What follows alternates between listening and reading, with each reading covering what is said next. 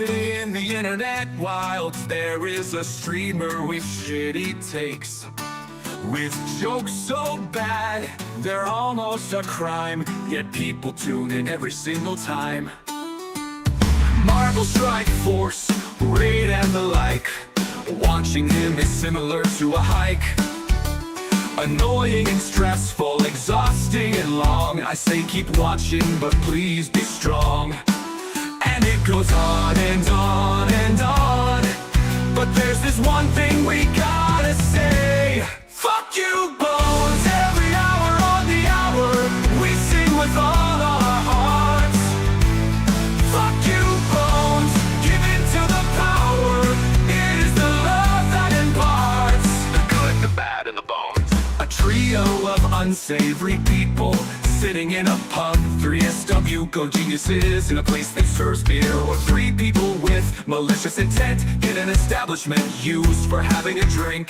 What a silly name! Less than 3, I go pee, exactly 3, that's for me. More than 3, hey, why is ignorance here? No one knows! And it goes on and on and on, but there's this one thing we gotta say. Fuck you, Bones, every hour on the hour, we sing with all our hearts. Fuck you, Bones, give in to the power, it is the love that imparts. Adore these 3 people in this pub. Can't listen to him for hours, bad takes he had to endure. His takes are beautiful flowers in a deep sea full of poo. He said fuck bit nasty once, but in a respectful way. Got bullied by a baroness once, so I guess that is okay. And it goes on and on and on, but there's this one thing we gotta say. Fuck you, Bones, every hour on the hour, we sing with all our hearts. Fuck you, Bones, give in to the power, it is the love that imparts. He's way cooler than Captain Amazing, said he himself. And we're still waiting for that list. You surely must have missed of all the stupid shit that happened in the Acolyte. He streams on Twitch, does the huts hang out, 3 scoundrels in a cantina. How does he find the time for that? But there are questions left unanswered. Why doesn't he have bad batch? What does the 88 stand for? Why does a grown-up man wear a base cap? But C-Squared told him he had a brain. Takes this compliment with him forever. Sure, welcome, buddy. This is going to be a very long story about Delta, but you're welcome to join for it. The Deep Desert Base should be up and running. I'll be back to play game then, but somebody's over for you. I am in the Discord if you do want to join for it. I am just feeding little shouty Fuck you, Bones, every hour on the hour, we sing with all our hearts. Fuck you, Bones, give in to the power, it is the love that imparts. When will this song finally end? And now I am awake.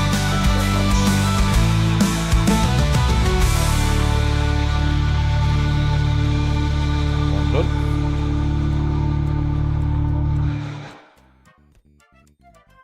Deep in the internet wild, there is a streamer with shitty takes, with jokes so bad, they're almost a crime, yet people tune in every single time.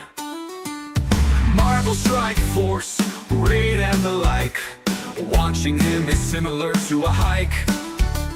Annoying and stressful, exhausting and long, I say keep watching, but please be strong. And it goes on and on and on, but there's this one thing we gotta say. Fuck you, Bones, every hour on the hour, we sing with all our hearts. Fuck you, Bones, give in to the power, it is the love that imparts the good, the bad, and the bones. A trio of unsavory people sitting in a pub, 3 SWGOH geniuses in a place that serves beer, or 3 people with malicious intent in an establishment used for having a drink. What a silly name! Less than 3, I go pee, exactly 3, that's for me. More than 3, hey, why is ignorance here? No one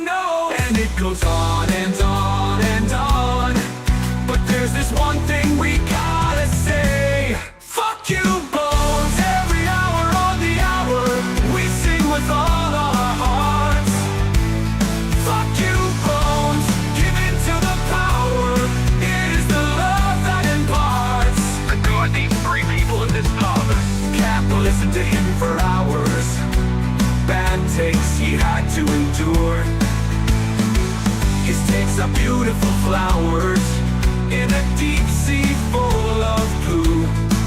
He said, fuck, bit the nasty once, but Yeah, in a I'm meant to be respectful when I'm way. on Got this bullied stream, by Machara. Baroness once, so I guess that is okay. And it goes on and on and on.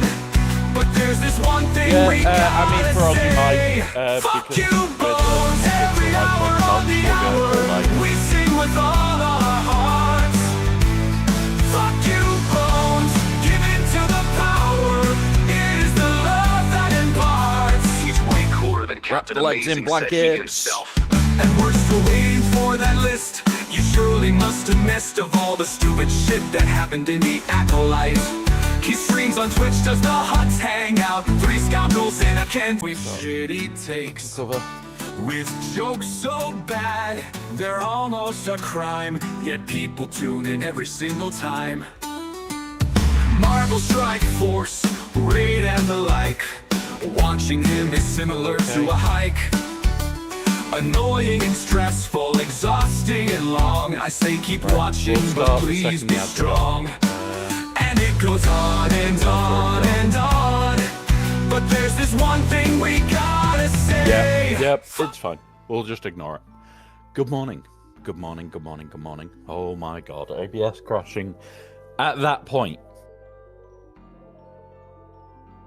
God damn. You'll also notice the beard has had to be quite reduced and actually made to look good.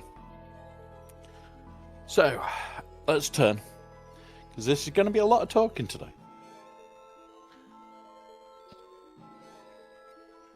Yeah, I had to try and make myself look better. We had quite a few emergency meetings last night, and none of them were good. Absolutely none of them were good. No, I ended up yesterday having to cut stream short, Aussie Mike, because a lot of shit went down at work and a lot of problems happened.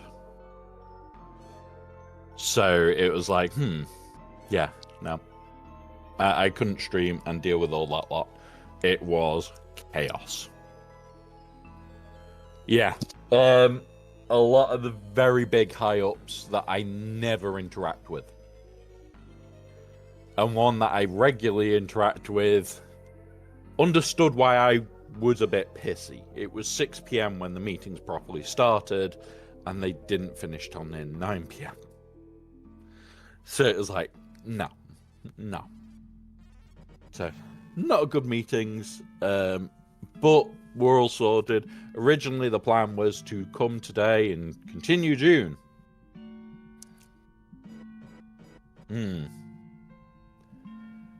I'm pretty sure Meathead might have been listening. Pretty sure Meathead was listening. Because we got a couple of bits of news that initially the first bit of news I'll bring up now was the Life event, which we get every year around the anniversary, and it was like, okay. So they're going to play Noita, so I'm obviously going to be a dick to them on that. Good morning, baby doll. They're going to do Repo, can't be a dick there, but I can definitely screw them over on Noita a bit. Keep talking and nobody explodes. Yeah, okay, duck game, meh, okay. An ultimate chicken horse. And they don't expect us to terrorize them. Okay. We will. Guaranteed. It's Capital Games. What do you expect from us? So, the cause again is Extra Life. It's really fucking good. And, yeah. So, the first pack, Unique Portrait, 250 crystals, Omegas. None of this is worth it for any of the guys in the end game. Again, $25, 500 crystals. Okay, Zetas, Omegas, starting to get worth it. Mark III material, fragmented, flawed, and signal, and a load of shots. But then we get the picture of bones. Not going to complain at that one. So yeah. So I should have.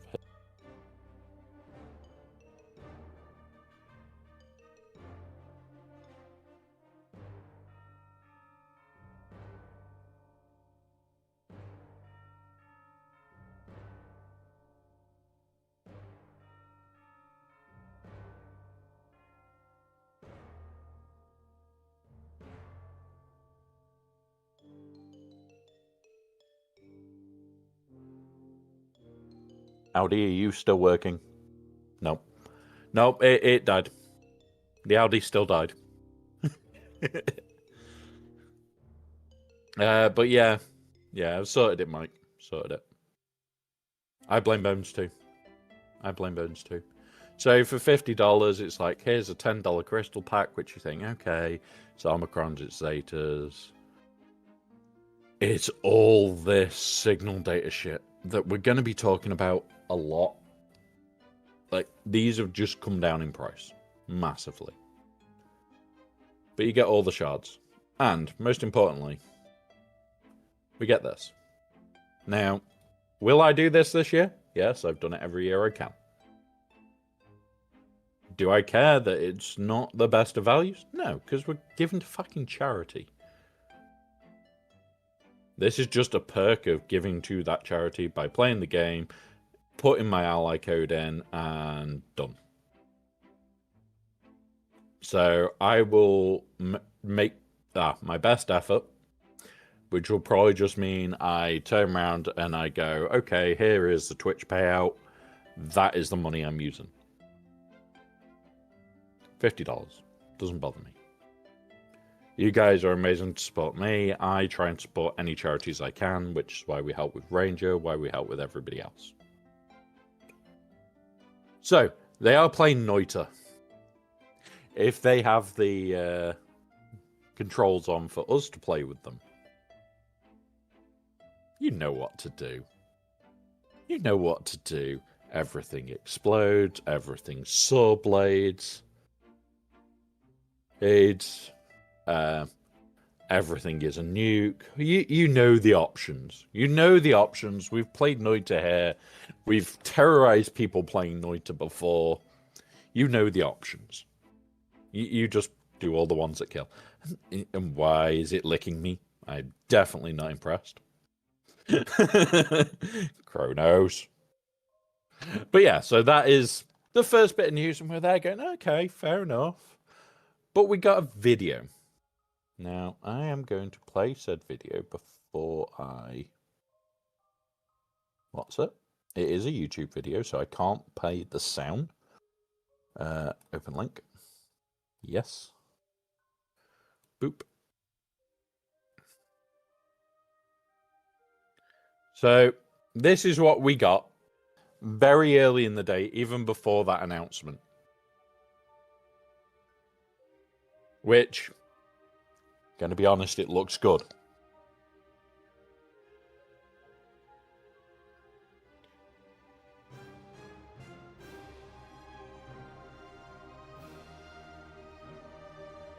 I agree there. We are going to be talking about a lot, though, today. And going through it all. Like, they showed some actual gameplay, which is nice. They've shown raids. They've shown all the other gameplay. I'm going to try and stop it here. We don't have this in-game. Okay. We didn't have that. There's the abilities.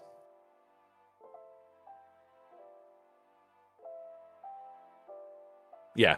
Not a lot of gameplay. It was more cinematic shit.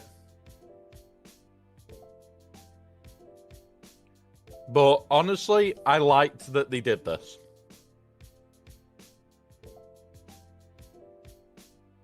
And there. We got another sneak peek. We got a peek at this over here. Who has joined me in the chat? Let's have a quick look. Oh, it's Troopers. It's Troopers. Good morning. It is half asleep.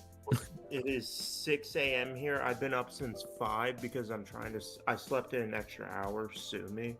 I'm keeping my sleep schedule for work.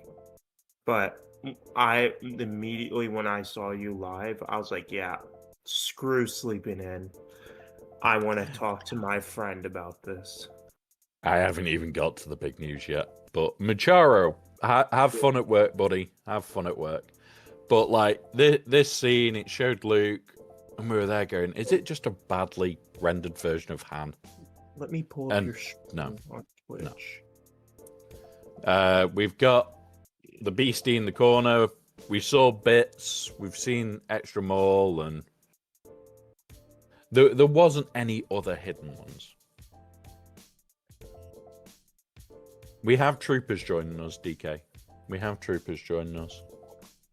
So that was the initial bit for me. It was like, okay, we'll probably get some more news tonight.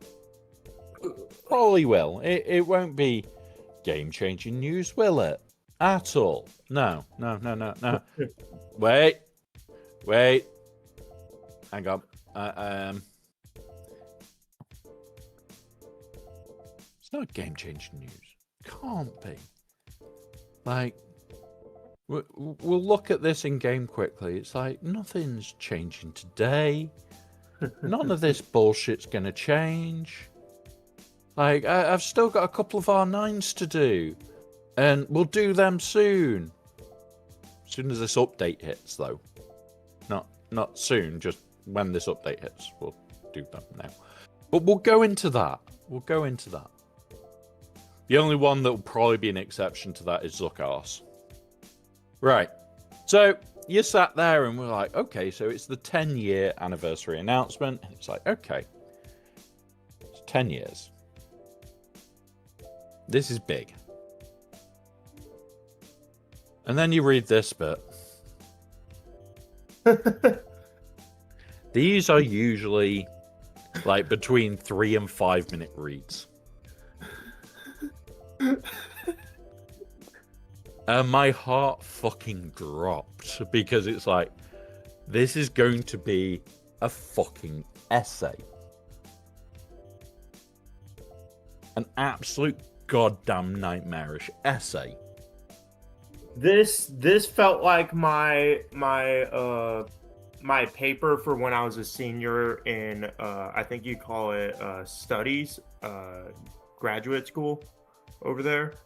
No, university or college. University, yeah, that's what this felt like.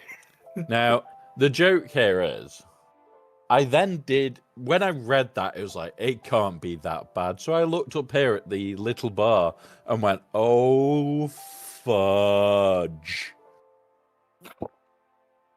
Because, yeah, that's a lot. Yeah. And I was listening to Scribe unpack it. I was reading it way ahead of where he was. I was going back rereading. I was chilled watching a film with the missus. I had Scribe in one ear.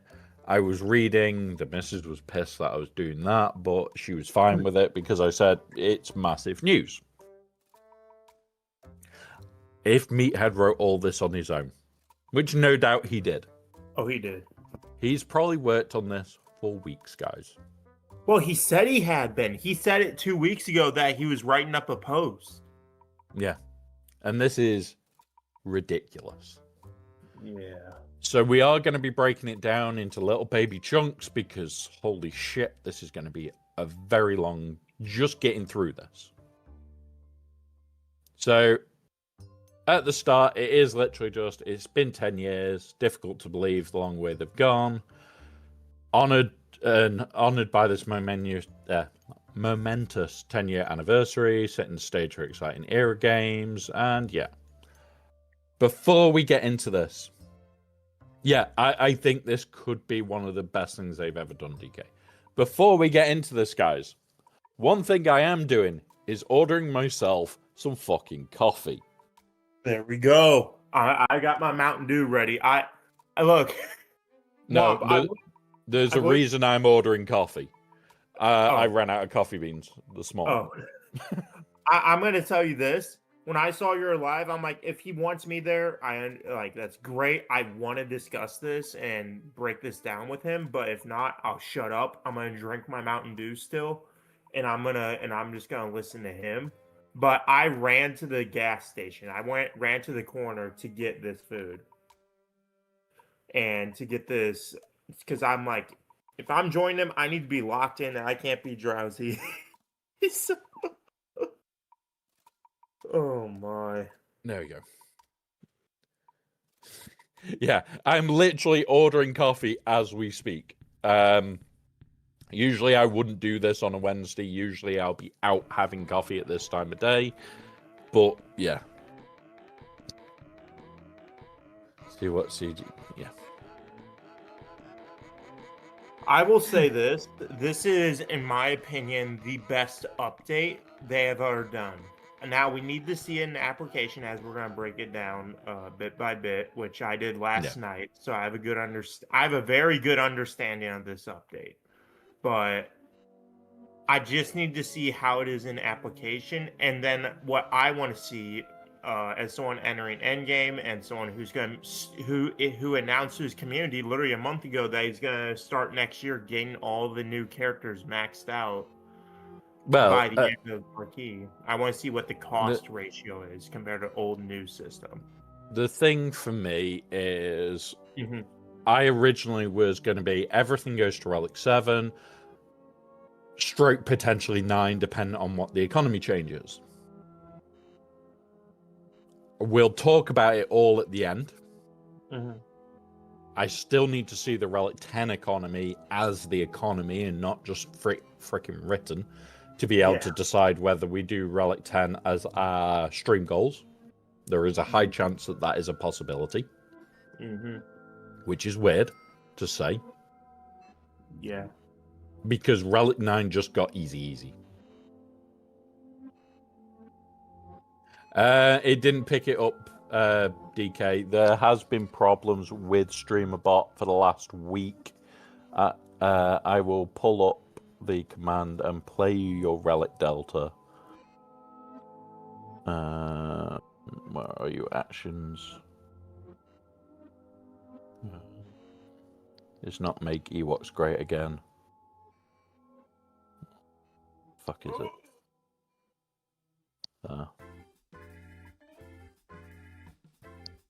And I didn't hear it either. Is it broken? Hear what? The Relic Delta thing. Oh.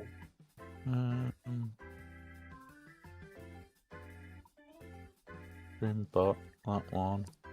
Advanced audios. We may have a StreamBot issue. Right. I'm going to try restarting StreamBot, guys, because it does seem that it's having issues.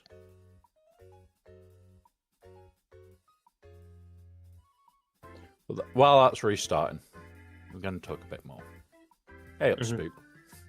Trying to box DK, and DK tried to box me. I'm not boxing anybody today. I'm locked in. I'm too locked in. And you've had the stack on Fuck You Bones. Okay. I had a look at that the other day. Okay. Oh my god, he's gonna hate me when it triggers. It's on his big birthday that's coming up. I don't think it's this year. I think it's next year. But basically, yeah, it's gonna break the world. It's gonna break him. Hey, Baz, right. Hey, buddy. And DK fell in the box to Alderaan. There we go.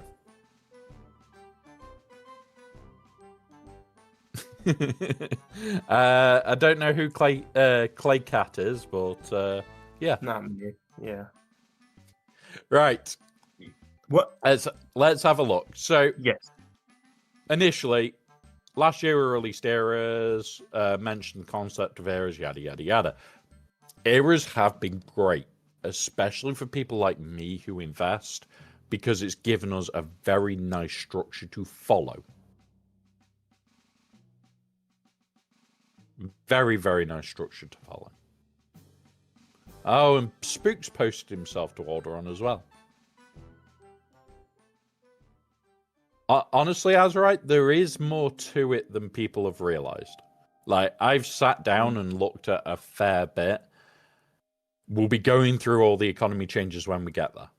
It's a long way in. Yeah. So, each standard era will consist of 3 episodes per era, 6 marquee units, a journey guide, an associated unit, weekly episode quests. That's nice to see that that's not changing. Era challenges to test your marquee squads. So we've got era challenges. And multiple pieces of content for all players to enjoy. Okay. Okay. Now, if you notice here, era journey guide. It starts at the end of episode 3. So once marquee 1, 2, 3, and 4 are out the way, when marquee 5 lands, the era is available for the whole 4 weeks.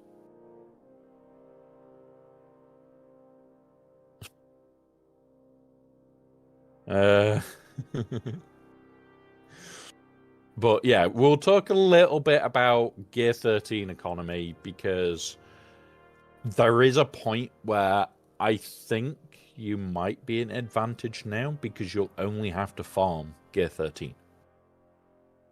You won't have to farm up to Gear 12, because the plan for it is that you should, even as free-to-play, be getting new characters at Gear 12.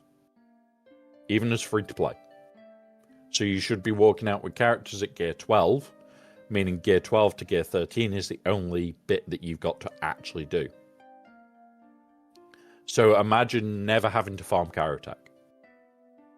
Imagine never having to farm the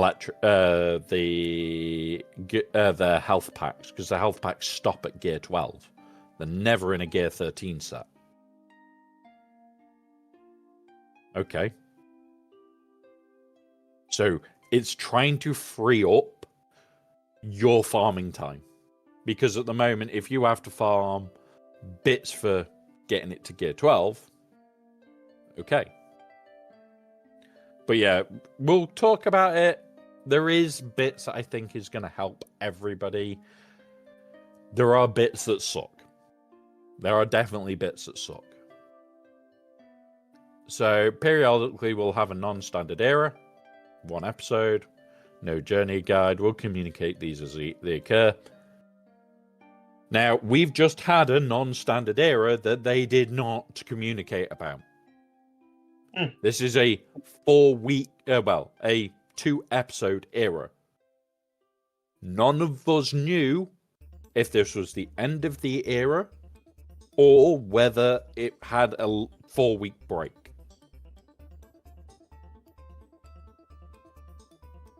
They're saying they're going to communicate. Please fucking communicate better.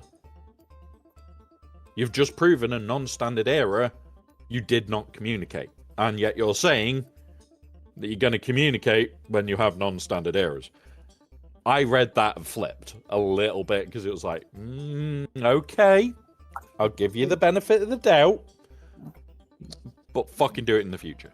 Wampra, if I may jump in for 2 seconds, Yep. this is not the first time they've done it. They did not communicate the issue with the Bad Batch as well, with their event being canceled until after people already invested in it.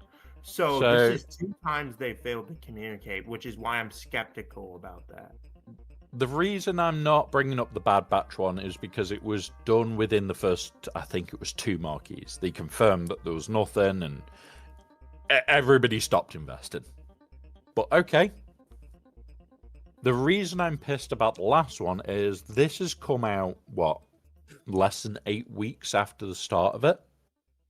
It would actually be 6 weeks ago. And they're saying, we'll communicate these as they occur, where they didn't 6 weeks ago. Okay.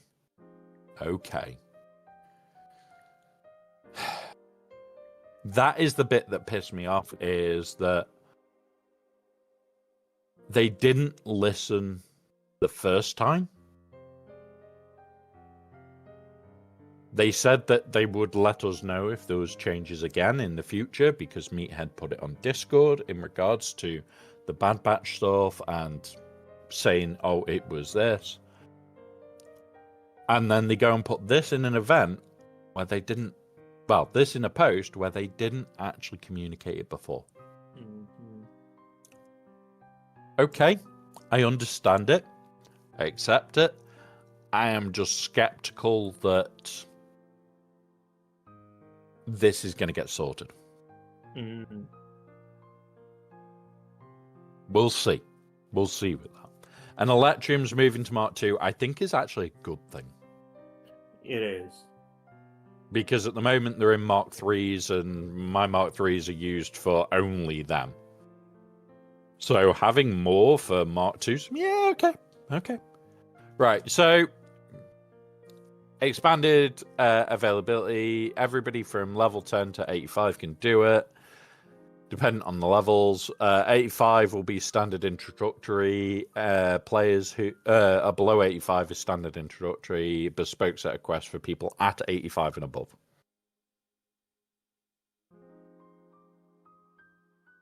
Additional character quests will become available from players level 20 and above for marquee events. We're going to have a quick look at this properly. We've got Spider-Legs Maul coming. We'll be talking about later. We've got Stormtrooper Luke, IG-90, Yoda and Chewie, who is either Yo-Chewie or Choda or whatever the fuck you want to call him. Don't say Choda. Don't. Why not Choda? Come on. Don't start that name, please. It will break troopers, guys. We all need to call him Choda. Choda. I know this is your stream, man.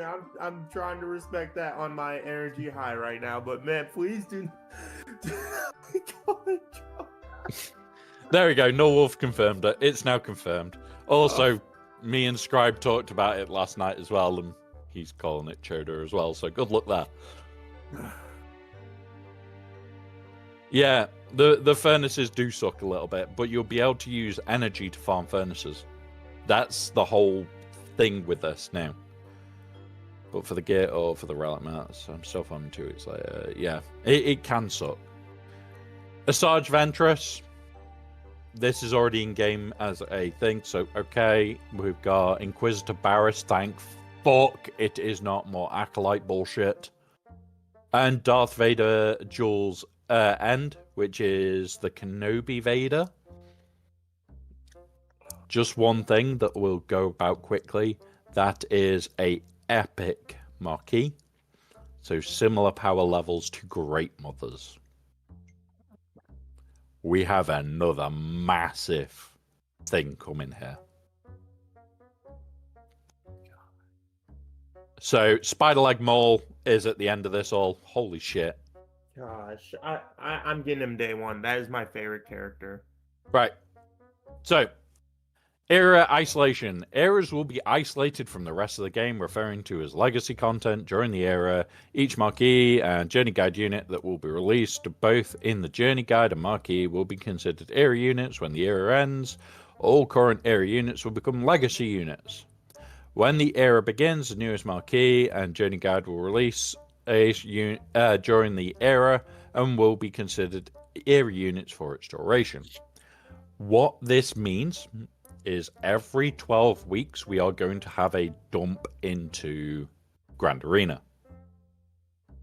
Yeah.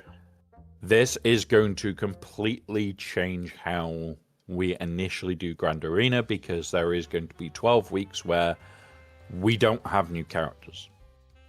But when we get all 12 drop, we're going to align with a Datacron change.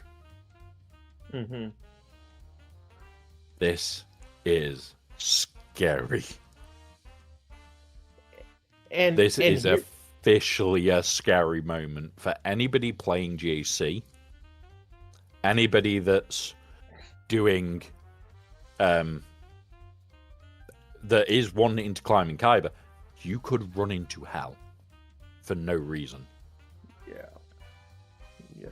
What my question you want, Brett, is do you think they're gonna tie the Datacron season to exclusively these marquees? Because if they're gonna release all these marquees or era characters, as they're calling them, all at once, and they're entering the PvP game modes all at once, and they line up with the Datacron season, do you think they're just gonna go like, oh, okay, here you go, all the characters are in, here are all the Datacrons to go with these characters? I could see that the one every 12 weeks would line up. Mm-hmm. Because, yeah, they want to encourage us to use them. Mm-hmm. It's new shit they want. Yeah, exactly. More time to learn. More time to fuck about.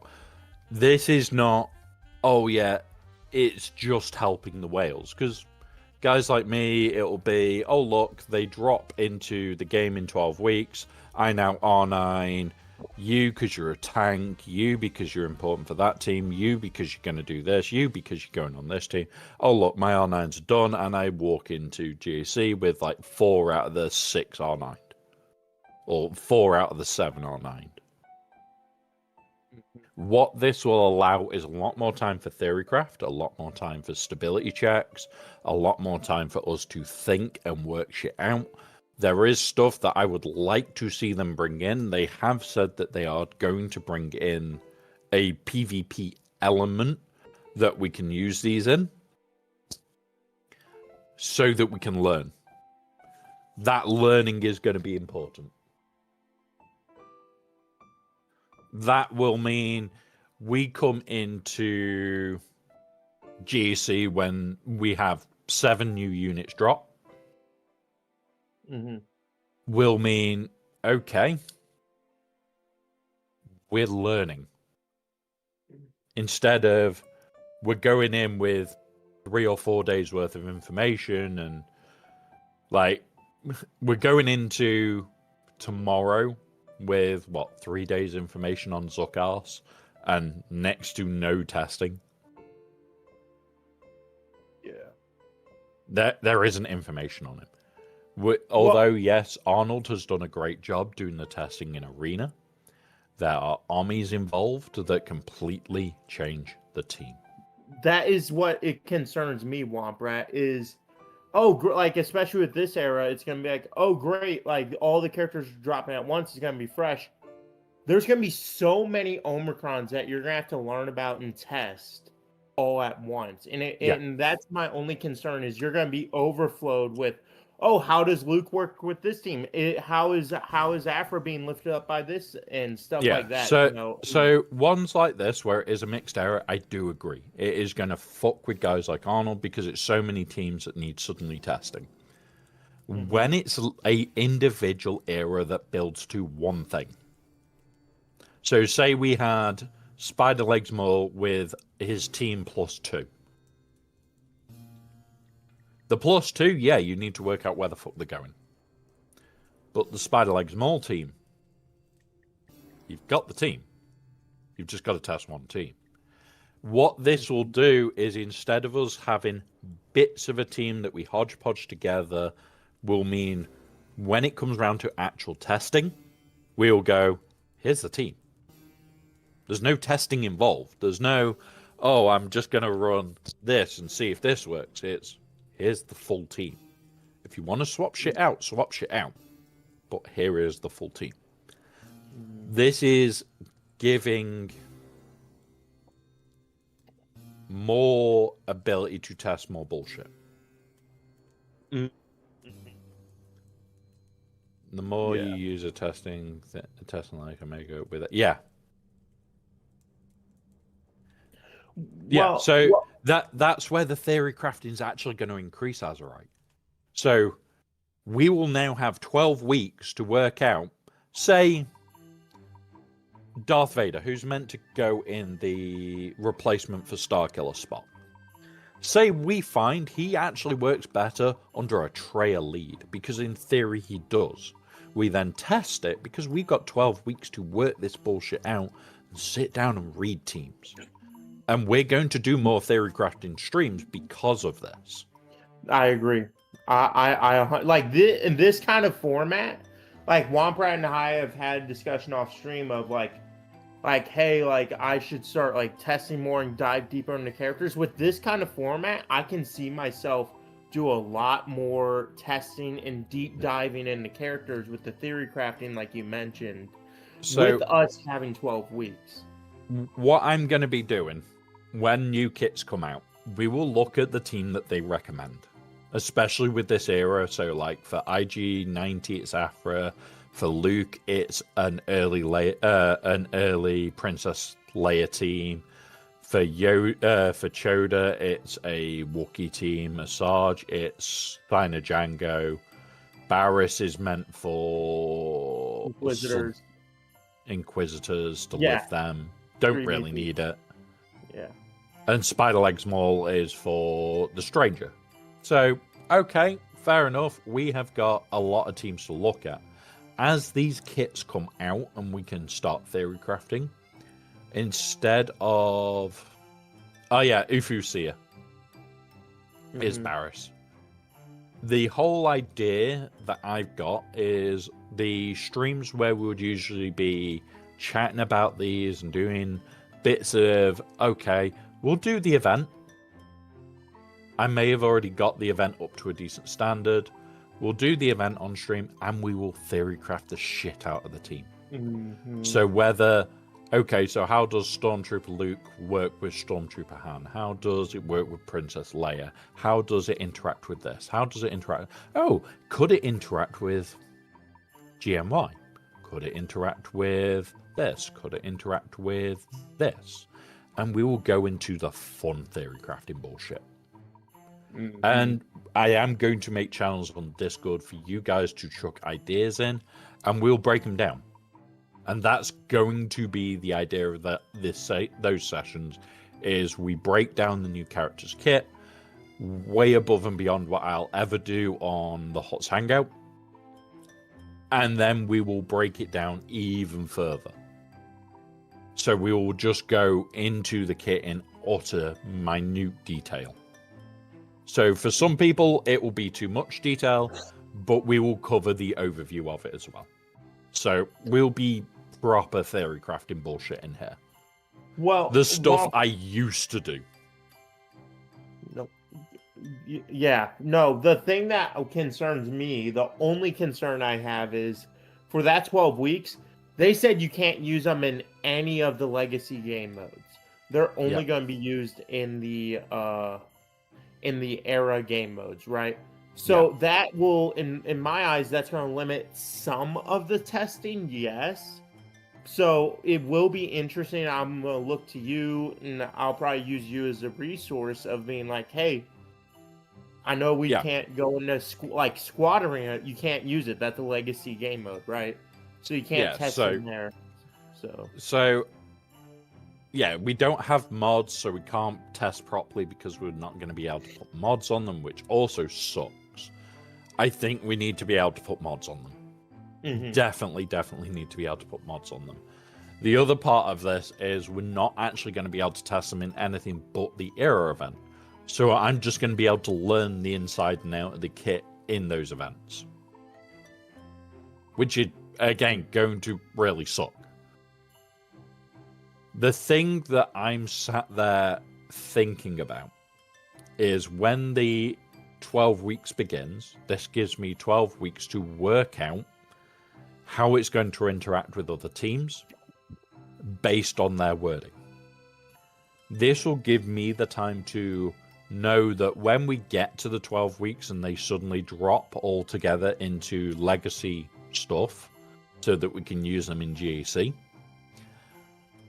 I will probably have a good understanding of how they're going to work within their teams, and we can test the bullshit. Now, does that mean that I'm more likely to do more risky shit in GAC? Fuck yes. Because it's going to give us time to learn, time to sit and break stupid ideas down. And it actually potentially could mean that we're a much scarier opponent. Because although, yes, most of this is going to be done on stream, so it's public information, there will be the odd time where I am sat in Discord at a night time, like we do every so often. I'm in the public channel, or I'm in the Patreon channel, the equivalent to our Patreon channels, or anything like that. We're sat in there and we suddenly have a stupid idea. Like, I've got a stupid defense for this week, which was done whilst I was just sat in a stream chat. Mm-hmm. So it's stupid little thoughts like that. No, DK, that's a good idea. Just because you enjoy supporting Chelsea. Liverpool is mid. I ain't gonna lie. Oh, fuck you. I can kick you out the chat. I ain't gonna lie. LeBron even supports them. I think he's a partial owner. I know. No, I can't. I could kick you from the chat, you know.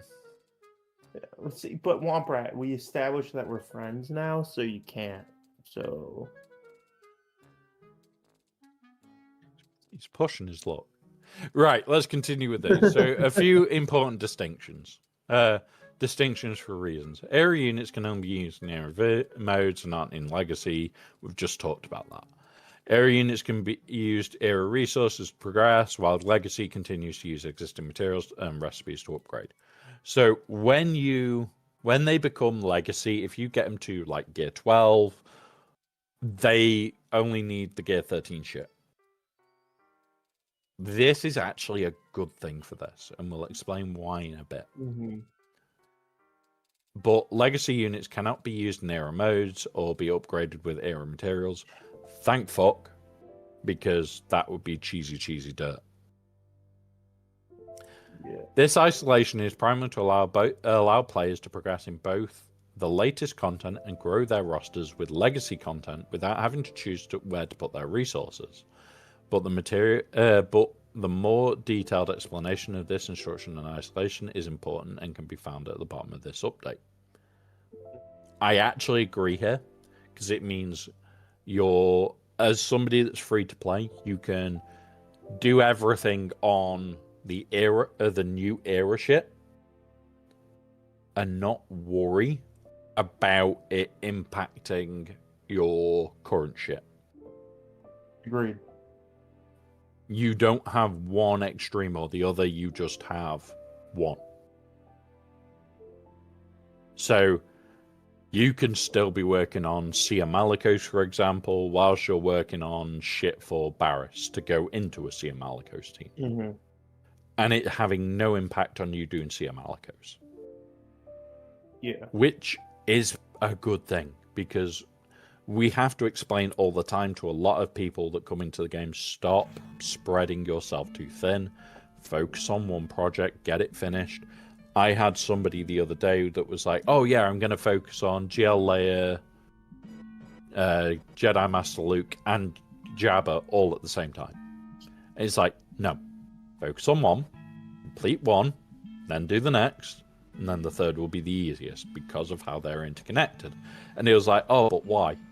I could focus on all three and get them all at the same time. And it's like, number one, you won't have the Zetas. Number two, you will not have the materials to do that. And number three, when you do get all three GLs unlocked, you're sat there going, I've got no gear. Yep. Because that is what will happen. Trying to spread yourself too thin, you'll hit a gear wall, you'll hit a relics aren't available wall, you'll hit the, oh, I've got no Zetas available wall even harder. And yeah, focus on one project. This allows us to split focus a little bit. But yeah. Yeah, Well, agreed there, Azrael. We do need more Gear 13 gear in general. Well, But, Womprat, yeah. go ahead. No, you finish your answering. It's your thing, sure. But yeah, we definitely need more Gear 13 shit. And yeah, it's one of those where it sucks. It sucks. Mm-hmm. But what I was going to jump in and say, I'm playing a little devil's advocate, if I may be allowed to.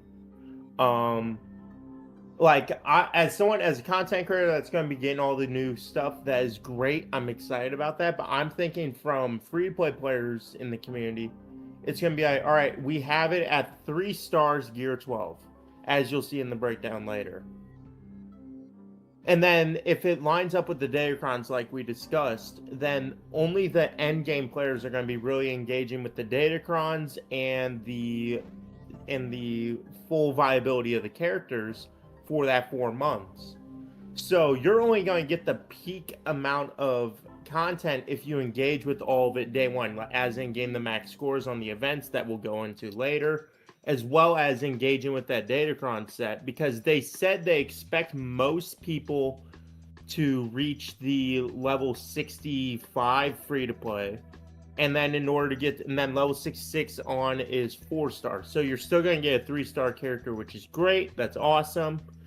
But you're missing out on Datacrons that are going to hit that season. So that's where I'm thinking at, right? Does that make sense? Yeah, it does, but we'll talk about it. We'll be talking about it. So the next bit, go away, Windows Defender. Journey Guide will work a little bit differently to normal Journey Guide events. The Era Journey event will start in week 9 of the Era, which is when the 5th marquee is released. The Journey character unit will be available at 4 stars to allow players to unlock them early during the Era. So Tier 1, at the first Era marquee at the Era level 45 will unlock the Journey Guide at 4 star. So this is where I think it's actually better. So you'll be able to unlock the new Era unit at 4 star.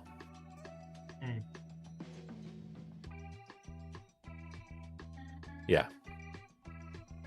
It shouldn't get worse, as right. This, in theory, could be better for people that don't spend.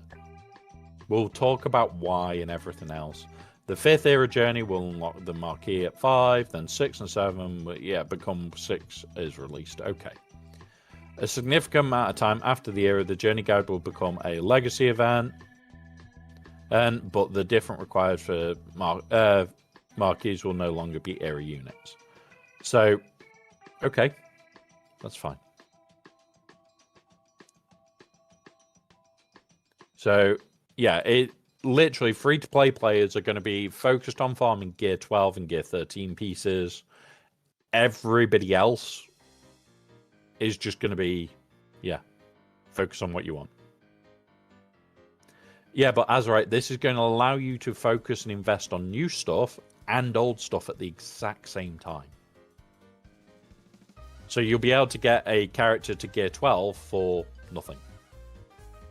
Right. We'll wait till after the ads, guys, because remember, it is an ad break. I try and stop for ads as often as I can, simply because I want you guys to get all the information that's possible without having to stop.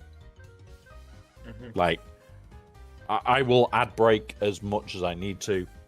It didn't, for some reason, put it up in OBS.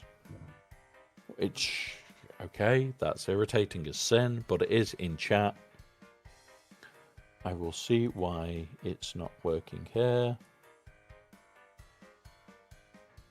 It is connected. God knows. But also, guys, during this ad break, my coffee should arrive. So, yeah. I'm just seeing him. He is at the junction up the road. So he should be here in the next about a minute, which we've got 2 minutes left. Well, just under 2 minutes on the ad break. So I should be able to grab the coffee and be back before we actually continue. Don't worry, you can trust me, right? Right? I'll still be able to hear you. Still be able to talk chat. So you don't? Okay, noted. Oh, I don't trust anybody.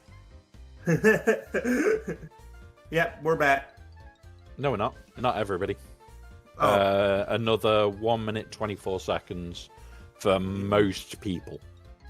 Like, everybody can get different ad lengths. Everybody can get different amounts of ads or how long they're in ads. my ad bot that will say, "Oh, we're back from ads," basically is a bot that checks that everybody's back. So it doesn't matter whether one person's sat in ads or 7 people are sat in ads. I will wait until everybody's back. So it just guarantees that nobody misses out. So if I code it so that I'm in 2 hours of ads, you're gonna wait? You can't, because Twitch will only give a maximum of 180 seconds, so 3 minutes of ads. So what if I buy Twitch? You know Amazon will never sell Twitch, right? Ever. I know. Like, I don't think people realize that, like, Twitch is basically owned by Amazon, and it is their loss leader. Mm-hmm. Like, this is what loses them money, but makes them the most by losing money. Yeah. So it's a bit of a weird one. I don't know if many people do understand loss leaders and all that shit, but yeah. One of those. And we're back from ads now, and my coffee has not arrived yet. He's literally still at the junction. He's taking his time. So, yeah, so... Okay, so... Eras are going to unlock shit. That's fine. We can live with that. Era levels. And this is where I was a little bit disappointed. And we'll see. Yeah.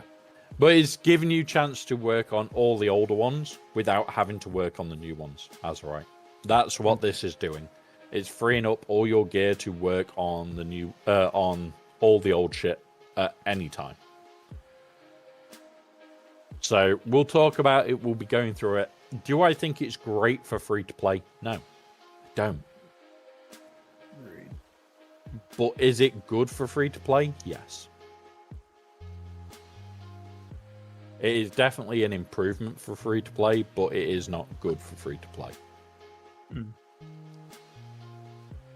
So, supporting the pillars, introduce some new progression system for areas. This system uses resources instead of legacy gear and relic materials, allowing players to simultaneously continue their existing farms and chasing while building and playing with new units.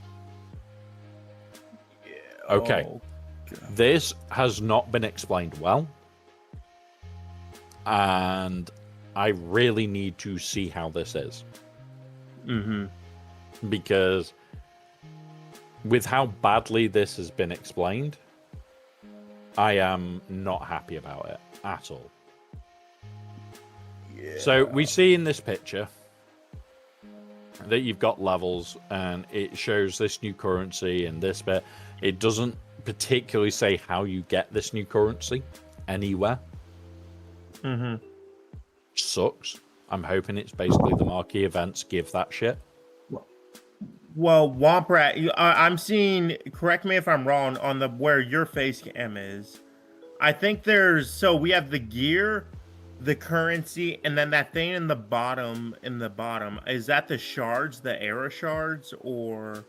Don't know. Like, because that's 3 different things. So it's the things by the levels, it's the currency for the era, and then it's the thing at the bottom, which is what's confusing me. It's like, all right, how the hell do we get it?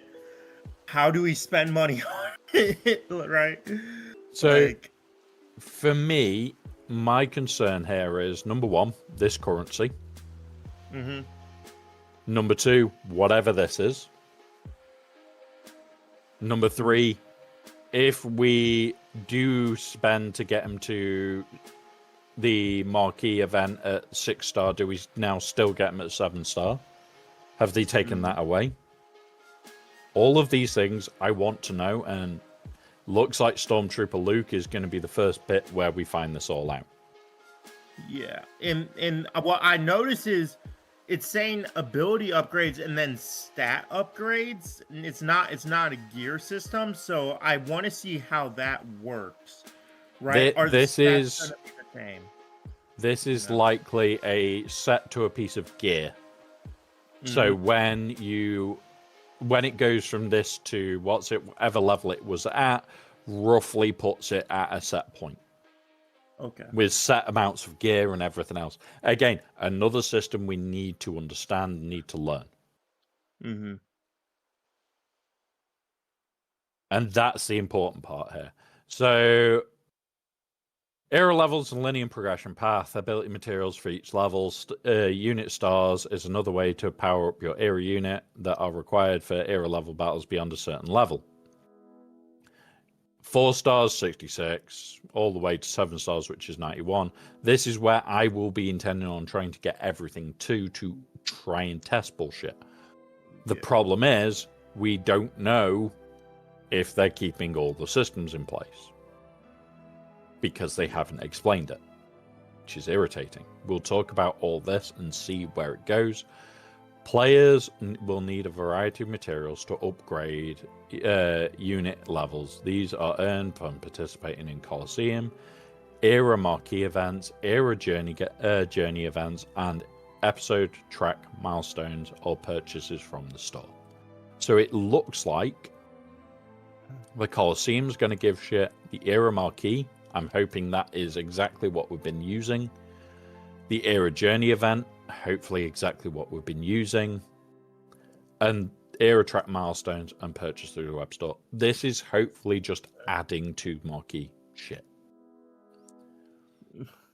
When era units become legacy units at the end of the era, their era level will convert to a character level, gear tier, and relic level. The ability levels associated with that era level. Any era materials and era currencies will be then converted to legacy materials at the end of the era, for specific for the new economy to become finalized. And there is my coffee. So 2 seconds, guys, whilst I just grab this, because this is definitely needed. Yeah, no. Oh, but yeah, I was just gonna say that what confuses me is the fact that above they're putting it where it says era level 65 is going to be gear 12, and then so you're literally 1 level short. So it sounds like you're going to have to spend some money in order to get to that 4 stars, which is the level 66 that they stated above. So level 65, it looks like you're going to be able to get free to play all of that stuff. The level 80s where you're getting your characters to relics, ability level 7s, that is going to be like you spending a little money. Stop jumping ahead. Stop jumping ahead. You're going to piss people off. I'm going to So, level 65, they have said you can reach free to play. You can. You can just reach level 65 free to play from just taking part in the modes. Mm-hmm. That is the bit that people need to take away from this, not the higher levels, because we currently don't know how you're going to fully get there because spending. Yeah. The problem is, guys, and the thing people need to take away from this, because I've also now got food and drink and everything fucking else. The main thing. Jesus Christ. My coffee's half spilled. Sorry, buddy. No, it's fine. The thing that people need to take away is level 85, gear 12 base with abilities at a level 7. Yeah, gear 12. Yeah, exactly. If you can reach this free to play, which is where people are expected to, that means you're 1 level off 4-star. If you are taking part in this and you want to make sure you get that 4-star, well, you spend a few crystals like we do now. In theory, that may give you it. You may be able to, with a lucky pull, get to 5-star or even 6-star. Or you get a mythical 330 pull and we laugh because now you're going to 7-star character and you're going to get above 91 and oh look, you can now potentially do this. It's one of those. Remember, there is a little bit of expectation of a grind. We are not in a game that is not grindy.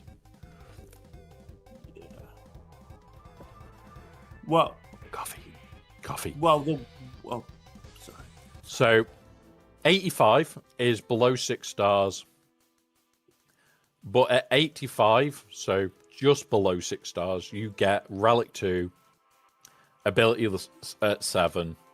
It's done. If you are getting 95 or more, max level, so you can't get above 95. But 91 will get you your Relic 2, ability level 7s. At 95, you get Relic 6, ability level 8, all Zeta abilities. Does not include Omicrons. This is like the golden thing for us all. This is going to raise the floor of accounts to Relic 6. Meaning, at most, your Relic Delta is going to be 4. At absolute most. Which is where silly mechanics are still meant to work. But yeah, okay. This is actually a good thing. Because ability level 7 from free to play, just because you've got to 65, where they believe most people should be able to reach. How does that look in game? This gives us a rough idea. So you get to 27, you're now at gear 6. You get to 28, you're still at gear 6. You get to 29, you're at gear 7. And it is a few levels at each gear. So you can roughly work out where you are. So it does look like when they become legacy, you will have to potentially gear them up again. But that's when they become legacy. Hopefully, for most of us, this is where we'll be able to end up, at the gear 12 base level. Now look at the first round, supporting areas followed by the players looking forward to next year. So we've got a new game mode called Colosseum.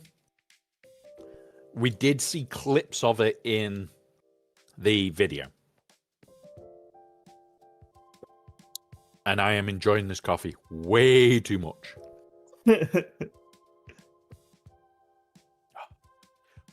3 shots of espresso in 1 cup. Always good. We are going to get the hodgepodge teams, guys. You basically, new Colosseum mode for the era mode, added Star Wars Galaxy of Heroes, unlocking at player turn. The game mode pits individual players against formidable foes from the Star Wars universe. Okay. Bad DK. Bosses will rotate daily, with players attempting to achieve a high score each day. These high scores will earn rewards in 2 ways. One-time reward for obtaining certain score milestones, reset each era. That sucks. And a daily leaderboard rewarding completion against other players' high score. So, what this bit says to me is you want to place a really high score as much as you can each day.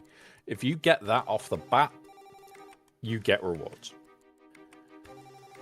Now, does that mean the first person gets first and down and down and down? Hopefully the max score, if we all hit the max score in these groupings, we all get the max rewards. We don't know yet. Again, another thing that we need to see, because is it going to be, oh, we're only going to give the top score out to 1 person, even though there's 20 people with that score? It is a scary part that we do not know yet. Colosseum leaderboard is one of the primary places to earn the new Relic 10 materials. More on Relic 10 below. This means if you get a whale in your shard, he will be one of the top people at the leaderboard every day. Do not feel bad about not being in the top 10, the top however many, because that's where whale country will be. The top of these arena shards are going to be who spends wins. Which sucks. Here we go. So we've got a little bit of information on it. Yeah. So when R9 initially dropped Azerite, it was very much whale food only. There is ways to get Relic 10 materials without being a whale. So you will be able to get it with time, but it is going to take time. Oh, Womp, that's really cool. So you can look at the leaderboard, it looks like, while you're playing, which is really, really cool. And then the second thing is, I don't, this is your stream again. Is that the same currency that you're using to level up the character? No, that's different Okay. currency again. So it does look like there are multiple new currencies coming. You can do 5 battles a day. It is unranked. You do have an unranked bot set. Reward tier 10% all the way to 100% gives you a box. We don't know what the rest of these are. We don't know where this goes yet, but hopefully it'll explain a little bit. To support the new leaderboard, players will randomly assign a new era shard. This is a good thing, and I'll explain in a minute why. These are similar to Fleet and Arena, but completely separate. Era shard is a non-tied two-player squad or Fleet Arena shard, not affected by either of those in any way. Players will be randomly assigned a new era shard, giving everybody the opportunity to prove their mantle against their opponents. The reason this is a good thing, if it's completely random, you may get no whales in your arena shard. Meaning you have a chance of getting R10 materials because there's no whales there. I could end up in an arena shard full of whales. Meaning none of us can get shit because we're all going to max out. Yeah. And this is where we do need a bit more information. But honestly, guys, look at the first round bosses. These rotate each day for us to get max score on. I'm already looking forward to this. All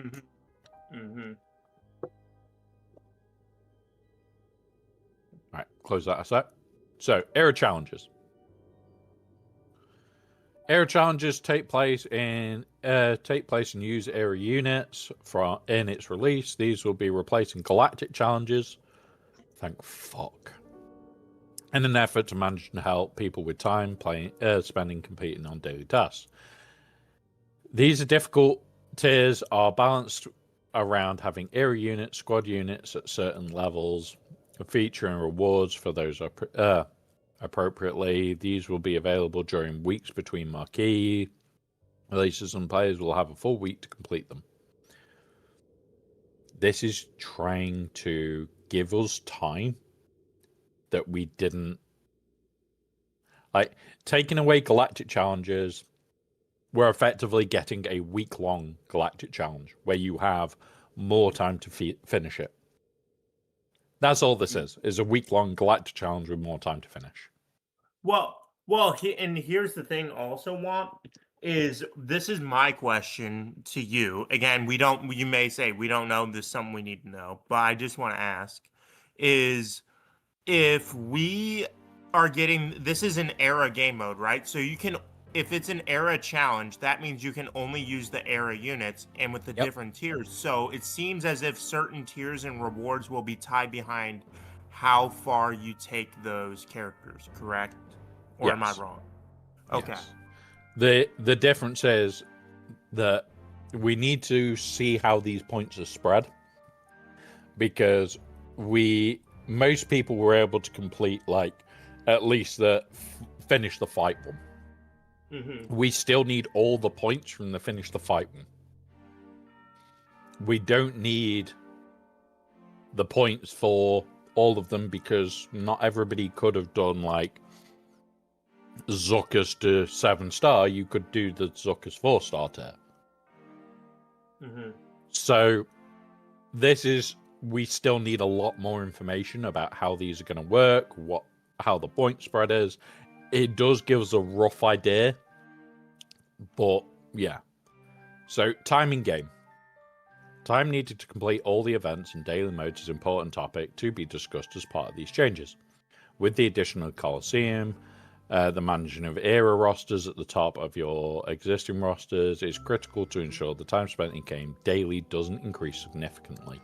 We designed the system to scale for eras to something far more manageable. For this release, Colosseum is a huge focus, but we need to be careful to ensure that only a few battles a day are needed to complete most of the era content and advance up the leaderboard. Your score for each Colosseum boss is a high watermark that persists over the era, which means once you've achieved your best score, you don't need to keep battling it over and over again that day.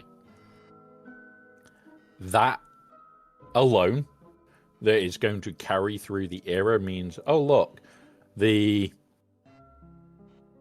Jolt or the Zephyr Tomb Guard has come back round. Well, I've already got a high score on it. Don't need to. Done. This is actually potentially going to give us time. Yeah. But, as we've said before, this is how they've worded it. We need to see how it actually is in game. Because it could be that it's worded that we get loads of time back and it shouldn't take too long once we've completed to a point. And then it turns out, actually, that's utter bullshit. We need to see. Yeah. New type of era challenge, which replaces galactic challenges. Every other week, players should have 7 days to complete their era challenge. Used their newly powered up era squads. This should be make era challenges less time intensive than galactic challenges overall. Okay. I like the idea.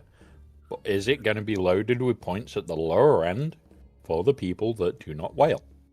And Womp, my question to you is, with these changes and everything, it seems like, again, we need to see an application. Just speculation here is, all right, if Arnold does testing on something, and he's like, oh, so this is the team and the strat of how I got the highest point.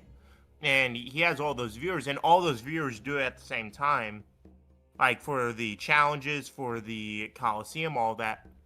And we all get the same score because we're doing the exact same strategy, and we all have them, like, let's say, like, 30 people have them at low 95, and they do the exact same thing to get the max score.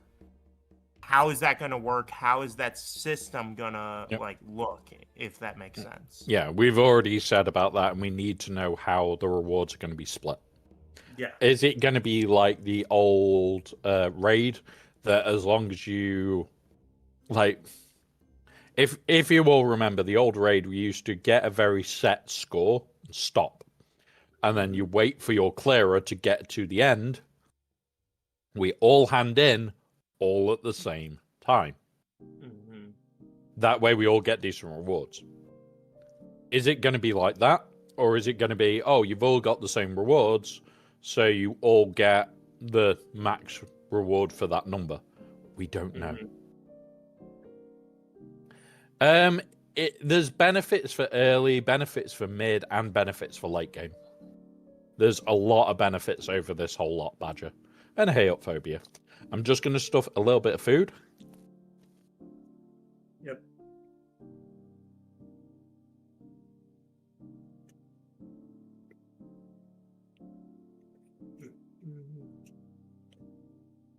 But no, I'm very excited.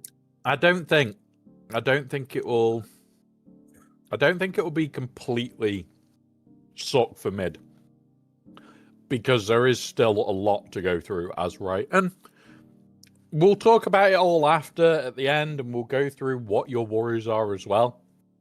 So we will go through it. Do not worry. If you've got worries about it, we will still go through it. Lastly, we wanted to reduce time spent in Conquest and territory battles. For players that are over-invested in squads needed for those zones, relic data will make those battles faster and need less micromanaging. Let us fucking see it. This is a wait-and-see part. Because hopefully this is true, that, okay, Conquest we blast through, but we're going to need better Conquest feats. TB, we're just going to wreck it, which is going to be great for some people and not so great for others. But if you're using Relic 7 teams on the day one where it's Relic 5, in theory you should just blast through easier. Oh my god. So like Cal's event, he needs to be what, Relic 7 for? I think it is on day 2. On Relic 6. Relic 6 Relic 6. But isn't his event you need it as Relic 7? Uh-huh. Yes, it is. It is. So say you've got Seer at Relic 8 and and normal Cal at Relic 8, you might be able to blast through with just them. So we need to see, we need to go with this bullshit for the first time and just see if it's better or not. What I'm going to do with that is our first Conquest run, once Relic Delta has come in, I may have to stream late at night for it. So expect very late night streams for that. They may be like midnight to 1 in the morning for my time. The second our missions open up, I will jump on stream. I will do them. There will be the what's it on YouTube, and there'll be the one for Twitch. You guys will get to see how it works. I'm only going to do that on the first one, and with Conquest, I will do all the battles on stream as normal. So, well, you killed me with your reaction. Like, we need to fucking see it. I was eating ramen while he said that. Good. Don't choke on your ramen too much. In the future, we'll continue to examine which modes should be supplanted by Era System, which is one of the important drivers of your legacy roster that should stay to the front and center. We're also scrutinizing areas of the game where we are not time intensive, but will become repetitive once mastered. This is a space where we are continuing to examine and determine if we should address with a quality of life change or remove entirely. More on this in the future, as we will watch the release. Okay. So, for me, I'm going to jump to game. Ignore that. What's the point in this fucking thing? Get rid of it. Just get rid. Give us the shit for free. Come on. God damn it. Ow. God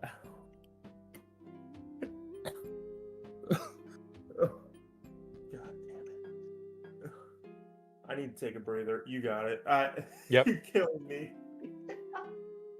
Yeah, it's outdated. It is a click button exercise. You go in, you reset, you sim, you walk out. That is it. It's a click button exercise. Replace it with a button that we can go click each day, please.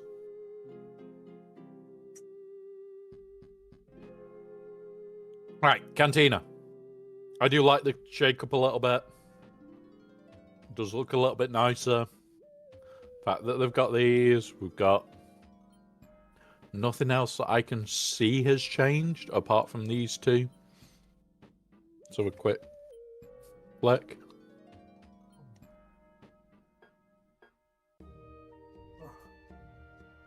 Alright, I'm back. I hope I didn't interrupt anything. No, you just missed the most important part of the day. Don't worry about it. Okay, fuck. Right. So, we've long wanted to spice up the cantina with new characters, story elements, tie-ins to current events within Galaxy series and more. While our art team is working hard, preparing larger changes, we wanted to put seasonal content front and center. And to facilitate this, we've condensed the light and dark side tables into the Cantina Battles table and renamed it Campaigns. So this is Campaigns. It's all 3, which kind of suck. Yeah. Wait, so Stormtrooper Luke, you're just clicking on that to do the marquee, it looks like. And then... Yeah, okay. And then Colosseum's head. We'll be continuing to work on modernizing the Cantina and updated schedule for the next year. Our goals are to provide easy to navigate Informs you the most relevant information, yada, yada, yada. But yeah, okay. Okay. Future seasonal content. Are we going to have snow in the cantina? Ooh. Are we going to have thunderstorms in the cantina, maybe? You never know. Jack-o'-lanterns? Could do. Could do. Right. One sec. After the fallout of yesterday, my boss has been messaging prolifically. Just making sure everything's okay. Because, yeah, there's still fallout going on. Oftentimes players will be building 2 or 3 squads on a marquee or journey guard units to unlock during an era. Want to support players as agency in developing those squads? Early next year, we plan to release what we're calling loaned units, a system where players will temporarily be granted a variety of additional era units based on legacy units used in era modes. Okay. Loaned units will not be required direct investment to increase their power levels, and they will go away at the end of the era. Until then, we're utilizing summoned units within Colosseum to provide a better and more well-rounded combat experience. So this looks like it's, oh, you're going to need to use this with Hermit Ezra. We're going to eventually loan you a Hermit Ezra so that you can see how they'll work together. That's how this sounds to me.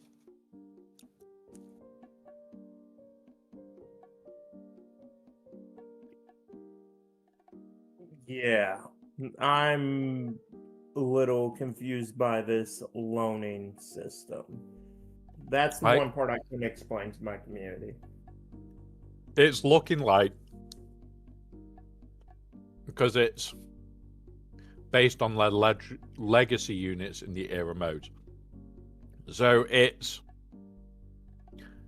looking like they're trying to make the fact that Colosseum is going to be the only main one that we can use for now, have extra units available to you. So like loaned units to, so we're not going to be going into the Colosseum with like Stormtrooper Luke, Chewie Yoda, Asajj, Barriss as one team, is what you're saying. Yeah, you might still do that, but you might also find that there might be, oh yeah, you're taking these 2 and you get these 3. We don't know yet. We need to see how all this is going to work. We are recognizing that players want to duke it out in direct PvP rather than fighting a big boss. With that in mind, we want to bring a PvP mode to eras in the future. For this to be... Oh, pardon me. Yep. For this to be a compelling PvP experience, we want it to be. We need it supported by loaned units and systems for stat differentiation. Yeah. So, and a system for stat different. So, this. It's mods. Just allow us to mod the fuckers. That's it. Just allow us to mod them. Well, I know what they're talking about. If you may let me talk for 2 seconds. Go on. All right. What they're talking about in my game in Clash Royale, what they're doing is basically where you have units where you have different levels and stuff like that. They don't have mods in that, right? But they have base level stats. So when you match up with your friends, you may have a max count and they may have just started playing. But when you guys match up with each other, like in Star Wars terms, you're both going in with modless Relic 5 characters and you're going head to head like that.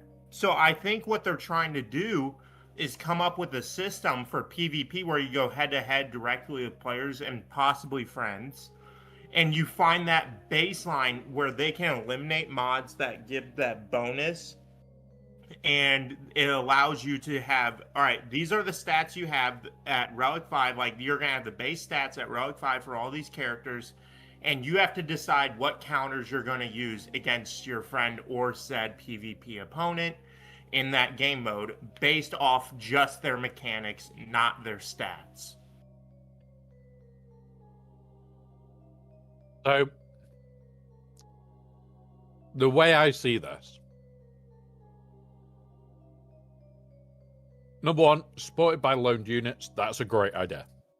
So effectively, you get like a copy of your, say it's for the new, for a Ray team, you get a copy of Ben, you get a copy of Ray. Yeah. The problem I've got is this just says, let us fucking use mods. Mm-hmm. That's it. Just let us use mods on them. You now have a system for stat differentiation. If you are going to have somebody in your bracket, and these are obviously going to be bracketed, it doesn't need to be, oh, I'm going to lose every fight because it's a whale.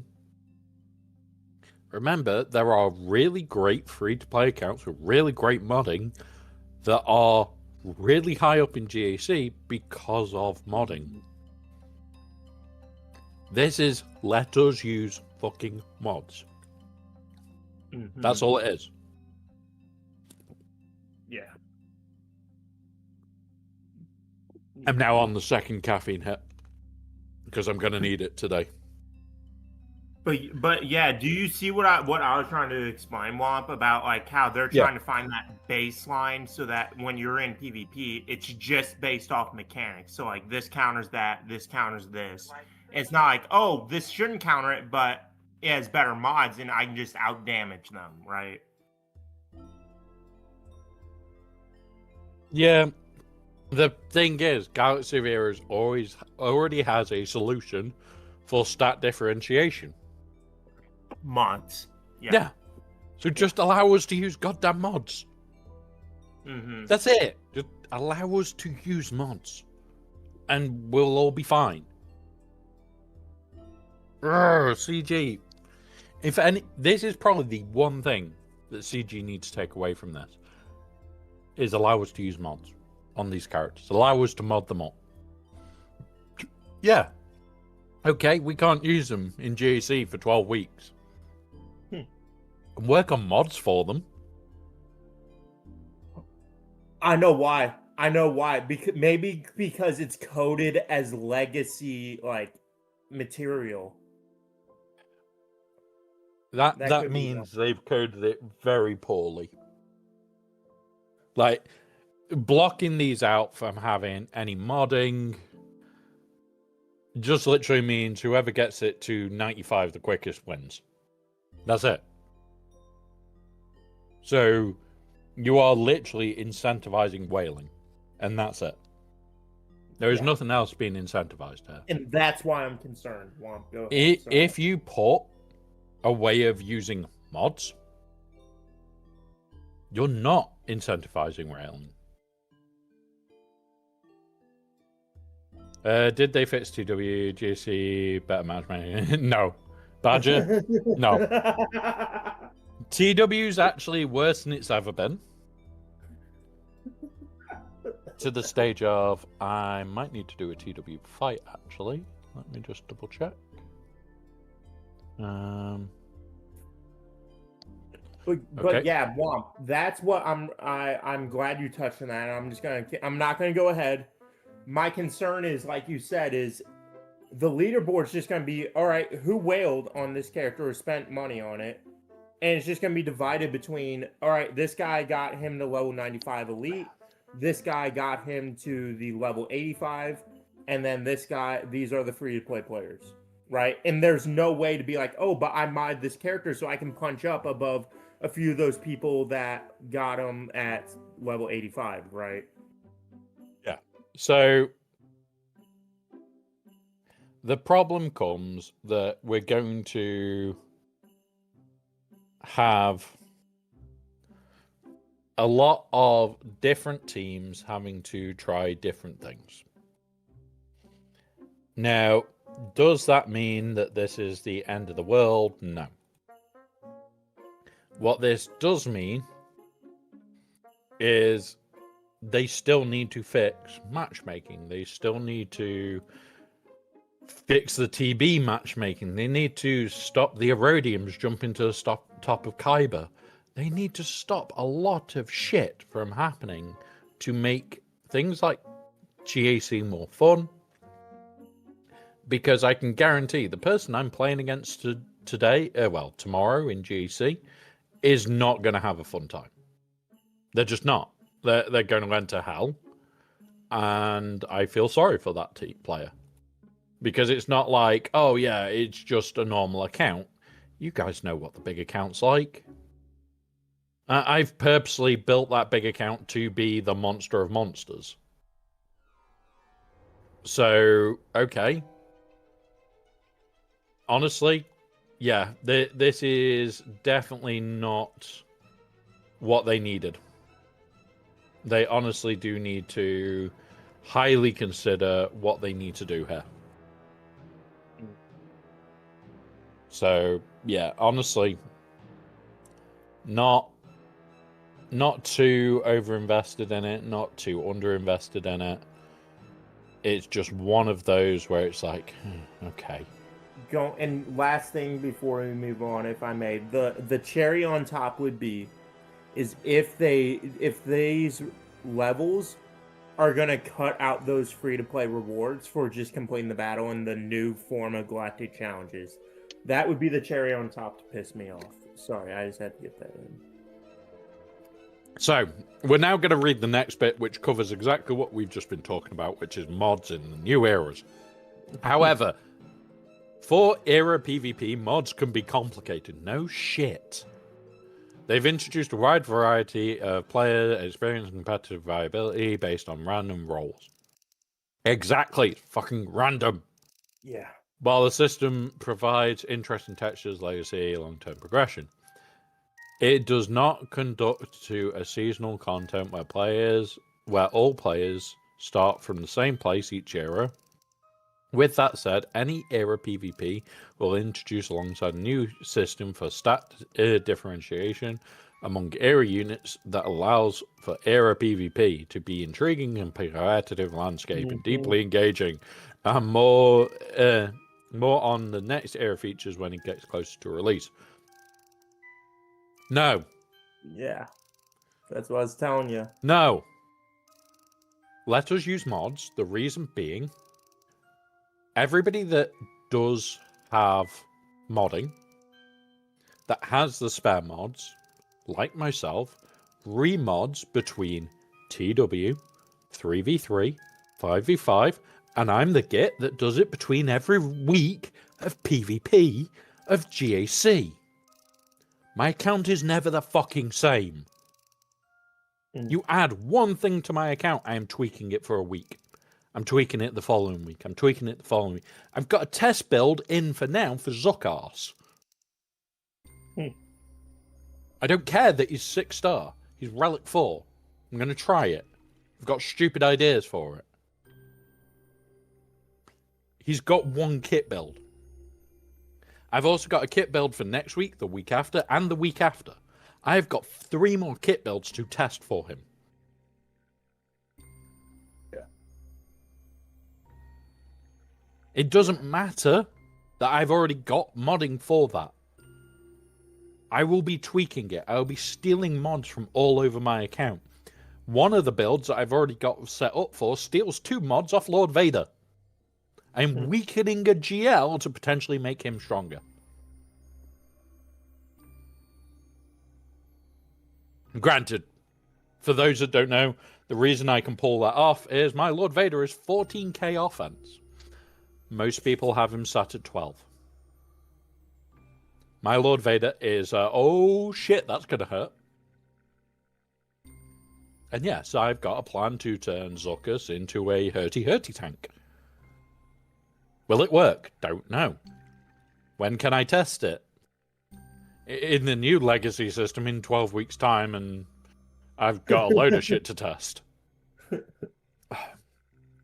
Yeah, we should note that it's not the end of legacy content. The era system works in conjunction with the new events and modes outside of the eras. We also plan to release more features and content like raids, territory battle planets, and units in the future. Okay. So nothing's really changing. That's what they're saying. Nothing's really changing. We just want to add more shit. Oh, fuck you, Striker. Fuck you. Just because of the fur doesn't mean that I can't read. But the man with many Star Wars hats has arrived. Welcome. All the Star Wars hats. Right, legacy changes. Oh my god, here we go. Alongside the new era content, we have a number of changes coming to the rest of the game. Let's take a high-level look at those. Get fucked. Hey, just don't stand, like, downhill of me, because I'm pretty sure I can keep up with you. Uphill, as DK said, that might be a challenge. Let me put the front wheel on and I can keep up with you uphill. Because I only do like 15 mile an hour on that. Uphill. It's great fun.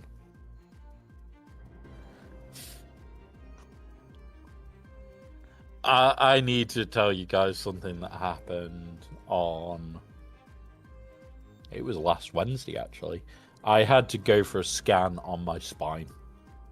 As I do every so often, they had to do a checkup. And the fire alarm went off. Oh. Will do, speak. So the fire alarm went off. I was laughing, I was joking, and yeah. I had to bump my way downstairs. Yes, Spook, that is correct. So, people think just because you're in a wheelchair going downstairs is a problem. It's really not. I got to the stairs, I got rolled backwards to it and just went, boop, down. Doesn't actually hurt going downstairs. Going upstairs, you can do it, but it's a fucking art. And I ain't mastered it. And you can only do like 2 or 3 stairs. But surprisingly, if I put the stuff that clamps the wheelchair to my legs, which this new chair has, it's fucking ace. So thanks for the support for you guys that basically made this shit happen. With this new chair, if I come across like up to about 3 stairs, and as long as there's a hand railing, I could pull myself up it. It's an absolute nightmare, but it's a solution. So 3 stairs or more is what you'll need, Striker. 3 stairs, you might get away from me because it takes me like 2 minutes to get up them. Can't we just put you on a sled? Whee! Sometimes I have to be a big kid. But yeah. Yeah. Right. Let's continue on. Marquee cadences. Marquee bullshit. We've got a minute, so we're going to go through the start of it. Remember, we will pause for the ad breaks, guys. Nobody misses out just because you're not subbed or whatever. If there's ads, we stop, we pause. Nobody misses shit. I don't want you guys missing out on us going through all this. We're not even a third of the way through, and we've been going for nearly 2 hours.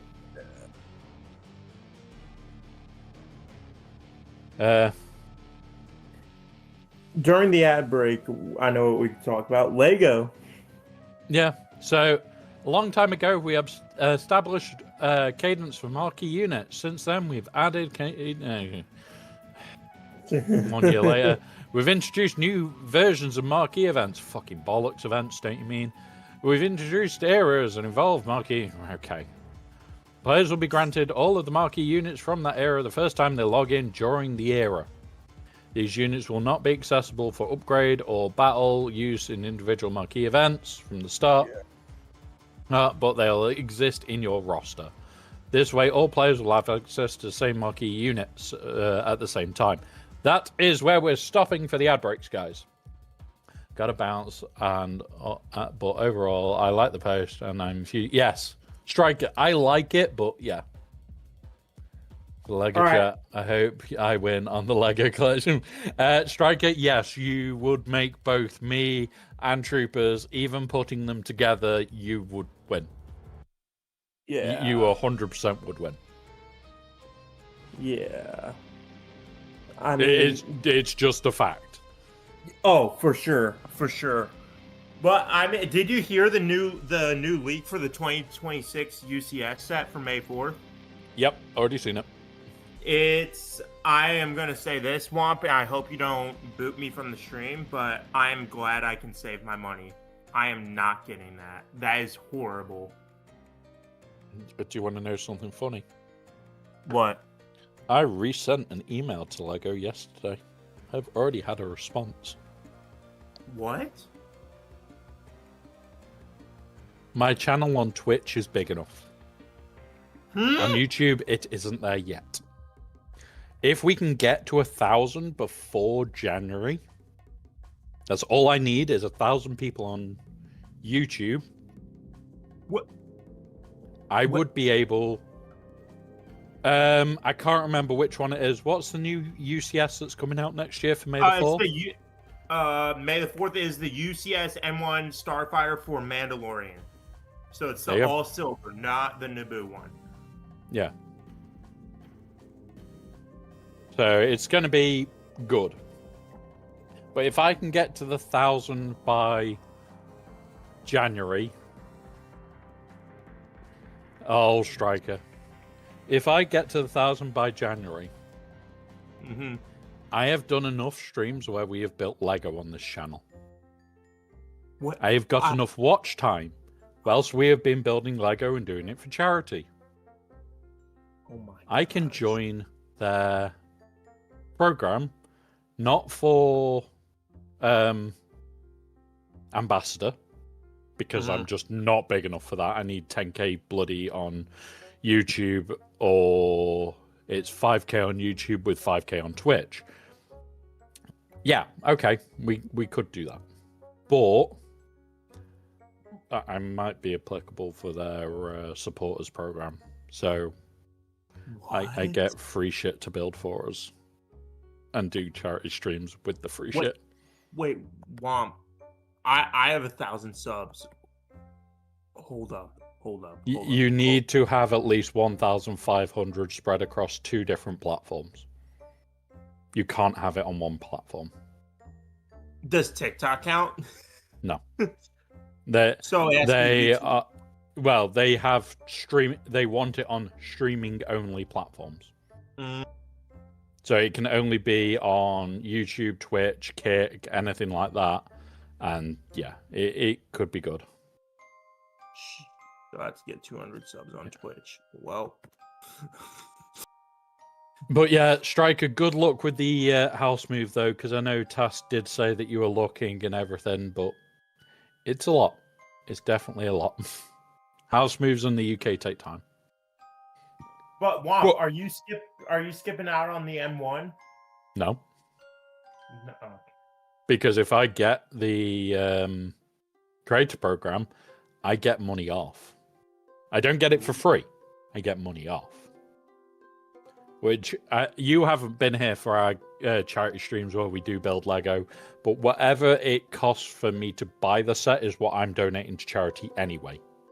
Oh, okay.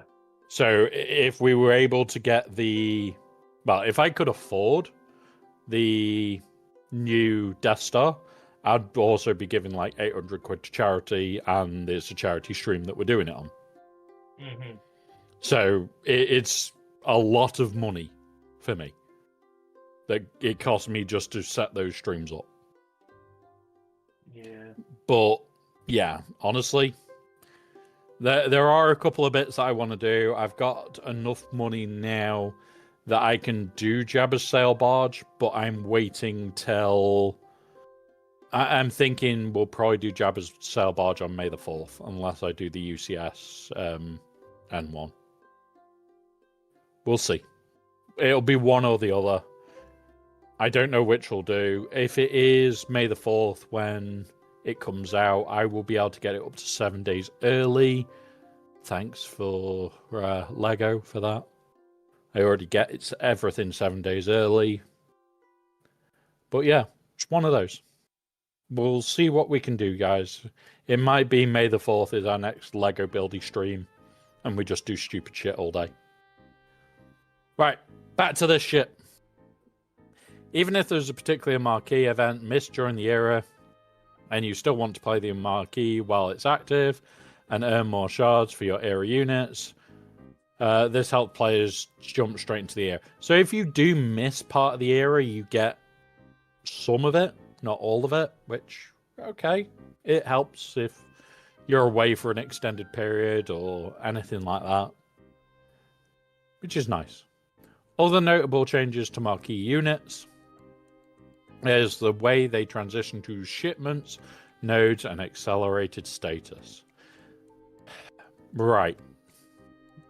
This bit annoyed me reading it the first time.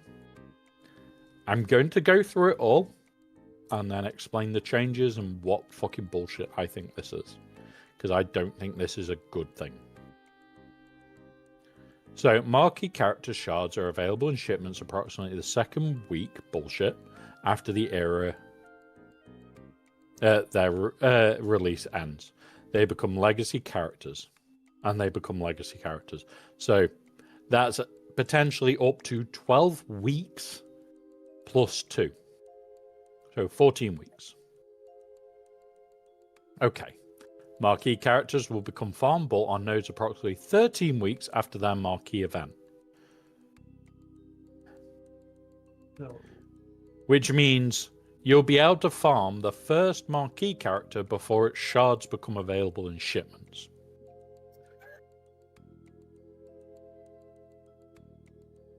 Just correct me if I'm wrong. So, No, the you're marquee right. shipments approximately the second week after the era event ends, era release ends, so that's 12 weeks, 13 weeks, 14 weeks. But is farmable in 13 weeks.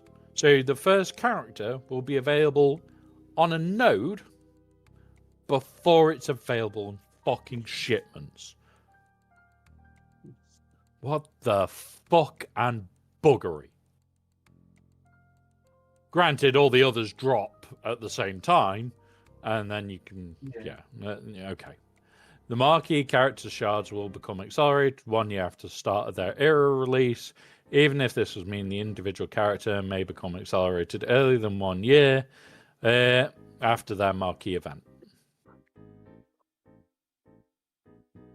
Okay. This is when marquees units usually become eligible for lightspeed tokens. These changes are earlier planned for them to become eligible 1 year after the end of the era. So, I like the fact that at the start of the era release, a year after that is when they become accelerated. That is a good thing. 52 weeks after the start of the era, everything in that era becomes accelerated. Great. Like it.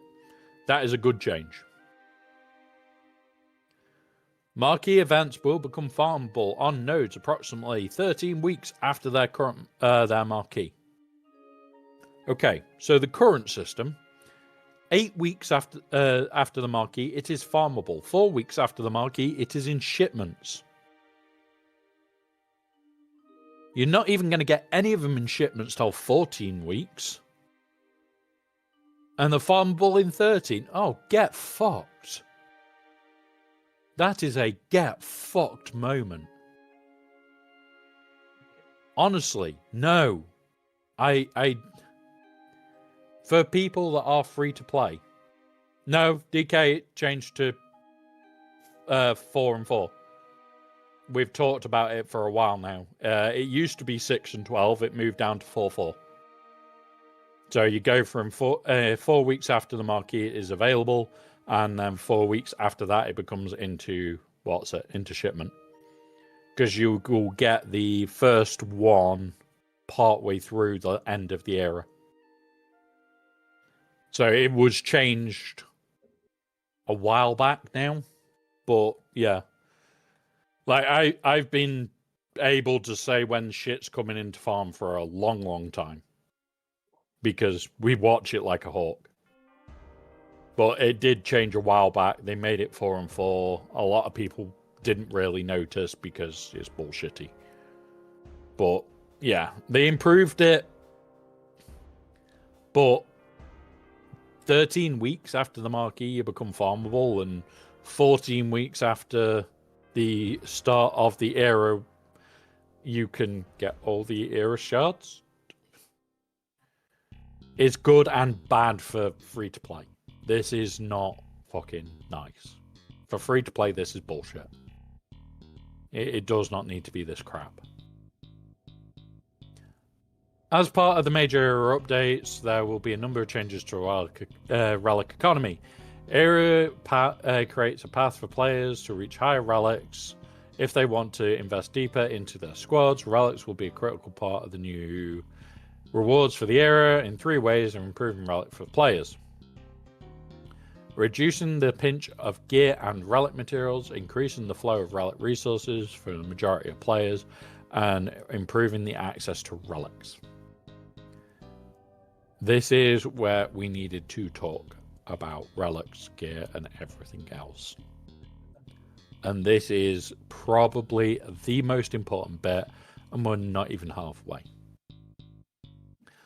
So, first way we are reducing some of the relic pressure in your roster is changes to eras.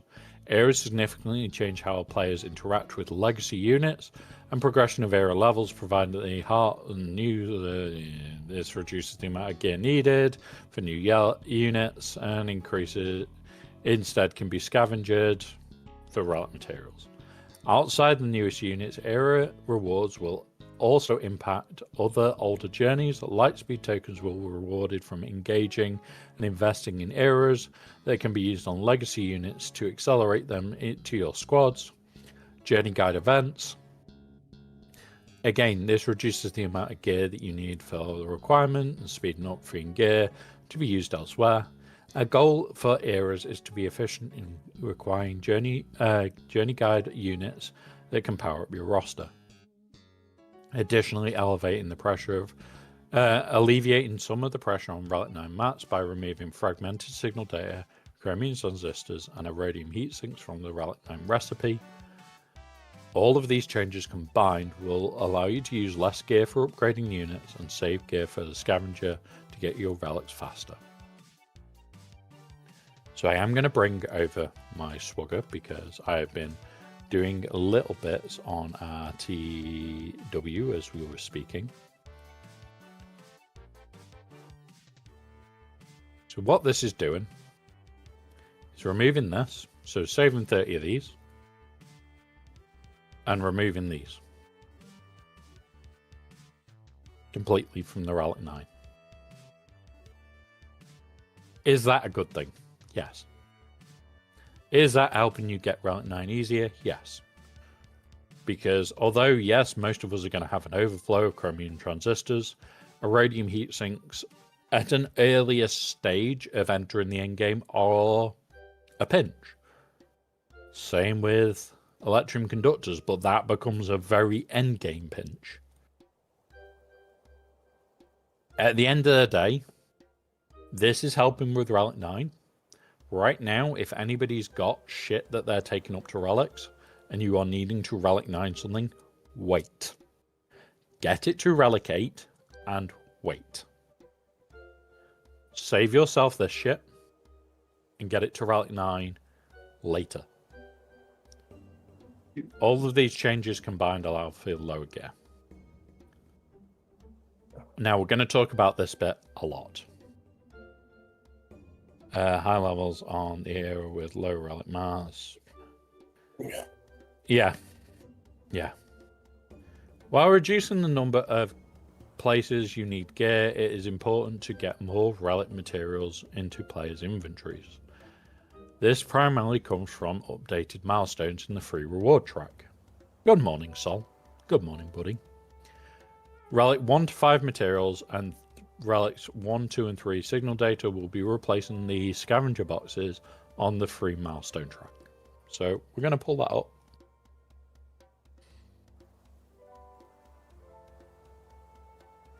So that's replacing these. Now, for some people, they'll say, oh, but I need these gold boxes because it's gear 12 plus. Okay, I understand that. You do need them. You're going to want the Gear 12 places. You're going to want the Gear 12 Plus pieces. But do you need these? You're going to get signal data. You're going to get all the relic shit. It's helping you. There isn't as many of these boxes in the paid tier. In fact, I don't think there's one in the paid tier, actually. Let's have a look.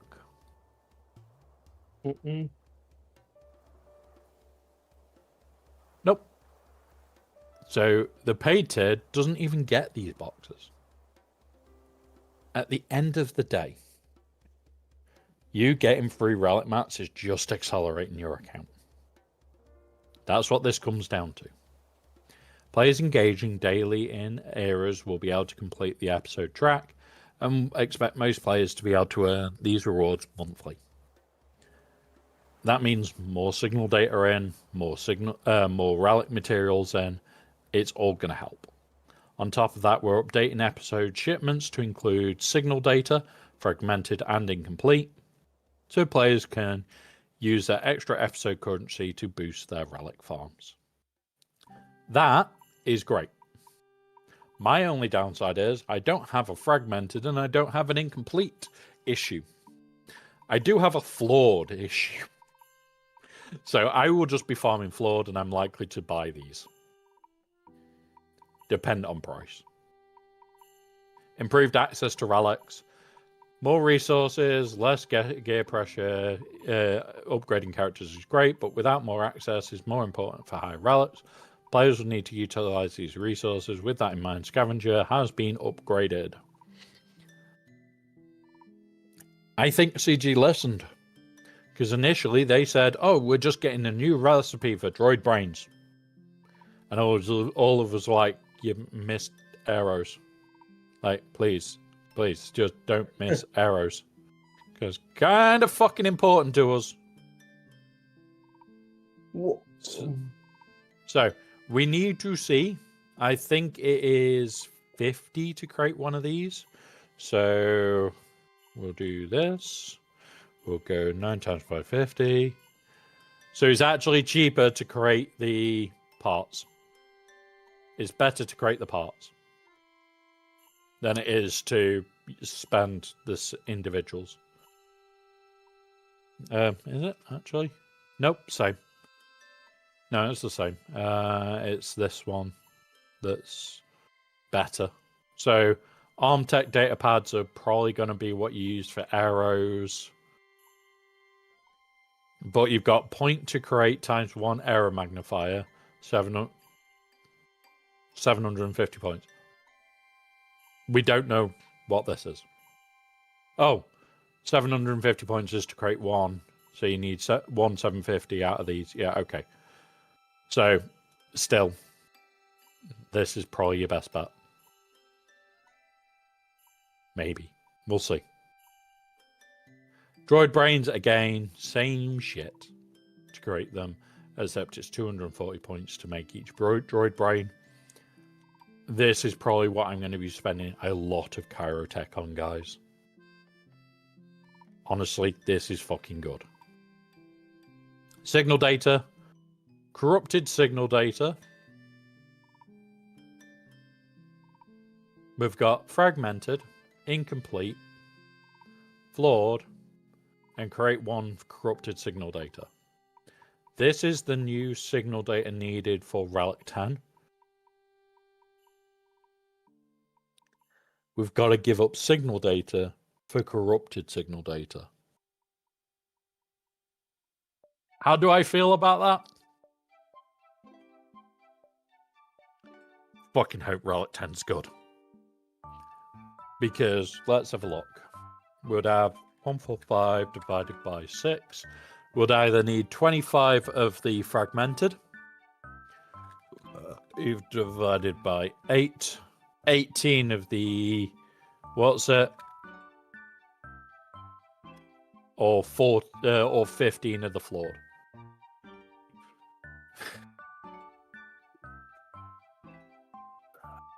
I don't know how I feel. I need to know how much corrupted signal data we need. We haven't got that data as far as I'm aware. If it's like, oh yeah, you need 10, okay, that's not bad economy. But if you need like 100, get fucked, is this going to be pleasant? Right. Well, if we're going off the past, I'm thinking 20 maybe. If we're going off past the previous relic. So 20 could be a good guess. 20 could be a really good guess. But remember, Signal, the stuff at the moment is anywhere from you need 20 to you need 55. And the higher stuff is you need 55. If we need 55 of this, that is a fucking lot of the Signal data that you are scrapping. Let's just do the math on that. 145 times by 55. Oh, no. Times by 55, boom. So that's 7,975. Divide that by the best option, you'll need to give up nearly 800 flawed Signal data. Please, God, no.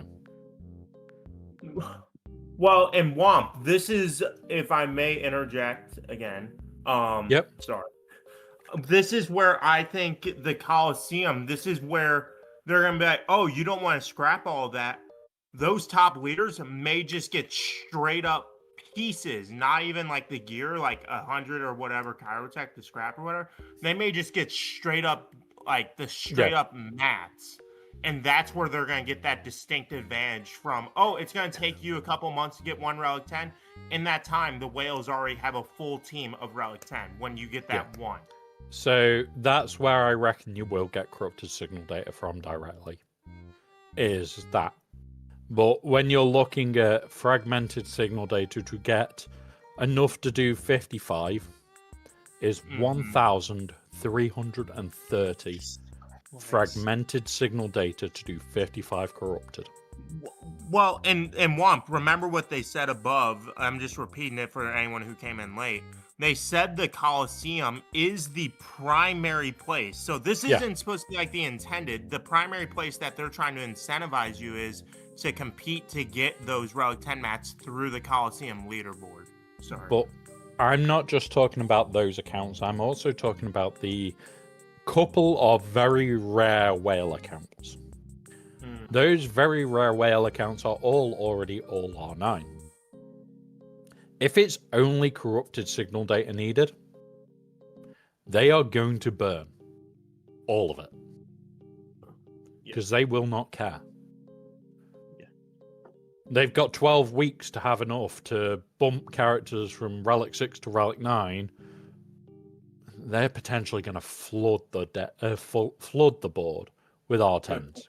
Good point. So you've got to look at it as, okay, this is a good thing, but is it the way we want to do it? That giving... I know whale accounts with 3,000 of each, just sat on it. I'd love to be in that situation. I know an R9 account that's got over 5k of each, just sat on it. No, this is fucking scary shit. No, this is terrifying. And my question to you, Womp, is, well, we need to know the stat increase that Relic 10 is going to give you, right? Yep. So if the stat increase of Relic 10 is drastic and it's going to change like those matchups on top of Relic Delta, my concern is you're screwed. And all right, what do? Do you take more characters to Relic 9, or do you take that one character to Relic 10? Is that going to have to be a choice you're going to have to make, right? You are going to have to make that choice anyway. At some point in the game, it will be, do I take this one to Relic 9, or do I run this one up to Relic 10? That's always been the way this game is. Which is a good and bad thing at the exact same goddamn time. It's never been oh, I'll just do this. Now we're getting into a part where I am happy, concerned, and very excited because this affects mid-game, early game, and late game all at the same time. So, in addition to scavenger and raid shipments are being updated. Electrum conductors and Zimbiddle cards are being changed from costing Mark 3 to Mark 2. So, at the moment, boop, it's these two. Now, I buy these all the fucking time, and I regularly buy these. It's one of those things. My account just buys them. Electrum conductors cost for Mark 2 raid tokens are going to 75 each. So for 2, that is 150 Mark 2. I'm currently playing 200 Mark 3. That is a huge drop. Zimbiddle cards are going to 100 each. I'm currently playing 150 for that. Okay. Okay, that's fine. These getting reduced cost. I have this currency. For those that are using it to buy gear, I understand that this is now a concern. You get, otherwise you might have more currency, and then you come back. Yeah. So I understand that this is now a concern because this is the main place people get the Gear 12 plus pieces. What I would be personally doing if I was in that boat, and I did not have a stock of material, is I'll be going, okay, I'm only buying these 15 pieces because it's better amount of income, and I'll be stockpiling like 50 to going, okay, I don't have 50 of this, I'll buy that. I don't have 50 of these, I'll buy that. I would be ignoring all these low-end pieces to buy yourself these. You will fly through them once you start relicking shit. It will slow your relicking down. However, what it will mean is when you get to, okay, I'm now going to relic something, you'll be sat on your Electrum conductors, you'll be sat on your Zimbiddles. You will not hit relic 6 and go, oh, stop. You'll hit relic 6 and go, okay, relic 7, relic 8. Oh, look, I'm at relic 8. Or, oh, look, I've got straight to relic 9. This alone is a damn nice change. The next bit is an even better change. Yeah. So, I need to scroll so I can see it on my screen at the moment. So, circuit boards, wiring, chromium transistors, and heat sinks are moving from Mark 2 to Mark 1. I am always looking how to spend my fucking Mark 1. Because we max the raid box out means that I'm constantly needing to use it. Carbonite circuit boards are going to 35 each. They are currently for 800. So that is an absolute massive drop. So that is 70. Okay, I can accept that. Bronzium wiring are going to 40 each. Bronzium wiring each at the moment is 450 Mark 2. So that is, again, an absolute massive drop that is going to be nice. Chromium transistors, the ones that I never need to farm, 50 each. They're currently 1,500 each. 550 each. So you're losing 500. That's really goddamn nice. And Erodium heat sinks, currently for 2, it's 1,300. So that is, again, a massive reduction in price. Your Mark 1 currency would probably be being thrown at this. From mid-game to late game, you're probably just going to be using these constantly to top you up with Mark 1 currency. Yeah. It's not going to matter. It is going to be a good option for you. Yeah, and my thought... Sorry. Mark 1, Mark 2 currencies, you can only have 30k of Mark 1, 20k of Mark 2. I would not be maximally hoarding. I would still be spending down, but remember, this update is likely to be... So it's starting on the 18th. the next update has to be the 11/12th.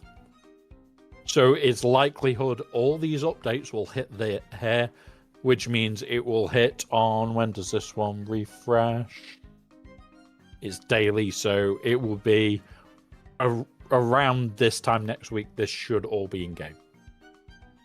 So if you have got a raid, like we've got a raid that is finishing today, I think. Let me just double check. Yeah, finishes today, which means new raid will start here.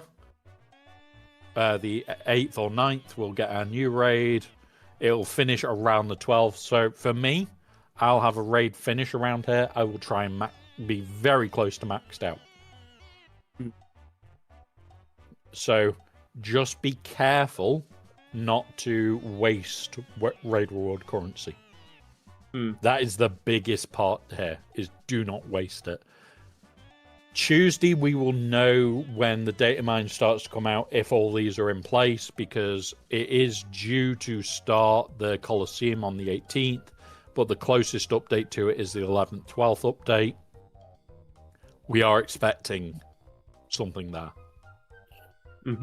And the thing that I did want to chime in is to note is the fact that, like how you said, if you balance it perfectly with these changes, you should easily be able to, because they said at level 65 you're going to be at gear 12 already for your new era characters when they become legacy.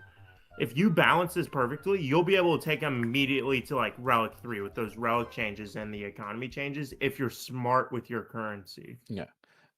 The main thing for me is those that need the gear 12 plus pieces is going to be smart with it. Use your raid currency to top that up and farm the living shit out of those nodes. If it can be farmed, you should be hitting that node every goddamn day to make sure you have the parts you need. And we'll talk about a couple of tools later on that will help you with that. And it can be used without hot utils, so do not worry there. You can use it for freely. It's just you have to manually enter shit. So we will talk about all that as well to try and assist you guys with gear holding. So they're updating relic requirements. Number of stars required for relic levels is being reduced as well. Relic 4 now requires 5-star. Relic 5 now requires 6-star, and Relic 6 now requires you to be 7-star. So better for anybody that's unlocking newer shit. You can get it to higher relics. While we lift the floor for relics for many players, we also raised the ceiling with introducing Relic 10. Earned from era shipments, Relic 10 materials will be the most valuable for players competing at the high end of Grand Arena Championship. Territory wars, while newer units and contents will be exciting for the most veteran players, competitive at the top end of PvP nodes, which drives the excitement for many of our top players. Increasing the availability of R9 means many players should feel more comfortable pushing their competitive squads to higher relics. This means some major content for why relic data is important and how to access the relics is becoming easier. And we're about to go to the lovely, lovely shit that we have to talk about. Wake me Relic up when you're Delta. done. Surprisingly, I'm going to see if this works. It didn't work earlier. Let's see if it works now. I didn't hear it, which means it's probably broken, which is not good. Alright, give me a second and I will find where this file is and try and reset it.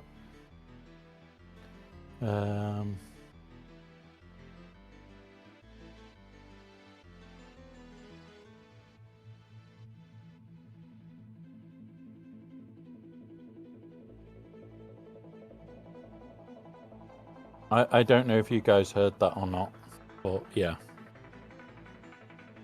I hate when streamer bot breaks.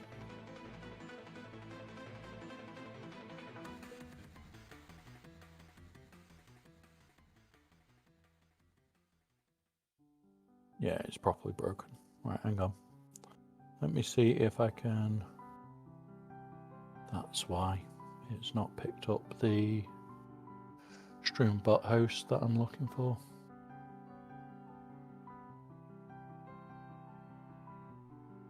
There. That one. Okay. Right, you ready, guys? Are you ready for some SWGOH fun? There you go. Relic Delta!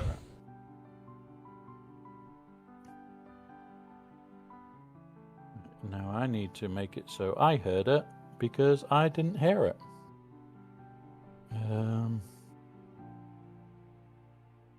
You guys definitely did. I did not. Come here. There we go. Right, all fixed. I was thinking it was easier for low-cost relics for all relatives to become increase in income, like dropping the cost of our... Yeah. I didn't think they would drop the overall cost. I thought they would tweak something, and that's what they've done. The Relic Delta one. But yeah. All right. So, with this, I am happy that they are reducing shit. We still need to know what Relic 10 costs, but we'll go from there. Relic Smelter, Delta. Thankfully, the efforts involved in the recent playtest, we've finalized the values for Relic Delta as seen below. The system will not be active in Conquest during the Stranger arc, but Conquest after that. After the Stranger, we are working on changes to improve quality of life and ease of pain points. Hence, for Relic Data in Conquest, experience is purely positive. So they are not bringing it in for the Stranger, but after that they are. We are all hoping they get away, move away from certain abilities, certain requirements, and everything else because it is so toxic. If we're going to be overkilling stuff massively, we are not going to be able to do like get 25 of this, do 25 of this. You're just not.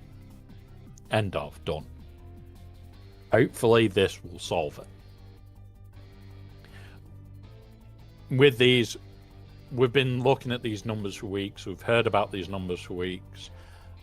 Yeah. Yeah, they definitely are, Rowie, because near enough all the test group have come out and openly said that if you are even like a slight bit over, like 3 or 4 over, you're destroying it. And so fast that you can't get stuff out. Now, not saying there isn't ways like JML cheese and shit like that, but yeah, no. JML and POW would become gods if that's the case. But at the same time, a lot of accounts will have POW at R9, JML at R8, R9. They're just going to insta-kill things. So, fingers crossed they are honestly looking at changes, but we'll see. We know this was critical and difficult change to make, which is why we ran a playtest group to help tune this to appropriate levels. Thanks to the feedback, we've lowered the overall impact of these modifiers at the lower relic differences to reduce the power at the top end. Relic differences, yeah. Even now, the numbers above are shown will be monitored closely to ensure that it is robust and meta-based on squad synergy and strategy and respect players. The ability to theorycraft push squads to their limits. If you want to know more about Relic Delta and its intentions, check our design fireside chart on Relic Delta. No. No. Yeah, exactly. Damage immune characters or characters that heal when they get debuffs and shit like that. No, I don't want to be doing that. I do not want to be doing that in Conquest. I will make more Conquest videos after the Stranger shit. When we get that information, expect me to do a theory crafting stream like we did this time. We'll do it on stream. I will then go away, put a bit more research and effort in on Discord, and then all the shit will come out in Discord early for those that are patrons or Twitch supporters or anything like that. And then a couple of days prior, when we talk about it on the Huts Hangout, is when it goes public.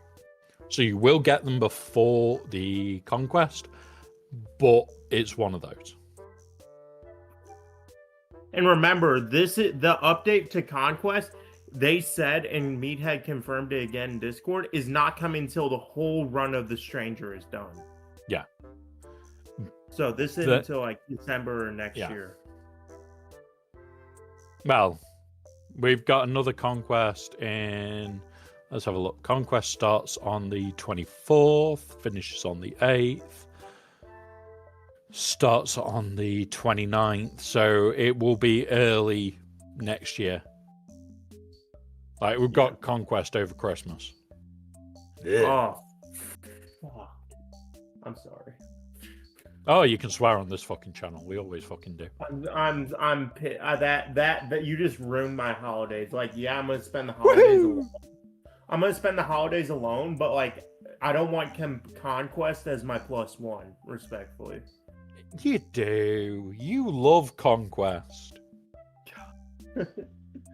Ranger, I'm letting you have full control of your stream now. Don't push my buttons. I'm not Ranger. Don't you're call acting me like Ranger because you're rage baiting me right now. So do not call me Ranger. I have hair. He does not. Fair point. Fair point. Doesn't it come until after the stream? Yeah. So it isn't affecting this one. It isn't affecting this one. Yeah. Don't insult Ranger either. He's got no hair. He doesn't need hair. He can look like Maul. But yeah, honestly, this not coming into Conquest until after, brilliant. A Wookiee being licked. Baby doll. What do you like? What do you like? So, episode track. Let's get off Relic Delta. It's been a pain in our sides for a long period, and now it's coming on the 18th. Or just before. This release also contains a number of changes to the episode track. With the release of era levels, a variety of era materials will be added to the episode track. For the Pass and the Pass Plus will contain more era materials to accelerate your marquee and upgrade and help you climb to the Coliseum leaderboards. Additionally, Relic 1 to 5 materials and Relic and Tier 1 to 3 signal data will replace gear in the free episode milestones. Overall, this adds more value to the episode track and the Pass and the Pass Plus, while the price will stay the same. Honestly, guys, do not bother with the Pass Plus. Like, I need to see the changes and what we're actually getting in the boxes to let us know whether the Pass Plus would actually be worth it. But even then, the Pass Plus has never been worth it. Like, Aussie Mike has done it by mistake once. We did it on stream once just to show that, okay, yeah, you get 10 levels, I think it was, or 15 or 20. Like, yeah. We finished it well and truly early, and it made no difference. It made absolutely no difference. Jar Jar getting licked. Darth Jar Jar being licked, should I say. What is going on in your chat? No, it's your stream. Never mind. Yep. There's a group of strange people. It's great. So, Galactic Challenge episode point migration. With this release, we are discontinuing Galactic Challenges from their current form and adapting the Galactic Challenge system to a new era challenge system as detailed above. Episode points will be awarded from the feats that have been fully distributed across the era quests. Only the points from the feats during the era episode points required for episode pass ownership will be applied to quests required. Yeah. Okay, fine. That's what we talked about earlier. Yeah. Specific point changes to the episode quests are as followed. Free episode quest will award 5,000 up from 2,000. That's great. Episode requirements requiring the pass will go to 7,000 from 4,000. Again, really great.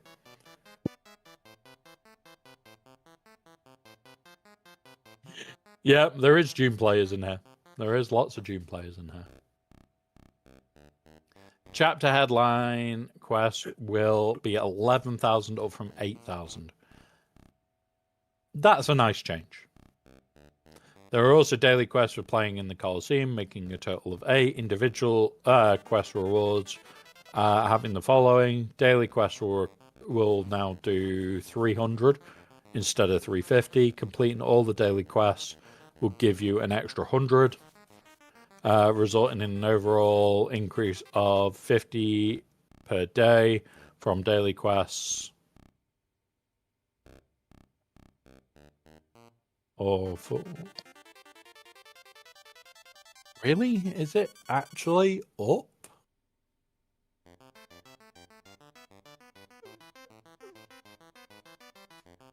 No, it can't be up.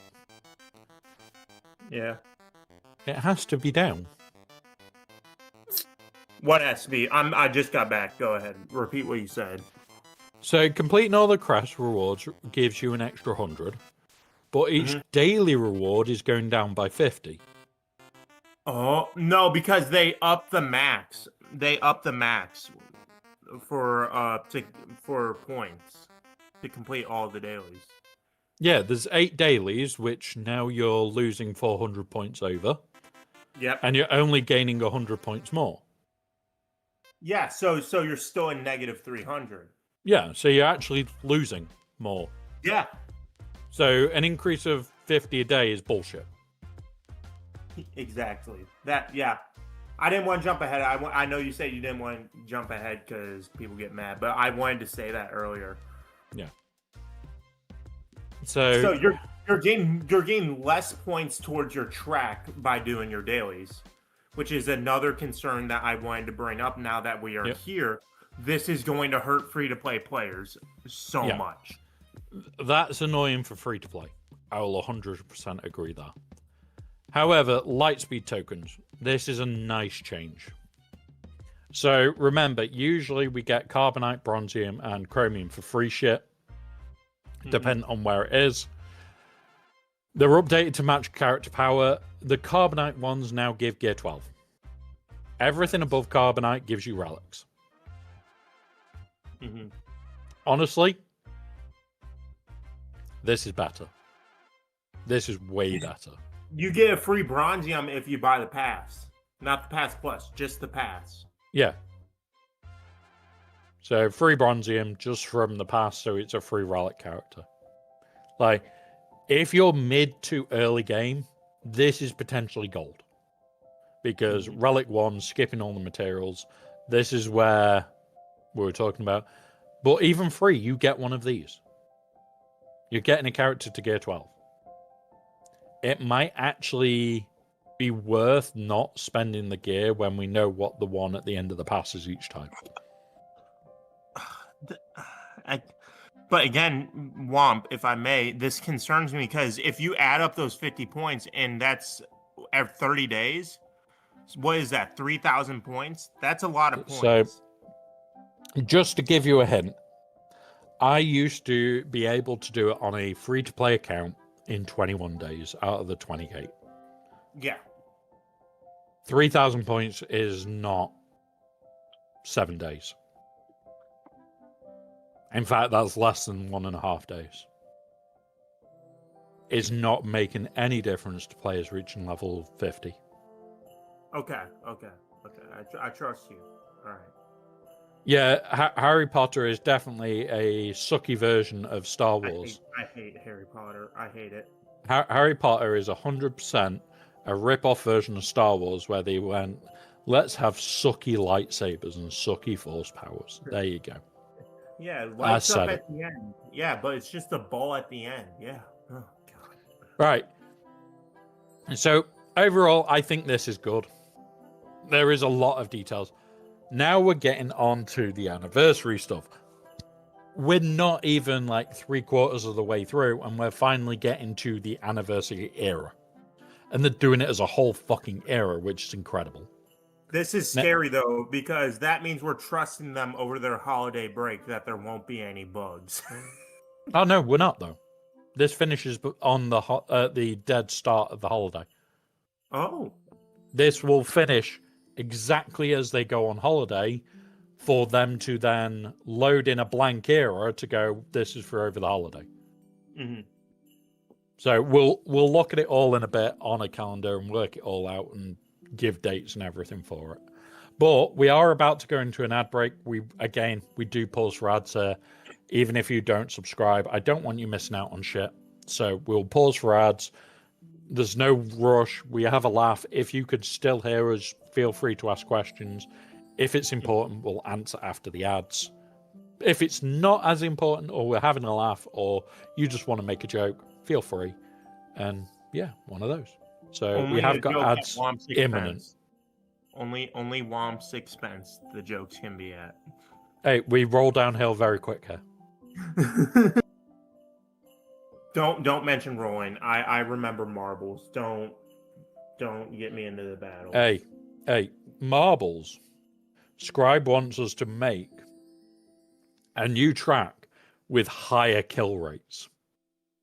I'm down to help you with that. I am down to help you with that. Oh, trust me, I've already got ideas.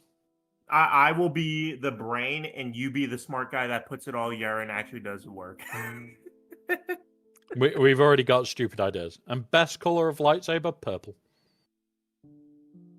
Best color of purple. lightsaber is not purple. You're incorrect. It is gold. No, you just want a pink lightsaber. We know. No. We It's white. know. It's white. No, we know you want a pink lightsaber. It's fine to answer that. It's a safe space here, troopers. Okay. See, this is. I'm going to be respectful. I'm on your stream. We're not throwing anything. We're not. I think but my favorite kind of lightsaber, I like Sidious's hilt the most. I like his. It just looks so clean. Yeah. Honestly, I do like a lot of different lightsabers. There's quite a few that I enjoy. I love Mauls. I've got like 10 different hilts around the house. Wait, which of Mauls? The double saber or the one from Clone Wars? I've got the 3 sabers from Maul. I've got all 3. Including one that connects to a stick. Okay, well, rank them. Top 3. Stick saber overall, double blade lightsaber, and then the shitty one that he uses for the rest of it. Don't say shitty. Don't. Yeah, you can see Booth in there. Yeah, honestly, the dark saber is pretty damn cool. But yeah, all of the nerds. Spook. Be good. I won't read it. I won't. Be good. Hey, that's your guy. I have no power. Spook has the ability to appear, but yeah, he definitely is a Chaos Gremlin now, 100%. Right, I do just need to reply to my boss whilst we are on a break because I'm being. Oh my god, it's a message and a half. I need to. I almost built the UCS Slave 1 this weekend. I'm like, but I feel so alone, so I'm like not gonna do it. I was so close though. I got the box set up, I cleared my table and everything. It's just bloody hell. Where am I gonna put it? I have no room in my place. Yeah. What? Oh, and we're back. Nope. Sorry. UCS. Not yet. So there should be a message that appears in chat. There you go. Everybody is now back. So you were close to the end there. Very close. Right. So the anniversary one. I'm going to skip this because, yeah, okay. Yeah.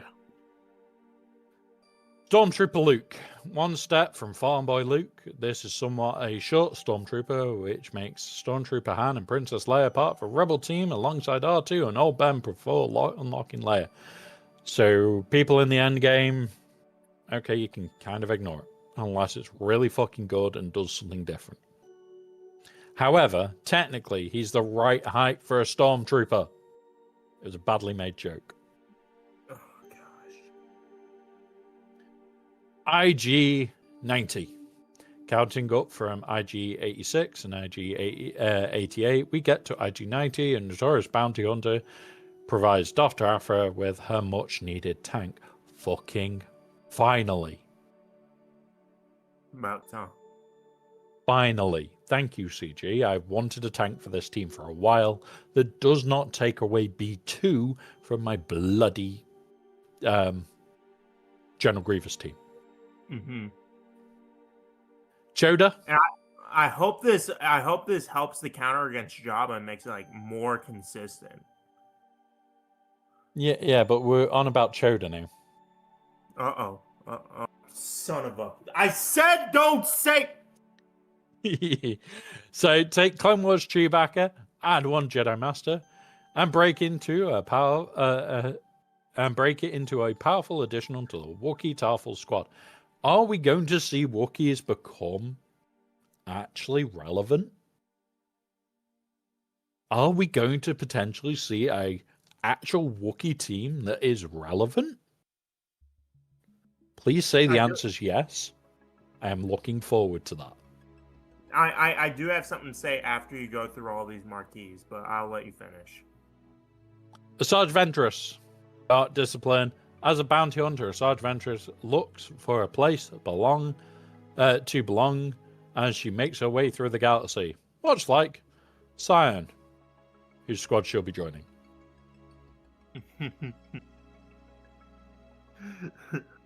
Thank fuck Boba Fett is finally getting a lifter. He might actually become useful. Inquisitor Barriss. As often as Barriss falls from grace, she is part of a strong Inquisitor's squad in threes, as well as the potential of unaligned force user with Sia Junda to take her under the wing. So Inquisitors in threes and Sia Junda in fives. Okay, not going to mind that. Darth Vader's dual end. As the stranger steals away Vader's apprentice from the legend, this epic marquee joins the new Master and Emperor's Hand as a background of the Empire squad. Ladies and gentlemen, the second epic marquee we have ever had.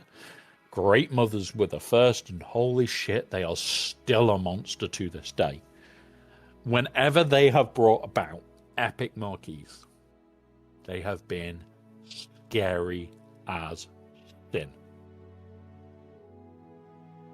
I am looking forward to this one. Can I say my theory? Because I know it. Go I'm on. cooked with this. I swear I'm cooking. You can't clown me. So, if you notice, all of these characters are after Revenge of the Sith. My theory is that all of these characters are in one way or another going to be a part of Rise of the Empire to help prepare us for a 50th anniversary event. And I guarantee half of these characters will have a TB mission, because you're seeing IG-90 is Aphra as a mission on neutral planet. You're seeing dark side characters, and you're seeing light side character with Chewbacca and Yoda, which Kashyyyk is already a light side planet in TB. So, what do you think? Maybe. I think we've got to have some more stuff for TB coming soon. We've got to. There's no end about that. I'm hoping it is a new Chase character in there, but we'll see. I doubt that we'll get that, but we'll see. But my main one was, I saw it in the earlier picture, and I was like, that's Spider-Legs Maul. That's Spider-Legs Maul. That's Spider-Legs Maul. Mm-hmm. I literally, so I was reading through this and I may have woken upstairs and multiple neighbors. I literally at 11:30 at night was like, holy shit, holy shit, holy shit, holy shit. Yes. Mm-hmm. I was loud. I do apologize. Spider legs mall. I broke my table when I because I thought people were trolling me because they know how much I love Maul. When I actually got confirmation, when I first reacted to it, I broke my table and I was just going crazy. I texted Ranger, I texted everyone. Like, all right, stop trolling us. Who put you up to this in the community? I'm like, no, look. I'm like, oh shit. Yep, Spider legs mall. But they didn't Spider-Man. call him that. They called him Maul fueled by hatred. Rebuilding his body from scrap metal and pure rage, his former Sith apprentice Maul will seek out the stranger to give him new purpose and lead him into battle. So this is basically the fracturing monstrosity that's a dark side unaligned force user that's joining the stranger. This is oh my. So just think of the Omicrons that are going to be applied to this team, though. Well, we know he already fractures. Yeah. So, yeah, okay, we'll see. So, important note. The Journey event will now begin at the 5th Marquee unit release. This will allow you to unlock the Era Journey character at 4-star if you can get enough shards to get him to 5-star when the final Era Marquee is released. Then you can play the later tiers of the Journey in the event to get him to 6-star and 7-star.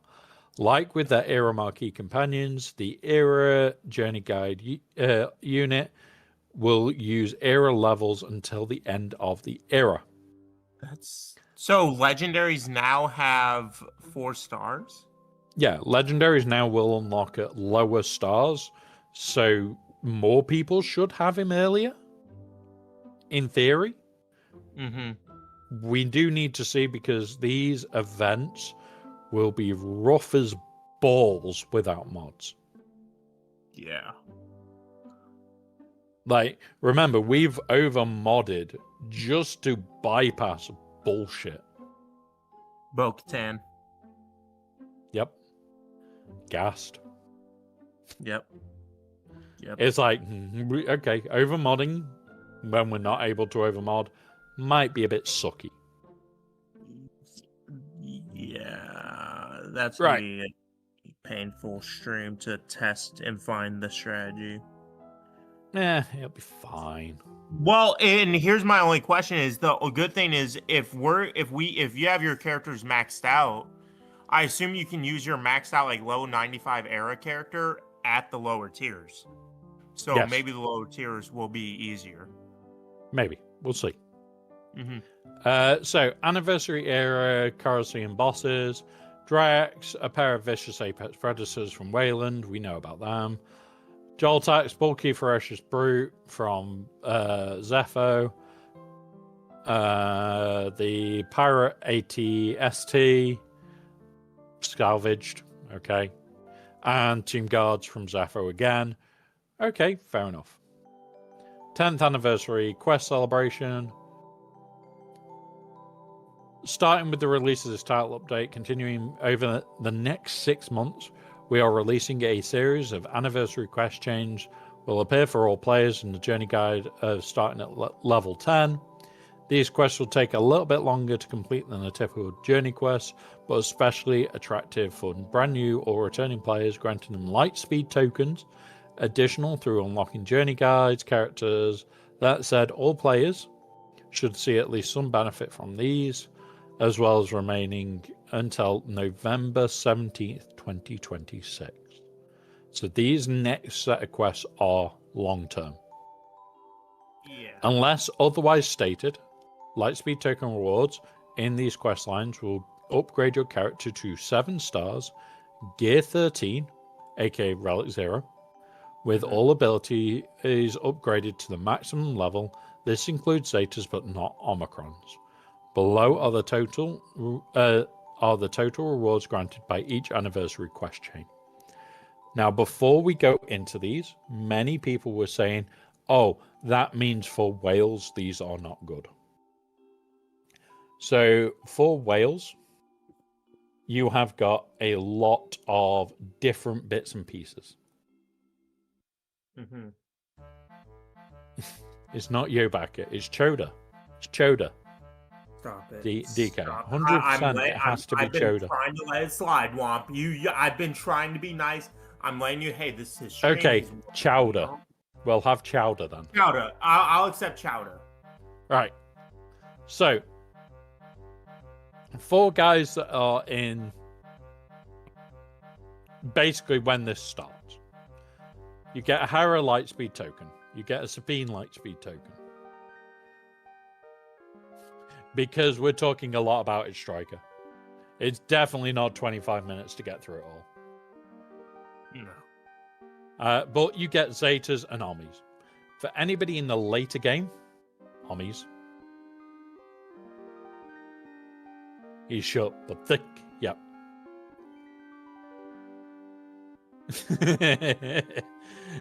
How did you know, Striker? How did you know? Once you reach a point, Zetas become pretty pointless, but for early game, 10 Zetas with Lightspeed tokens. The next one is in December. You get Ezra, Chopper, Zetas, and Omis. I'm just going to care about these 3 Omis all the time. The next one requires you to complete these 2. You get Captain Rex, Rebels, EPs, but you must have unlocked him. Does not grant. These 3 are just going to get trashed for me. Emperor Palpatine? Yes. So you'll take him to Relic 0 once you've unlocked him. It's the Phoenix Squad will unlock him and Thrawn really easily. Well, my theory, 2 seconds, is that I think eventually with them giving us Zetas to the whales, like just giving them out if you max out your character, I think eventually they're going to make it so that Zetas are scrapped into something else. That being, I don't know, but it looks like we're going down that. I would hope so. I've got 400 of the fuckers just sat there, and I know people with over 1,000. Yeah. Yeah, it's just, for the bigger accounts, this is just literally give us more shit to convert into relics. I don't think they will either, Striker, to be very honest with Zetas. I think we'll probably be just having a buff up of Zetas for the rest of time. If they did do that, it would be nice, but it's not the end of the world. So, next set is Ahsoka Tano Snips, Jedi Knight Anakin, same again. Mace Windu Shot T, same again. Then it's the Yoda unlock, a Lightspeed one for Jedi. Okay, don't care, give. Then we have Night Sister stuff, so 8th brother, 8th brother, 9th sister, 5th brother, 7th sister. There's only one that we don't get, which is So you mean second sister. Yeah, Inquisitor. If you are smart with this, you could save this one right down here for Grand Inquisitor, potentially.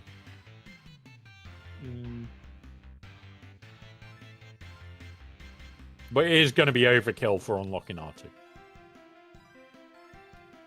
Then you've got in January, February time, you're getting Princess Leia, Farm Boy Luke, Obi-Wan Kenobi, Stormtrooper Han. I'm more surprised this wasn't done early with us having the Stormtrooper, Stormtrooper Luke. But Akbar, Droid, and CLS, okay, fair enough. Then Boba Fett, Bosk. Like, for most of these guys, this is an Inquisitor, is a Bounty Hunter one. It's for Executor and the Chewbacca and the ship. Most of these, for most people in here, is going to be, okay, give me Zetas, give me Omicrons. A hell of a lot of these are just going to be, give me Zetas, give me Omicrons. And that's it. Yeah, exactly. They haven't done it with army makers. They haven't done it with ability materials. I don't see a way of us scrapping them in the future. But if they do, it'll be nice. But I don't think they will. Right, seasons of seasonality. This is basically what they've set as rules for how they're going to do seasons. Is basically everybody from 10 days to 10 years should be able to play it. And then it shouldn't be anybody has an advantage in there unless you spend. Okay, so that's the first one. Focus on the fun, so each one's meant to be fun and individual, yada, yada, yada. Don't care. Enter the Coliseum, fun mode. Yeah, okay. Tell a Star Wars story, so each one will tell a little bit of a story and be narrative. Okay. Yeah. And eras are most efficient path for player progression. So if you're doing the era, you can focus on something else with your old shit and not give a shit about the era stuff because you're doing that separate. That's all that means. So you can be super efficient and super stupid. In conclusion, they basically went, yeah, here is like a 3-hour stream, enjoy. Oh my God. Get fucked. That is one hell of a long read. I've gone through it multiple times so I can try and make a educated guess out of some parts. But now we're going to answer the question Striker's asked. Oh, no. Because we're going to go up here. This is how long it is. I'm still fucking scrolling. Scroll. There we are. We'll use this one. So I'm excited for at least 3 or 4 characters. Darth Vader being an epic marquee. Fuck yes. Really want to see what he's going to do because he's the replacement for Starkiller. Yoda Chewie. I'm excited because I've wanted to bring my Tarfels team to R5 for a long time. I've also wanted to take them to R7 for the TB mission. This is now my excuse. My excuse for doing R7 Wookiees. 100%. 100%. That's my excuse. IG-90, I'm excited for because Afro Tank. And Spider Leg Maul, because Spider Leg Maul. Why else would I want Maul? It's Spider Leg Maul. Come on. Be serious. He's an angry little twat bag. Valid. Barriss, meh, okay. Asajj, meh, okay. Happy What? that they're... What? That I'll explain in a second. And Luke, early game, yeah, would be interesting. Later game, where is he going to go? Is he just going to be another spare for Leia? Really hope not. Yeah, exactly. Going straight to 7-star Relic 6. Okay. I like that bit. The reason I'm very much meh about Barriss, Asajj, and Luke. Luke is, what team is he going to? Mm-hmm. Like, we don't use Stormtrooper Han unless he's got something really good. We hardly use Princess Leia unless she's got something really good. So where is he going? Like, his team is meant to be Princess Leia and Stormtrooper Han with Stormtrooper Luke and R2-D2. Well, that's gone to fucking Leia already. And old Ben, oh wait, that potentially fucks off to Leia or fucks off to Starkiller or goes into JML. Depends if you need the second tank or not. There is places everything fucks off to in that team. So where is Luke going? Where is Han going? Where is Princess? He has to be one hell of a lifter. Inquisitor Barriss. Yeah, that's fine, that's right. Inquisitor Barriss. Do do the Inquisitors need another lifter? They've just had Marek, which has They made said them a for nightmare. 3v3. Yeah, they said it's for Yeah. 3v3. Does Sia Malikos need a lifter? Not really. But that's what it's going to be. It's going to be a lifter for one of those two teams. Now, yes, we're going to lose Starkiller from Sia Malikos Starkiller in 3s because he's likely to still go with the Stranger and potentially Spider-Maul. Spider-Maul does whatever a Spider-Maul can. Oh, Okay. God, that's going to be stuck in my head, guys. I do apologize. So maybe it's going to be a good character. We need to see. We need to see what she does. Like, not excited for it, but if the kit's good, I will be happy. When it comes to Asajj,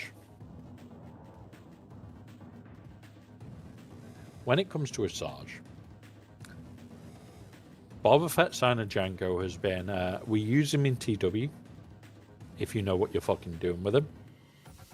And the rest of the time, he's never used.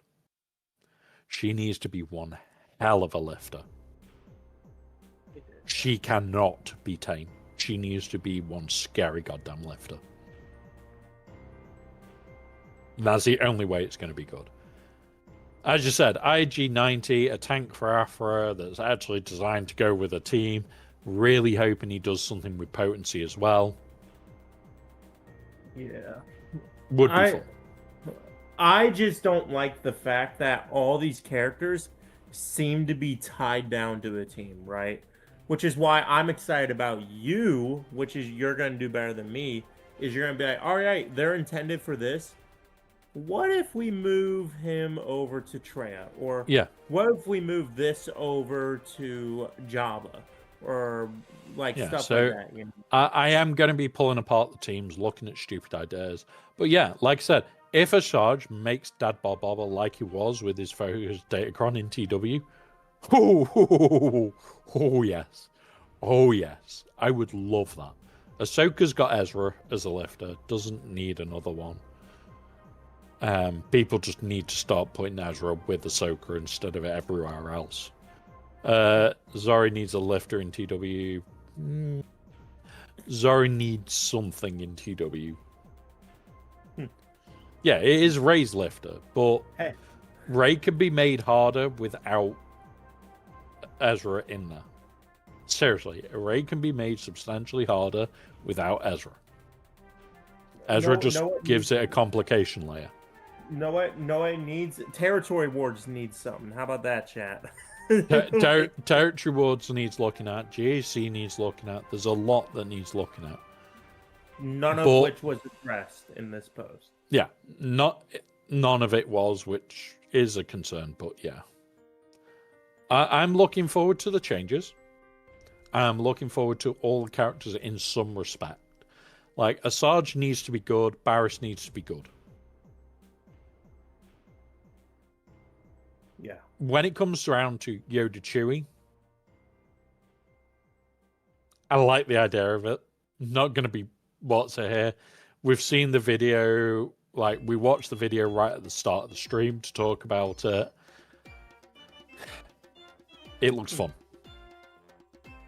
It looks like that could be fun. Darth Vader being an epic marquee, that's just going to be brokenly fun. Honestly, like, I get why people are worried about this. Because we were expecting, like, okay, so here's the actual economy changes. Here is the other bits and pieces. We're still in the dark about a lot of bits for this. Mm-hmm. Which is definitely not what we want. Like, we still don't know how these are going to change. Is it still going to be that you can still buy the random pull packs to try and get them to 7-star? Is that going to be a case or not? Are you going to be able to do X, Y, and Z? We do not know. Yeah. So honestly, I am really hoping that things get sorted and we know more sooner rather than later. Like, we need to know more about the Colosseum and see how that is. We need to see how Delta actually comes in. Because at the end of the day, everybody's very doom and gloom about Delta. It has been toned down to the stage where I have already talked through and asked multiple people to test the same thing so that I could know. I'm going to scroll to it. Where is it? Here. So, we were told Relic Delta was designed to stop things like a Relic 3 Phoenix team taking out a Relic 9 Reaver. And that should be the case. We should not be completely stomped out because a Relic 3 team destroys a Relic 9. That's 6 Relics differences across the board. It shouldn't, though, because you're going against a Relic 9 team and you're taking Relic 3 against them. Womp. There is too much of a gap there.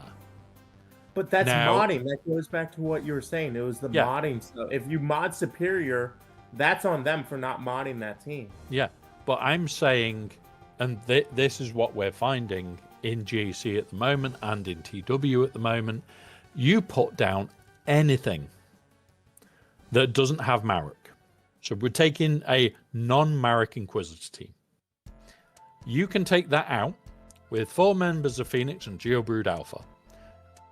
Doesn't matter about modding at all. You've just got to take a go. So you put a 25% turn meter cron, you start, and the fight's over. And that's it.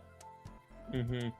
Now, the guild we are facing at the moment did put an Inquisitor wall down. I've done my Phoenix fight to it. We all know that that still works. And the joke of this is that Phoenix fight doesn't matter about mods at all. I don't think that is a good thing, because the Phoenix team I use, I'll show it on stream, my Phoenix team. In fact, we'll do it in here. This is the team I used to take out a full Relic 9 with the long 6 and all the toys. This is exactly what I used. Yeah. There is 2 Relic 3s, 2 Relic 5s, and a Relic 7.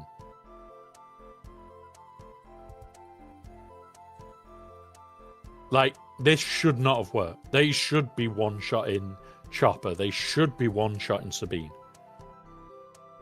They shouldn't be just knocking us knocking on a full, not just an R9 team. I'm talking a full R9 team that was modded incredibly well. Mm-hmm. Like, scarily well. And this just knocking it off. That should not be happening. Like, yes, my Rex is modded well. Yes, my Chopper is modded well. Yes, my Sabine is modded well. And yeah, my Hera is fast as fuck. And my Geobrood Alpha is tanky as shit. But I don't think this should have taken out an R19. At all. It should not stomp on them. Yes, I get into a turn meter loop that allows me to eventually go, as long as I get the stun on a very, very specific Inquisitor, being Fifth Brother. Not the stun, the days on this little shitbag. I'm fine. If I don't get the days on this little shitbag, which is why he's got so much fucking potency in my TW setup, if I don't get the days, he will counterattack us to death. Yeah. Now, the whole idea is not to make this impossible, because we're going to talk about why in a second. This, at Relic 5, can still beat a Relic 9 team. But it needs to be all at Relic 5. These two would have to be raised up. That's fine. Because the problem comes that it becomes a timeout risk. Where is it? That one. So at Relic 5, they have a minus 40 to their damage, and they are going to take 70% more. They're not going to take the damage because you're not going to take the turns as long as you get the dazes off. So they're not actually going to swing back and hurt you. You can still do it, but it's high timeout risk because your damage reduction is high enough that you are not going to kill Reaver at speed. You're not going to kill Ninth at speed. You're not going to kill Fifth Brother quickly. You're not going to kill any of them quick. But remember as well, this doesn't just go, oh, well, this is this. You've also got exposes. You've also got other things that are going on within this team that does damage for you. It's not just their mechanics that do the damage. You've got exposed damage. You've got all sorts of little bits. So this still works against a Relic 9 team at Relic 5. And that is one hell of a gap. Now, does it work all the time? God, no. Like, the guys that I've asked to test this over and over and over again have basically said that if you get a good turn meter train, it can go well. But if you can't get the stun on Fifth Brother counterattacks and you vanish. Your team just goes, and you're done.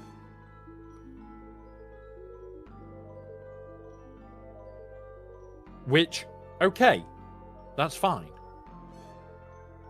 But you can still pull it off. It's more knowing the team mechanic, actually knowing the fight, knowing the limitations of your team. Not going and going, oh, well, that's an R9 team, so I can just take it with my Relic 3s. Well, you're going to take 60% less damage. You're not going to grind through Reaver. Like, I have talked to a couple of people that are in the testing group that were there. They did try it at all Relic 3 Phoenix. And a couple of them got lucky. And said, yeah, you can do it. But it's luck.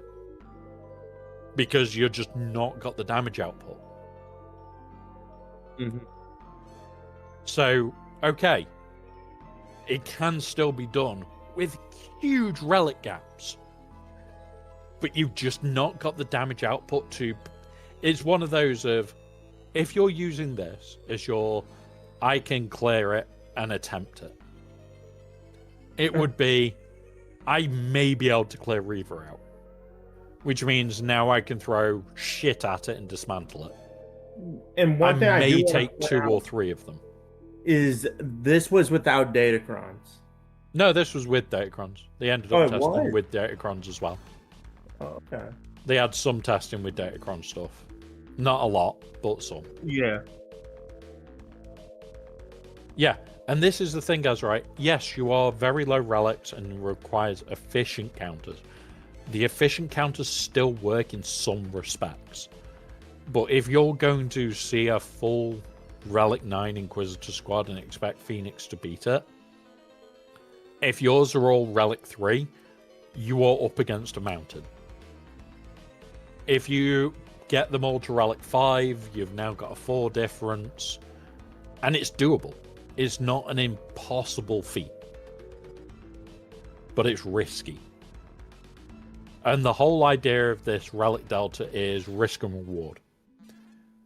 Are you willing to take that risky challenge where you've got your 40% reduction in damage and you're going to take 70% higher damage, but you know the mechanics of the fight? If you know the mechanics of the fight, that 70% damage to you means jack shit. They ain't taking goes. So you've just got a 40% damage reduction to deal with. Can you clear them in sub 2 minutes normally? Yes. Okay. So you can do it within time. All I see is punishing skilled players in favour of whales who can't afford relic. Yeah, so I don't just see it as that. Yes, there is going to be people that climb up just because their accounts are bigger. And honestly, that is going to happen. There are going to be people that have full R8, full R9 accounts that just go, oh look, I can climb. And that is going to change that. What I am also looking at is because of the 3 gap. Now remember, most people stop Inquisitors at Relic 7. So if they've taken Reaver to 7, what? 25% damage incoming modifier? Okay, Phoenix are fine. 33% damage coming back at me? Yeah, that's fine. Can mitigate that. And yeah, but what we're talking about isn't just 1 or 2. If there is 1, so they've taken Reaver to R9 because she's a tank. She's tanky as sin and horrible to fight at R9. They've only got 1 R9 on the squad. There's only 1 that's giving you minus 40 plus 70. If everybody else is R7, your Relic 3 team is dismantling it. It's not got a threat. Yeah, you're going to struggle to kill the Reaver. You're going to kill everything else. I'm going to write that down. I'm going to perform. I don't want to interrupt your conversation, but I have a question once you're done. But this is where a lot of people are looking at it and going, oh, well, I won't be able to beat the whole team. I'll show you now. Here we go. Relic 9, 7, 7, 7, 7, 7, 7, 5. Like, we'll go into there. Go away. Saving you till next one. Characters. Yeah. Inquisitors. So I'm vulnerable to anything 3 and above. Because, yeah, my Reaver is R9. Rest of my team ain't. And remember, I've been into top 200 of Kyber with this account multiple times and stayed up there for a couple of days. Well, weeks. I was at one point less than 50 points off a couple of very good friends of mine that I wanted to play. But I got very disheartened with the game with all this news, and I've come back after learning more and more and talking to a lot of people about a lot of bits. And now with this document, I am a lot happier with where the game's going. I was the biggest cynic of Relic Delta there could have been. You had people that were on the what's it side of it. I didn't stream SWGOH for over a month because of it.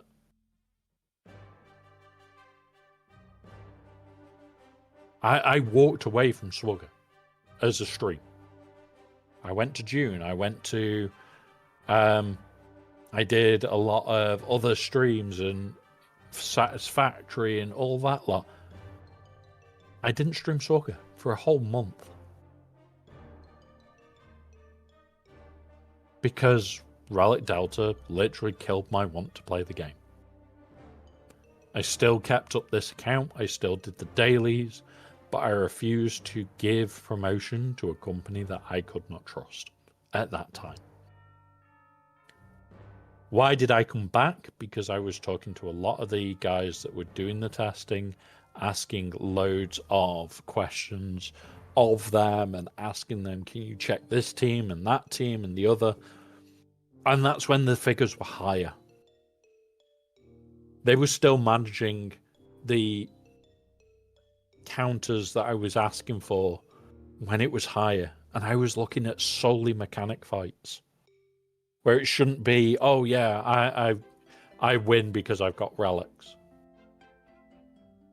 And the mechanic fights still work-ish. They start getting dodgy at 4.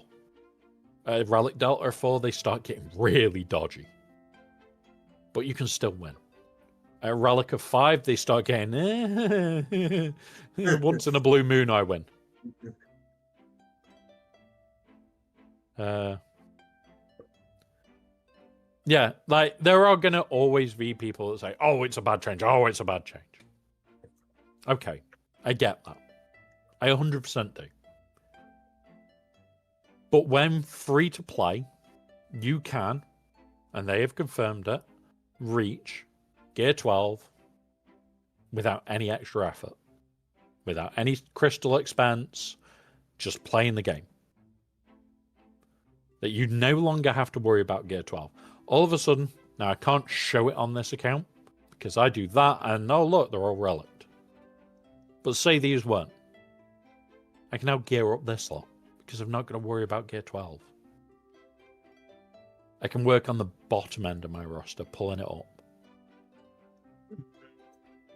Yeah, because if you're using all of your Gear 12 gear, like if you don't need to use it to upgrade them to Gear 13, guess what? You can use that to scrap it for higher relics, stuff like that. And that's going to help you with the relic economy even more. That's something I didn't think of earlier.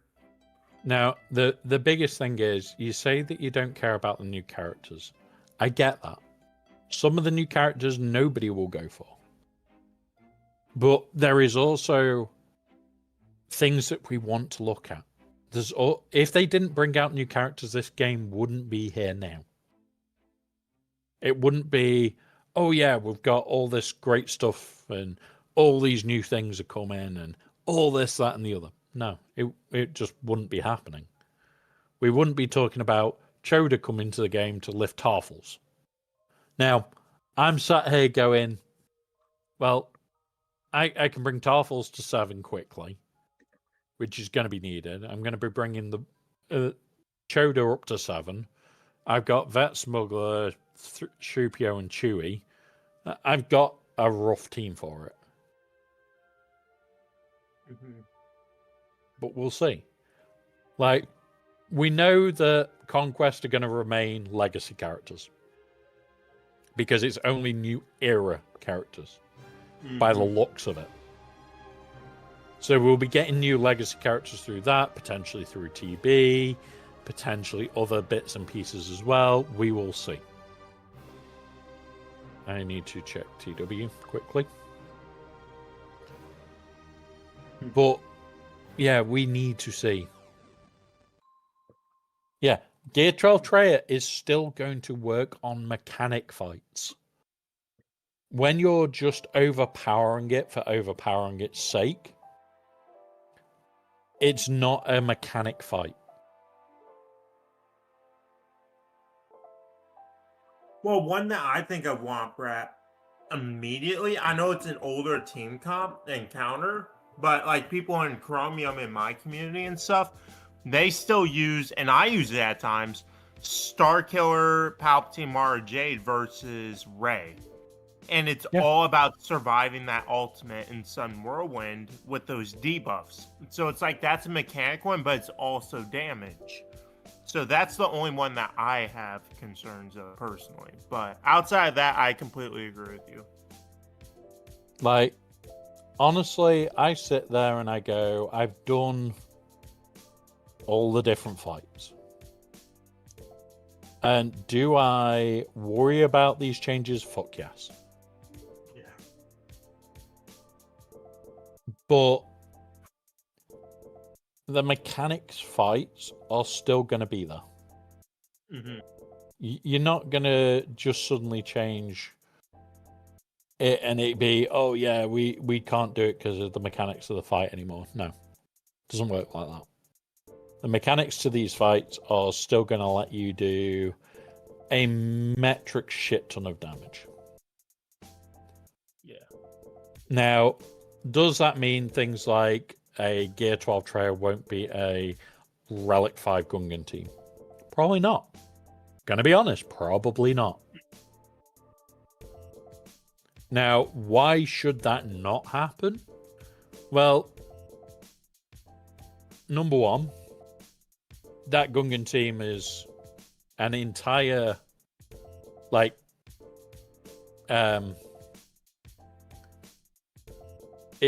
it's got Jar Jar, which you've had to get them all to R5 for, just to unlock Jar Jar. it shouldn't be being beaten by a team that you can literally use multiple stores to buy the parts for. That's my first thing. Yes. It kind of does, but kind of doesn't. So what I would say it more does is it punishes people for not thinking about the future of their accounts. Now, should you be taking Treya above Relic, above Gear 12? Fuck yes. Like, I don't think my Treya has ever been below, like, for God's sake, we've got to get it to Relic 9, but even before that, I had run it to Relic 7, because you want survivability. You want okay, so I'm going to do X, Y, and Z and just sit here and laugh.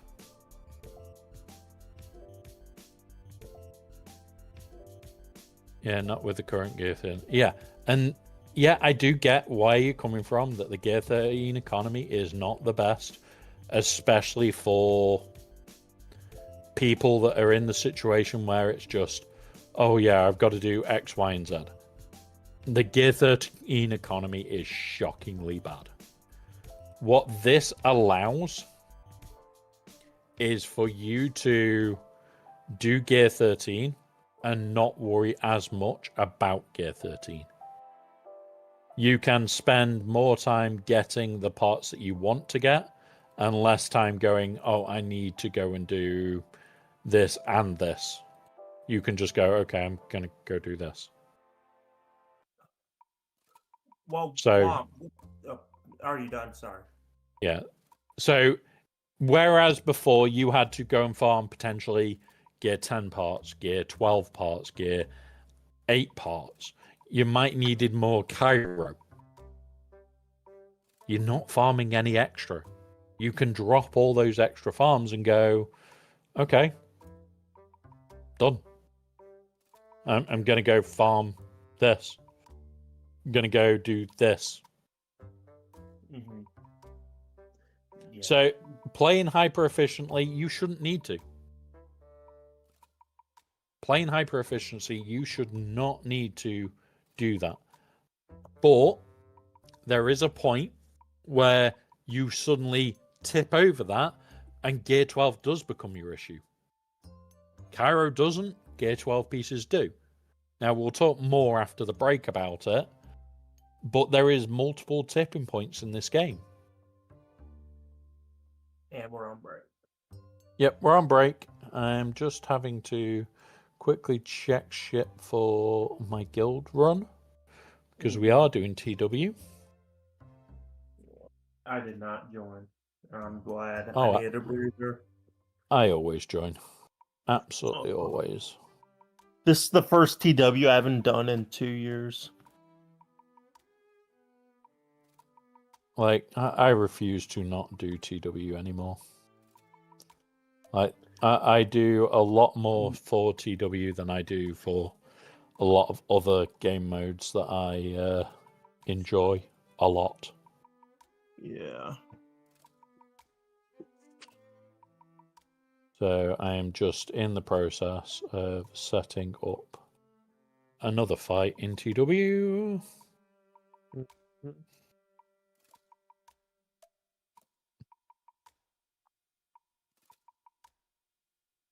Right, do that into you. The joys of TW, guys. Like, I wish I could show you guys more of these fights, but I know I'm not allowed. Which sucks. Really, really sucks.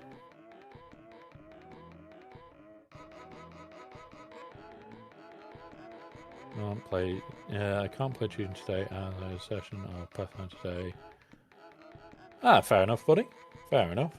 I should be on June after stream. Anyway, I'm very likely to be on June after stream today, because yeah, I kind of want to sit and do a bit of farming, do few other bits in game that I've really wanted to do for the last week and haven't been able to. So that'll be after stream fun for me. But yeah, once we're back from ads, we will talk about like those weird tipping points, and yeah. There is plenty of weird tipping points in this game.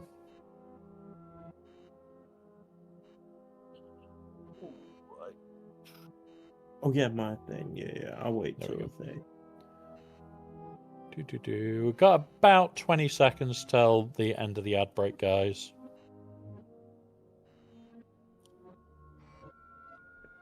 And I do have a quick point to make once that break ends, if that's okay. Yeah. Okay.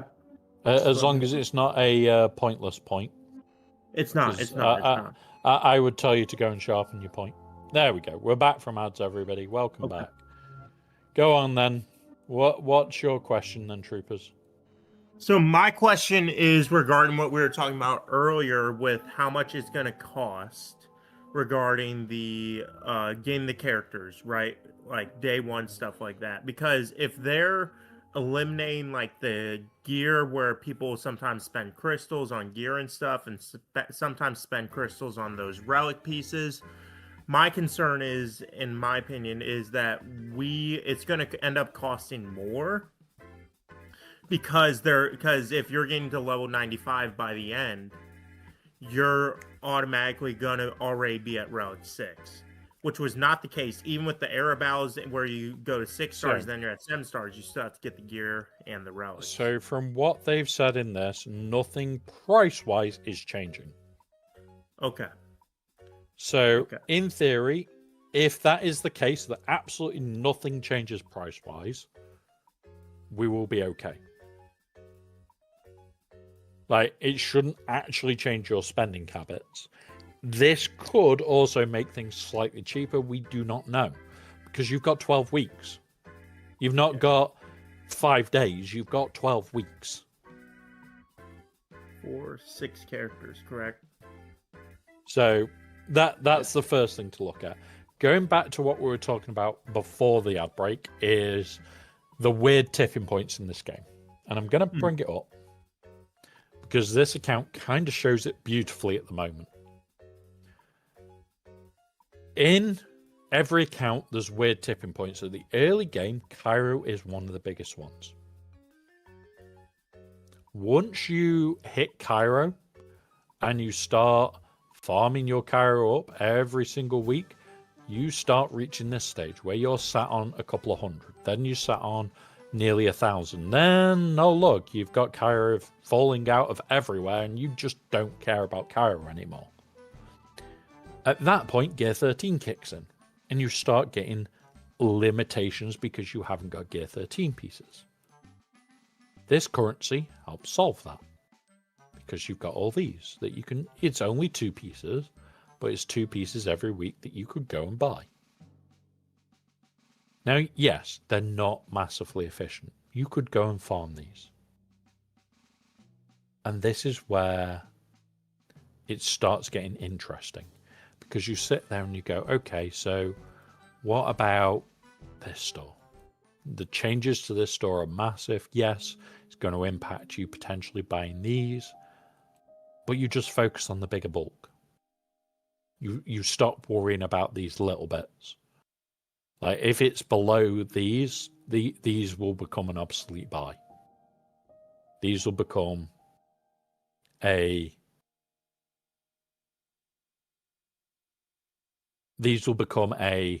you buy them if you are needing 5 more to finish something. Otherwise, you buy the 15. You eventually fall out of the Gear 12 plus piece, like, worry. Over about 6 to 7 months, you will start to hit it more and more often. You'll be going, oh fuck, more gear. Oh fuck, more gear. But you'll get into habits, like I had for a while, of buying these all the time, whether I need them or not.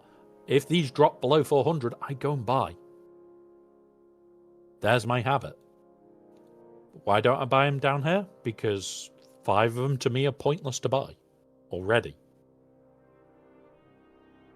You eventually come out of the gear 12 plus farm in a much stronger position with relics. And then over the next while, you get comfortable and you sat there going, oh yeah, I'm easy. I've got all the relics I need. And then relics start becoming a new issue.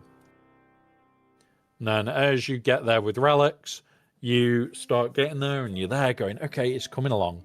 Okay, it's coming along. Fuck, and I need this, and I need this, and I need all these parts. Now, this account, I'll show where I'm up to. It's these. So I have an electrum conductor shortage permanently. Like, no matter how many I farm, everything else I can get up in time. These are always my bugbear. Because you need 80 to do a character from Relic 1 to Relic 9. I have now got 83. And yeah, we've got SWGOH, who is getting that privilege. Problem is, by the time I get him to Relic 9 and the next character's out and I'm doing that, I haven't got it. I haven't got the Relic 9 mats for it. They're my biggest bugbear because I have to buy them all the time. Them moving to a cheaper tier, I'm fine with that. It's one of these where, yes, it sucks. Yes, the Gear 12 plus phase, I was there for a very long time, especially with this account. This is the big account. The reason we got stuck there was we had 35 characters this time last year that were not Relic 1 or Relic 0. And I never had that material.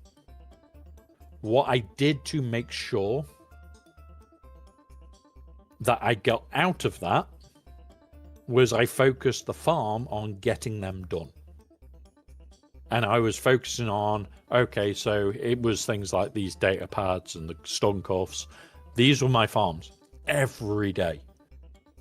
The 50 energy refreshes were farmed every day. So I got a stock of them all. I got to like 200 of them. Then I went and did 2 or 3 characters. Then I'll be out. And I'll go do them again and again and again. And it was stupid. And yeah, I can. I could crunch through a load and get the extra ones for the electrum conductors. The reason I didn't is the material at the time. And I'm still in that same boat. The material right now, we go here, we go here, we go here. I have 400s, and this is slightly low. I'm not crunching this gear because I haven't got enough of it. Like, if I only need 1, I would do it. But if I needed 20, it's like, no, because that's going to eat a lot of this. Like, just to get to 2, it's 7 of these. It's not worth it to me right now. So it's one of those where this change is going to be nice. Getting extra in there is going to be nice. We need to see how all that hits. Yeah, but now you'll be able to use Mark II. And it's significantly cheaper. Like, ridiculously cheaper in comparison. Like, there's another 3 electrums right there. There's 6 that we've gained today. We've got this stuff. But yeah. Yeah, so it's going...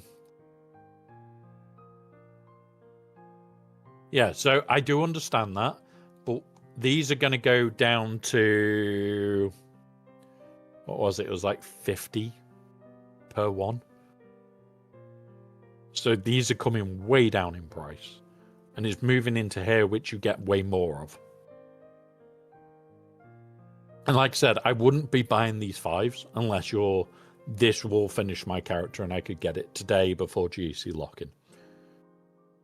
I would be looking at these bigger, bulky ones, the 15s, because they're going to get you to your end goal. Yeah, you might find that, oh, I can get 15, that leaves me 5 away, and I can buy one more, and oh, look, I can now do it today instead of next week. Okay, it's fine. But this currency shouldn't be... It shouldn't be a currency you're getting stuck with. Like, you should be blasting through it. Especially in the earlier game. The more of this you have, the better. If you're running short on it, and you are scoring really high in the raid, like you're in the top 5 or 6 players in your guild that have got raid currency, and it's doing all this. Yeah. You should be looking at a guild that gets a higher raid score, to give you more get to Mark 2, so that you can buy more of this, so that you can afford to be chucking it at Electrum Conductors in biddle cards. Arrows are staying up here. Impulses are staying up here. I'm starting to enter the impulse. Yeah, I will. Like, we'll look at our raid rewards in a minute, and I'll explain how close I'm planning on going. But yeah, like, impulse detectors are my current one of my bugbears. Biddle cards are another one. Yeah, I can, again, get these, manufacture them. Can't do it with arrows yet. Can't do it with... Well, I could do it with girders. I wouldn't bother. But yeah. It's one of those. And honestly, Luke, fucking tons of news. Like, we only finished talking about the post about 30 minutes ago, where we've been going through people's worries. And yeah, it's like about 30 minutes ago, so you're looking at like 3 hours to get through the document. There's fucking tons of changes coming. Absolutely tons. Yeah. And honestly, right, so you're taking them to Relic 5. You are not going to run into Relic 10 accounts at the moment. Where you are in GC, you are not going to run into the people that have got ridiculous Relic 10s everywhere. Give you the basics. New game mode is Colosseum. That gives you Relic 10. Relic 10 is coming. It changes to Relic 9. Changes to characters. Changes to eras. Changes to stores that are beneficial. New ways of getting the Relic mats for Relic 9. Yeah, long. And there's a lot more. I'm skipping over tons here. But yeah. There is bits that I think are bullshit as well, Azra. I don't like certain bits of it. I don't trust them. Oh yeah, Relic Delta's in there, but yeah. I don't think a lot of this actually affects Wales. Yes, endgame accounts are going to benefit. And yes, Wales benefit a heck of a lot more. But a lot of what they're doing, like getting you straight to Relic 12, Gear 12, for just doing it on dailies without spending a penny, that isn't for Wales. Wales getting straight to R6 is what's for Wales. Everybody else skipping all the heavy gearing, that's a nicety. Like, if I was still playing the baby account a lot, I would say that is a lot better for us. Like, I would just be going to Gear 12 and yeah. It depends where you are in the game as well, as right. My baby account was still struggling to get shit to Gear 12. Like, new stuff I couldn't afford to take to Gear 12. Not right away. Even old shit I couldn't get straight to Gear 12. So it does really heavily depend where you are in game. Now, does that mean... Nice one. I'll pull it up on her. So you can see what my Balin has. I think he has all three. Yeah, mine has all three. I think there is one that you can ignore, but most of them are worth it. But a lot of the time, it depends where your account is. And if you're at the stage where you're now grinding out a lot of gear 12s, that's a good thing for your account. You're at the point where you want to be moving all your account to gear 12 or higher. But at the end of the day, what you've also got to realize is not everybody's at that stage. Not everybody can get a character to gear 12 right now. Like this for the baby account would be gold. Like would be sat there going, we can just gear 12 shit? Okay. Like unlocking a new character straight at gear 12? Fuck yes. As long as they are correct in what they've said, and we've seen where they have been incorrect before, but they have then altered and made improvements that has brought it in line with what their original plan was. Remember when the Era Pass first landed? Like, free to play were getting into the 46, 47, 48 range, not able to get to here. And then free to play now gets to here at about 21, 22 days. Yes, I did see EU5 is out. I did. I am tempted. So, like, the changes that they are doing and noticing are important. We need to see how this first era goes. They may need to tweak to make it easier. They may need to drop the levels or give us a way of leveling some more. That is an important one. If there are issues, we need to make them aware of them. We just need to make them aware. Because at the end of the day, I'm hoping that it won't suck for you. I'm hoping that it will be a good Are you ready for some SWGOH fun? Relic Delta! Better. And yet, Relic Delta is going to make a lot of people's lives harder. Honestly is. But what Relic Delta will actually encourage with this is those new characters. And this is something that may help a little bit, Azrai. Those new characters you're going to unlock at Gear 12. Okay? You put in a little bit of your crystal income, you're going to now unlock them at Relic 1. Okay, so you're now not worried about the gear at all. You'll probably be looking at about 2, maybe 3,000 crystals being spent per character. Which, yeah, it's a good chunk of your Relic, your crystal income. But if that is all it takes for you to unlock Relic, that is fine. That to me is okay. It may not be to you, but I understand that as well. What you could then do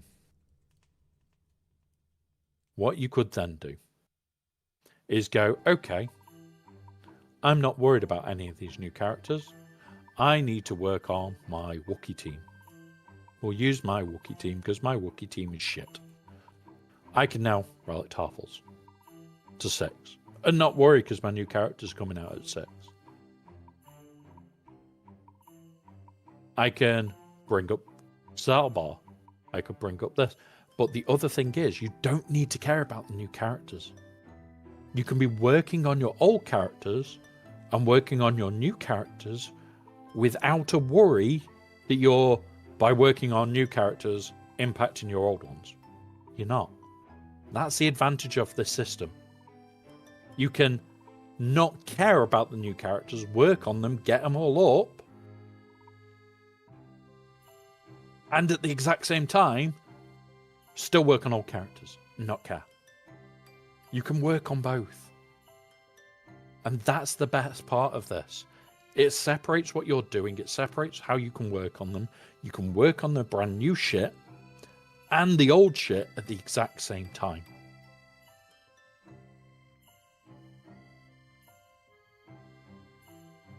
But this is the thing. So Azrai, and this is why I'm trying to explain it. you can have them potentially at Relic 1 or Gear 12. So when you actually need to use them for something, you can just skip through. For very low investment or no investment at all. And that's what I think. Yeah, and this is the thing. The way that I'm seeing this is that new Stormtrooper Luke, which is the first one. Stormtrooper Luke comes out, I can work on Tarfus. I can work on Vandor. I can work on all the other bits ready for the 12 weeks time when it drops into game. He's Relic 6, I bump into 7 and I've got it for TV. And that you will have though, Azurite. You won't have as many resources to spend on the newer shit. Because the newer shit is different resources that you can't spend on the old stuff. So the Relic stuff that's a benefit to you is only a benefit. You are just being able to have 2 projects on at once. Which usually, and I would say it to anybody, don't have more than 1 project. But this allows you to be working on new shit and old shit at the exact same time.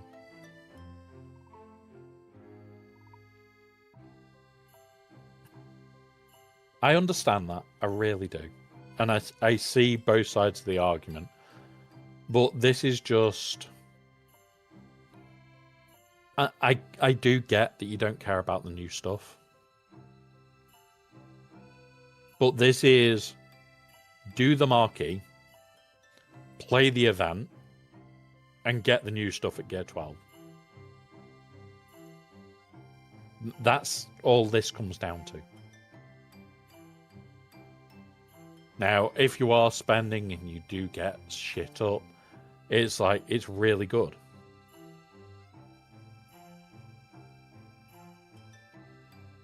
Luke, you know the language is banned here. Be good. Be good. But yeah. The thing is, Azurite, you have more resources to spend on other things. And you'll come out with them at Gear 12 with having more resources for other things. Good, good. Good, Luke. Because you're not spending anything on the new characters.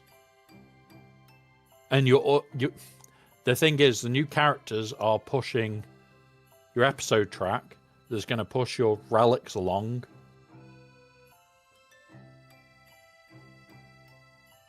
So you're not going to work on them at all. You're not even going to do the event or anything like that.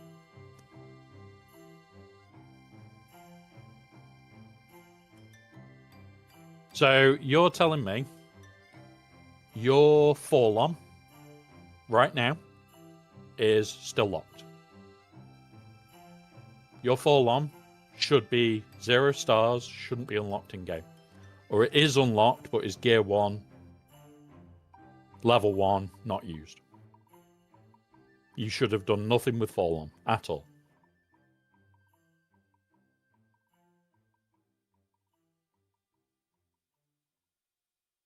Except they want me to go. Yeah.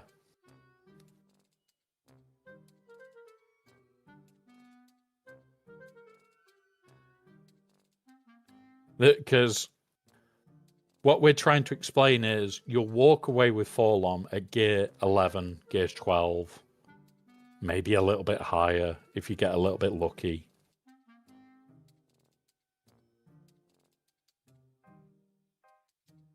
Yeah, the idea is this. So this is a very separate system. Like, you won't have... This isn't a trade-off, though. This isn't even a trade-off. This is why there is a lot of people out there saying, oh, it's a trade-off, and oh, it's a bad system because of this, this, and this. It's not. It gets converted to this at the end of the era. Like, the economy changes are good. They're giving you more stuff for free. They're giving you things that you're not going to have to do. They're giving you the ability that, okay, you can earn shit that then, oh, you haven't spent it, gets transferred to the legacy system.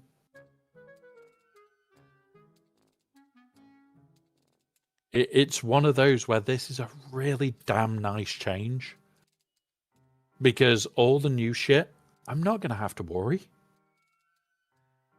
Like, when this all comes out, and it's not far off, you're looking potentially next week, I'm going to be able to R9 these quick. I'll be able to get these done a hell of a lot quicker because of the changes.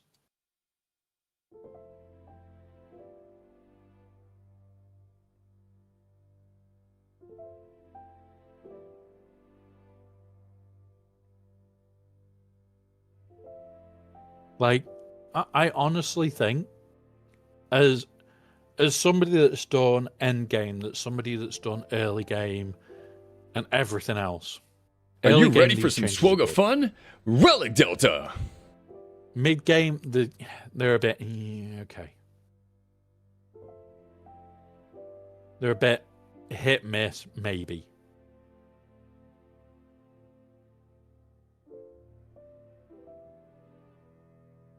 But honestly, with the changes that they've done, the fact that you can now use gear to just get the stuff you need for signal data and everything else, they have cut it down massively.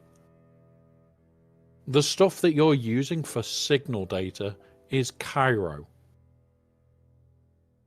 By the time you are at the point where Cairo no longer matters, you're just going to bomb burst through Relic 6 and 8. You would go, okay, I am very expecting me to do these 5 within days. Like, honestly, I've got 23 of them. I'm going to buy some. I'll need another 10 of them for more. Are you ready for some SWGOH fun? Cairo. Relic Delta! I'll make these. I'll buy these. I'll buy these. I'm done. Relic 9 is going to fly by.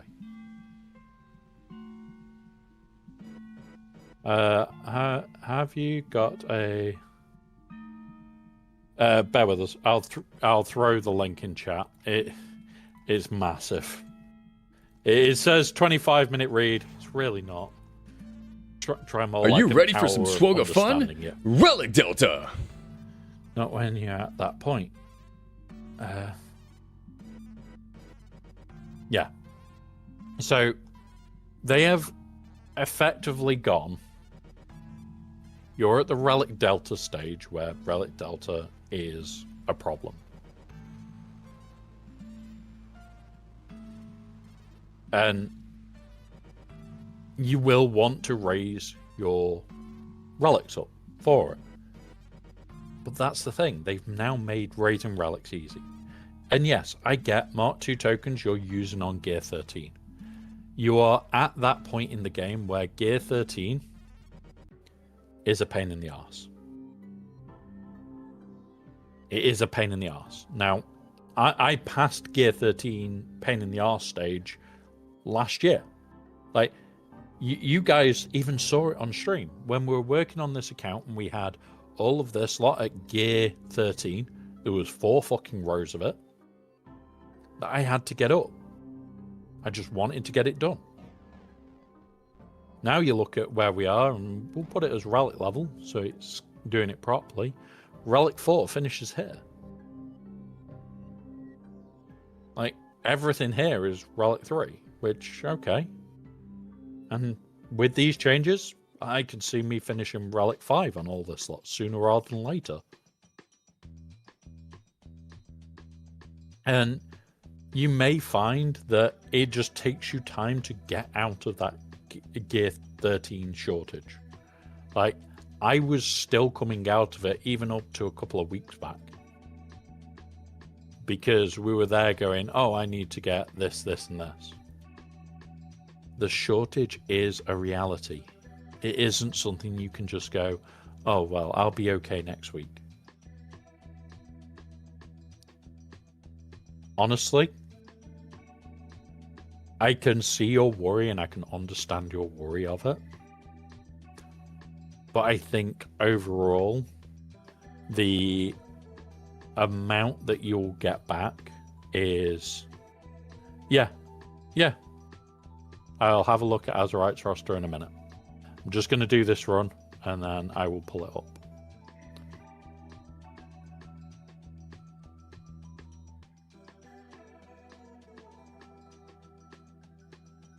Because we are in my fleet climb hour.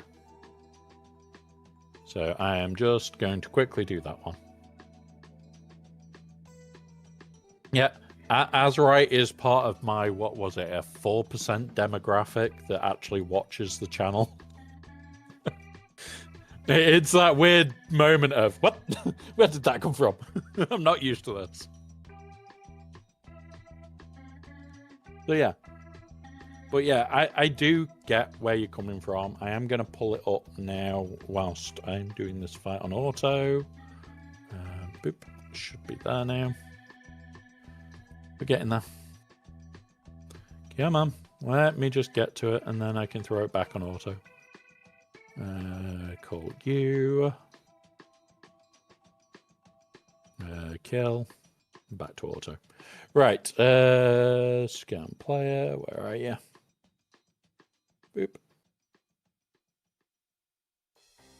Right. So Azurite is at 8.1. So yeah, you would be in the Cairo shortage stage. Not Cairo. Gear 13 issues. You're in Erodium 3, so you have climbed, which is good. And here you go. You've got an R9 Ahsoka. So you've got a good few R9s.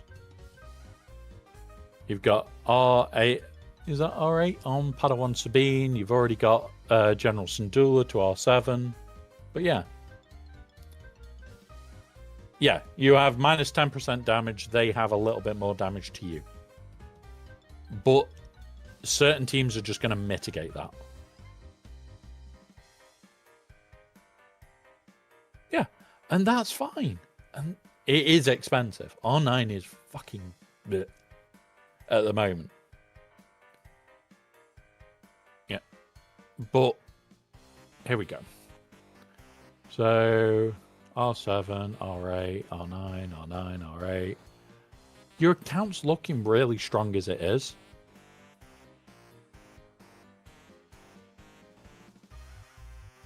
I would be... Can I sort by relics on here? Yes, I can. Yeah.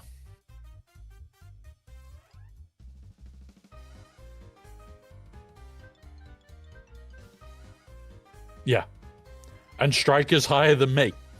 Like, he's the one person that I noticed I was 52 points off at one point when he was climbing and I was on the rampage climb. Yeah, 52 points away from him, and I was there going, I want to fight Striker. And I was at 40-something points off Dagger. And it was like, I want to fight you. Yeah. I'm coming again. I'm on the rampage again. And I'm going for it. And this time I'm a lot more focused, a lot cleaner, and a lot happier with the game to do that rampage. And I am going for it.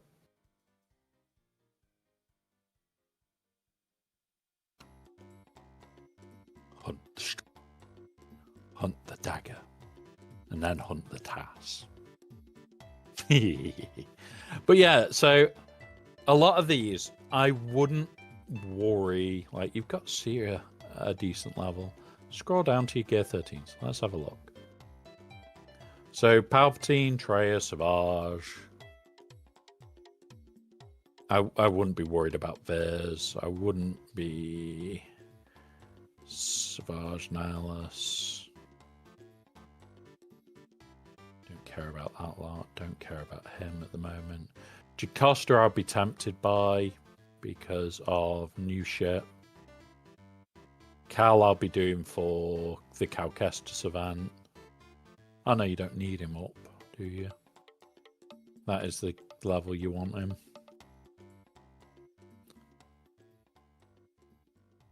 Zalbar, don't need to go any higher than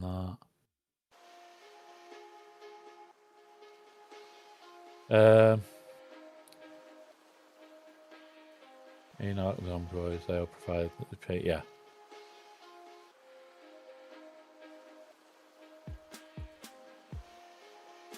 So, yeah, so looking at it,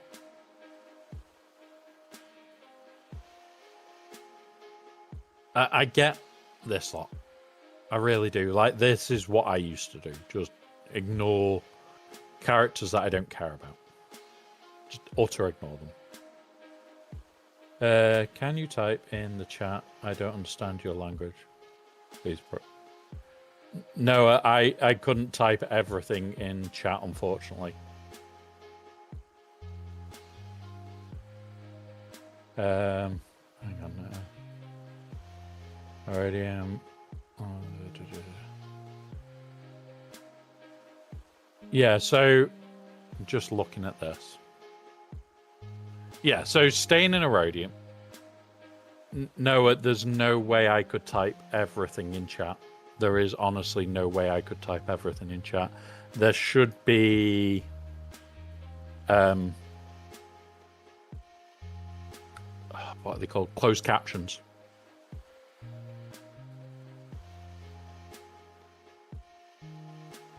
There should be closed captions that you can read.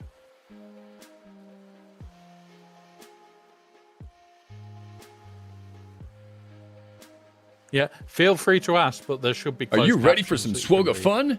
Relic Delta! If you have one Relic 19, you can put that on defense and your opponent's one. Yeah. So, my priorities on your account right now, because I know you want to get that team to R9. I'm gonna slightly side with Striker and slightly not. Definitely do Dumb and Dumber. Where are they? So we'll go. You definitely want to do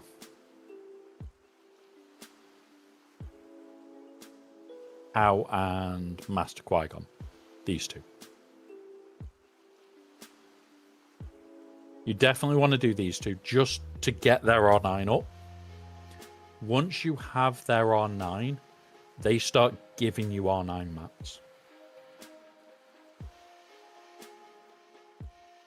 And again, I kind of agree with Striker there, QA over Ray. But I also get why you're going for Ray. Because it's another defensive team and away you go. These two definitely. However, you have the prettier boys.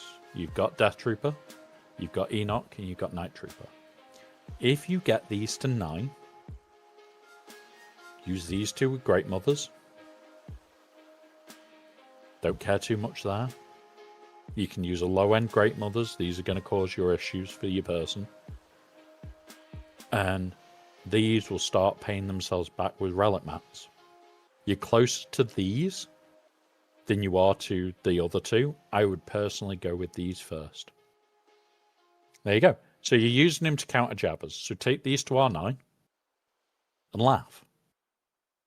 Because number one, you've got an easier counter to jabber, especially most people are going to have jabber at R7. So you're now doing more damage to jabber teams. Yeah, it sucks. It really sucks, the R9 bit. Do you think all characters moving forward will be under the new era format with the levels instead of gear? So we're just going to get new characters at gear 12 now, free to play. So as long as you engage, Noah, you should just get them at gear 12. If you don't engage fully, it will be below gear 12. The issue is that we don't know exactly how that's going to work yet. that is in-game that we need to do, that is already noted, dependent on level. So the further you go with it, the better it is. You've got to get to level 60 something to get them there. We will still get characters outside of that, especially things like conquest characters. But yeah, it's one of those. Anytime, buddy. Anytime. Why would anyone go for Aphra? Yeah. Aphra can be a handy unit. Like, I've used it in weird circumstances on stream where we destroy stuff for stupid things. And yeah, it's one of those. It is one of those.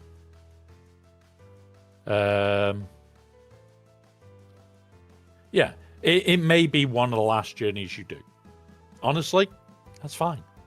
So for you, this new era, I would be turning around and going, okay, just ignore. Well, don't ignore. Do the basics on. Yeah. Do the basics on things. Don't ignore it. Just do what the minimum you need to get it at gear 12. I'll look him up after stream, buddy. I'll look him up after stream. But honestly, it may be the last one. Like, Striker is incredibly good with GC. Like, he's going to tell me off for the defense that I want to set this week, because I've set some disgusting ideas. Like, I've already done my defense. I'm not going to show it until tomorrow. But I've already done some disgusting planning. Come here, do that. Gotta get potency up. Have I got any energy in there? No, right, okay, that'll do. No, you just tell me that I'm being a muppet with the defenses. Which is honestly fine. Like, I sit there and go, some of the defenses I have set up in the last year are a little bit crap. But yeah. My Gear 13's Jocasta, BB-8, Smuggler Chewie, Arc Trooper, Echo Ben. Yeah, kind of agree. But I would highly consider putting relics into Peridias to try and get them to 9. Even at one at a time and just grind them up a little bit. Because you will make a huge difference to your account income. And that's the biggest thing, is your account income.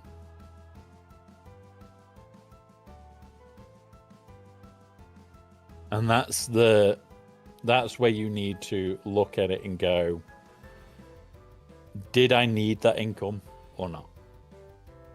Take me months to farm only for these 329. But this is the changes that are coming. So the R9 changes that are coming are going to make R9 a bit easier to unlock. Not massively easier, just a little bit easier. It would, though. Like, yeah, it is a bit of a joke. We are losing. We are losing this. So we're losing fragmented. 30 of them for an R9. Okay. We're also losing Erodium heat sinks. It's 20 of them. And we're also losing 20 transistors. The stage I'm at, this never will matter again.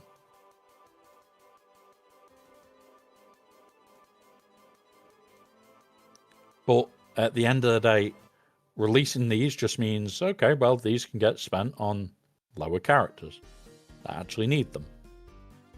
Giving me this signal data back, that's fine by me as well. Ones with chromium and you're bad at things. Yeah.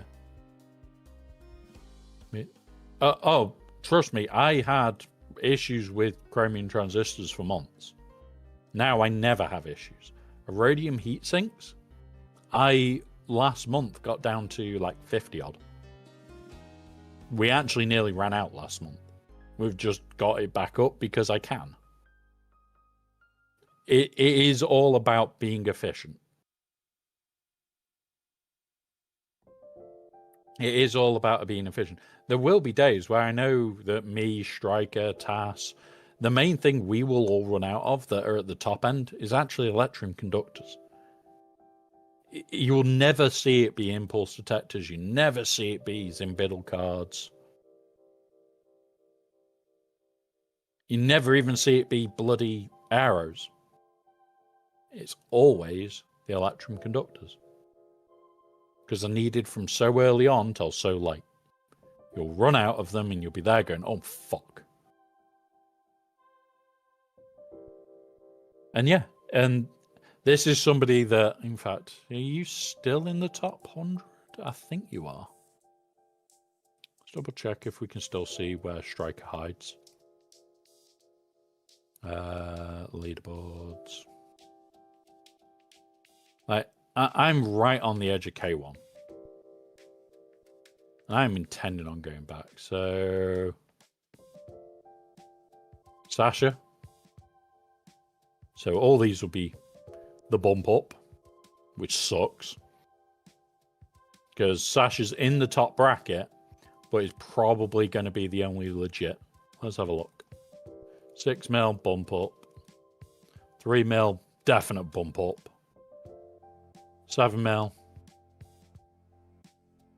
5 mil. 7 mil. 7 mil. 3 mil. Yeah, Sasha's in the top bracket is going to be the only legit. How bad is that, guys? I don't think you suck if you have issues with any part of the game. We all have our strengths and weaknesses. Yeah. And the major part here is it takes time to climb up. Like, I know for a fact, because me and Tass have laughed and joked, that we will run out of mats randomly. Like, very specific mats that you sit there and go, okay, enjoy. Enjoy your maths test, Noah. Enjoy, buddy. I'm at 207 after taking less than active approach the last season with stuff going. Yeah, exactly. But 207 is still not bad. And that's somebody there. Tass has been the top player in the world. And he will admit to the exact same that I admit to, oh shit, I've run out of this. The reason you've run out is that you overlook it. We're looking at the high-end mats of, I need all this lot. And you forget you need something small. And it will happen. It will happen. It sucks. Really fucking sucks that we can sit there and go, oh yeah, we've got all this fun shit. And we've got all the mats for taking it to Relic 9. And then you realise you've not got a piece of fucking gear to get it past Relic Gear 6. That's what happens. You run out of random shit that you forget about. Yeah, carbonite boards were the bane of my existence for a bloody long time. This change, I like it. This change, buy them. Don't care. Buy them. Get fucked. But I can guarantee everybody that is the legit players here. So you've got Sasha, Baby Yoda, Hermit, not Hermit, Herbert, Tass, Arsenal, Rockstar, Tommy. Holy shit, Tommy's in the top 20? Shit. Might ask him a couple of questions in a bit. But yeah. Yeah. Protostar, doing good. There's so much news, and we're just chatting still about all the bits of changes. Yes, all these guys will still lose out randomly on shit all the goddamn time.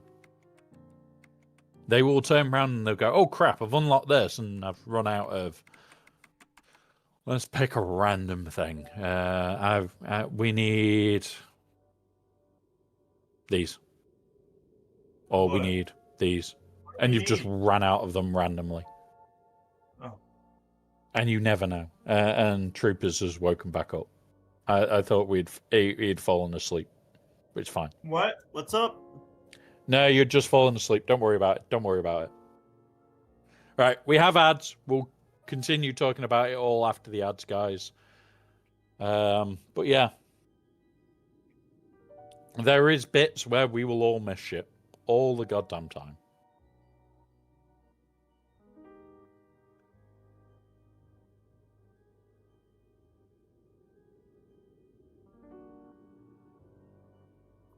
So I didn't fall asleep though. Like, I got up, I cleaned my dish, and I went back. I was like, all right, what is he talking about now? And then now I just see everything. I'm like, oh, I'm here. That's just expected from you, though. That's just expected. Hey, Clay, glad you're back. Everything okay? Yeah, everything's great. Nah, you're fine. I know you'll be fine. I don't need to ask you. Okay. Now, the scary thing was if I had woken up with chest pains, then I would need to call my doctor immediately. Yeah, so you should. I'll be fine. But yeah, the biggest part to come out of all this is there is going to be a lot of changes.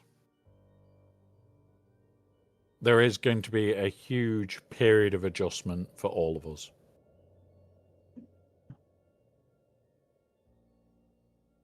And it is going to suck.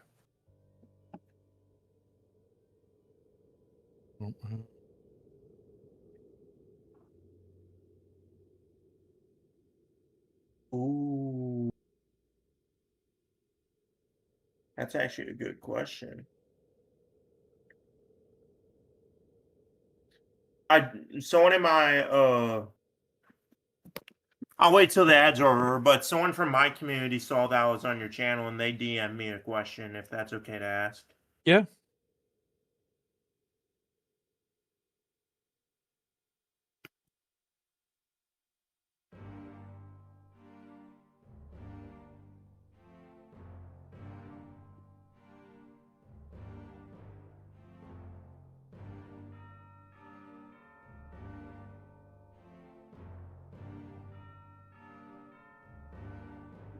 Um,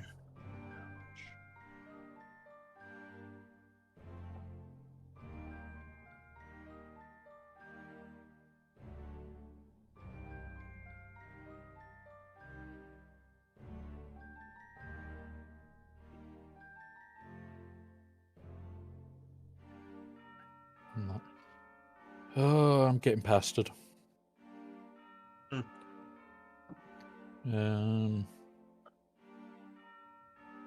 After talking to more people that you know, my question to you to that statement is when are you not? Usually this time of day it's gone quiet, but this is still dealing with stuff from yesterday and having to look at it all.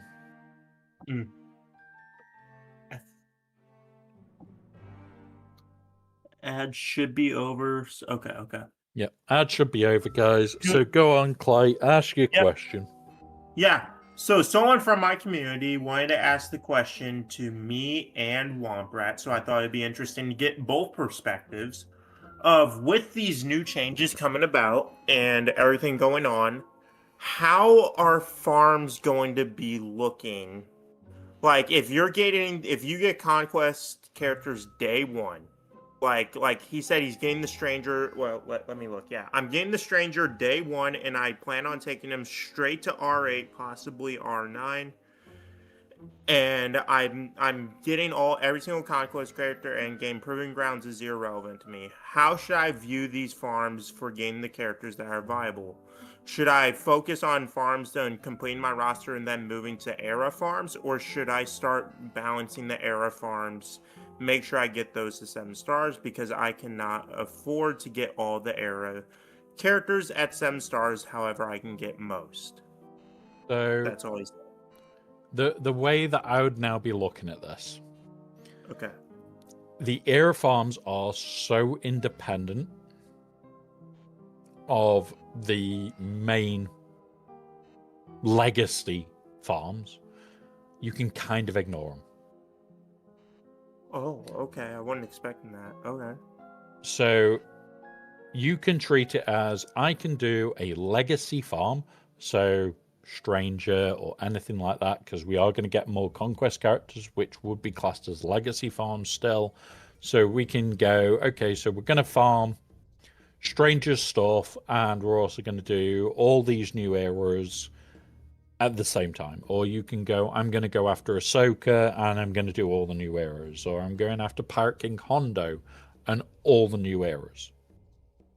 You don't have to split your focus. You don't have to go, oh yeah, I need gear for this. No, it's scrapping off. It's getting you to gear 12. It is I can kind of ignore the old rule of focus on one thing. You can now go, I'm going to do eras, even if you're just doing them free to play, so that you're coming out at gear 12, relic 4, gear 12, 4-star. So you can go, okay, I don't care. Yeah, I've got to get the stars for it, but I've already got them at gear 12. So when I do decide, oh, I want to go after Spider Legs Maul, well, I'm going to have him at 4-star already, because the event allows you to unlock him at 4-star. So you've got Spider Legs Maul at 4-star for free. But you're turning round going, you know what? The odd one I can invest in, I can invest in. The odd one I can do this, I can do this. That bit kind of helps and doesn't. Like, you want consistent investment. So if you're going to take them all to 5-star, get them all to 5-star. If you're going to take them all to 6-star, get them all to 6-star. Don't mix and match. That's something that I'm looking at from this one of, if you can only do like 1 out of the 6 to 7-star, make it one that you want. Make it one that you're going to use. Because it's not going to help you get Maul any higher than 4-star. Okay. So that's the only advice I would have on it, is you kind of want to set expectations of your own account. Okay. Because what I was going to tell him was, I was going to just be like, oh, just focus on your legacy characters first, and then when the time comes and you're like, all right, I think I'm ready to invest in eras, then you can focus on eras, focus on that stuff. And then once you get them to, like, let's say you get some to 5 or 6 stars, then you'd be like, all right, now I can focus on them, getting them to 7 stars, higher relics, stuff like that.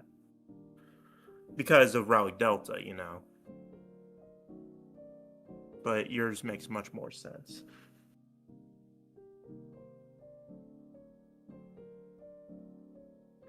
Oh my. Like, you're going to be able to focus on the eras straight away. You're not going to be having to split focus. That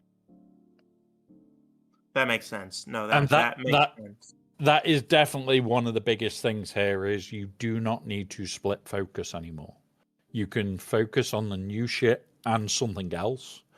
Whereas for many, many years, near enough every content creator has been saying, oh, you're going for Leia. So we'll use the example that I used earlier. I've got somebody in the community that was going for Leia, Jabba, and JML all at the same time, because they all tie together. Yeah. I told them to stop that bullshit, go for Jabba first, because number one, he has an event, he gives you mods. Then go for either Leia or JML, and then go for the other. The reason is, if you unlock all 3 at the same time, that's 18 fucking Zetas you need. Let alone the amount of gear for the GLs. Let alone the relic material you're going to need. You unlock all 3 within a month of each other, your account gets shafted. Mm-hmm. That makes sense. Let alone the mods, let alone the time investment. No. No, you don't want multiple unlocks in one go. You want to focus on one, and it's like, okay, so say you were this section done and you were focusing on these bits, and that's why you were split focus on the others. Okay, I understand that. Because you've got Baoshin Layer and everything else. Yeah. But the whole thought is unlock Jabba, then you unlock Ray. Not Ray, Leia. Then you unlock Jamal. And then Profundity. Yeah. Yeah. Now, Yeah. I did, what was it, in 4 months, we did 5 unlocks. Oh, he's watching. Okay. He's just lurking, he said. Okay. He didn't type in the chat. Yeah. Okay. And it hurt to do multiple unlocks. Really did. Like, it was disgustingly hard to do multiple unlocks.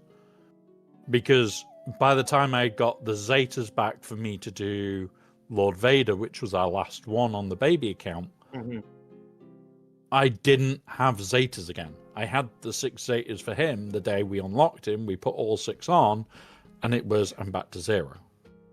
And I needed more Zetas for the rest of his team. Yeah. Because I didn't have them. And this is why I would always say, don't bunny hop between GLs. Always take a break with something else that needs your focus, but you can unlock things bloody quick and get through them. It's just going to hurt. And if you're willing to put up with that pain, do it. All day long. GLs are one of the biggest things you can add to your account. Adding, like, we were on the verge of heading for Ahsoka before I stopped the baby account because it was starting to drain on me. We would have had only Ahsoka, Kenobi, and Pirate King Hondo to go. And we were looking at one of these 2 before the end of the year. We were also potentially Kenobi by, I'd worked it out that it was like mid-February. And everything else but Leviathan was unlocked. It was just the burnout from back to back to back stuff meant that I just couldn't focus on that account anymore. I wanted to be able to put all the effort into one account and be able to talk to you guys like this, where we're talking about unlocking multiple things in a very short time span. Really nice to do. Really fucking sucks. Sorry. I just wanted clarification on that one last point. Is basically what you're saying is legacy farms still focus one at a time, but you can multitask with eras. Okay, thank you. He was just asking for clarification because he was lurking. I'm sorry. Yeah, it's fine. So it's literally you focus on one journey guide at a time that's this old system, and you just go, okay, I'm going after, say, Balin. Okay, I'm going to focus on Balin until Balin is done. With this new system, you focused on Balin does not affect the new shit, because it's a completely separate system. Agreed. So it's not using your materials, it's not using your currencies. You're freed up to go, new shit. You may not like the new shit, you may not want to put much effort into the new shit, perfectly fine. 100%. 100% fine. But if you can do the minimal effort and walk away with a gear 12 3-star. Yep. 4-star gear 12. Yes. Then do it. 4-star gear 12, walking out and going, okay, so I'm ready to use it when I need it. I need to farm up a shit ton of shards. Yeah. Okay. And this is where I said, if you can afford to throw in even one of these packs, and that's just one. If you can afford even just one, it can change your account. You pull something up here, so where it's very low percentages, so 50 shards on, that completely changes. Mm. If you get a mythical like 330 pull, you're done. You get a 200 plus pull, you get a 45 pull, you get 55 shards of him, you're at 200 shards of it. You're into 6-star. Mm-hmm. It doesn't necessarily mean you have to get the top pulls. We so rarely see them. But you see anything here, the 50s, the 80s, the 140, it will change how much you get and how much you need. Yeah, no, that makes. Hey! I'm gonna say his name. Sorry, Jack. There's no such thing as a dumb question. If there was a dumb question, he would have literally just said, just given you like a 2-second answer. He's explained it because I know it's something a lot of people are asking. It's also the only person that asks dumb questions here is Troopers, but that's not the point. If you climb fast in GC, you need more teams. So yeah. This is one thing that we've talked about. It's one thing that we showed on the baby account. I climbed to Kyber 2 in the end, was its top out point. And it was high Kyber 2, which is terrifying. We were at 11 point something million in Kyber 2. And it wasn't, oh yeah, you're just getting easy fights. No, we're fighting people at 13 mil. We're fighting people at near 14 mil. And winning. The reason for that was game knowledge. Sitting there reading up on teams, sitting there going through teams, and doing a little bit of theory crafting, talking to other guys that theory craft even more than me. And saying to them, can I pick your brains for this? If you guys messaged me in an inbox on Discord and went, oh, can you look at this for us? Or what do you think of this team? I'll give you a straight answer. It might take me a while to get through because I've currently got, since we started this, I'm at 7 messages, which won't take me long to get through. You can tag me in the Discord and ask questions that way. You can send them direct. I will try to answer. It's not somebody being untouchable. Like, I make mistakes. We've seen it on stream. Strikers laughed when I've cocked up because I've done the wrong move. You saw it in the last season.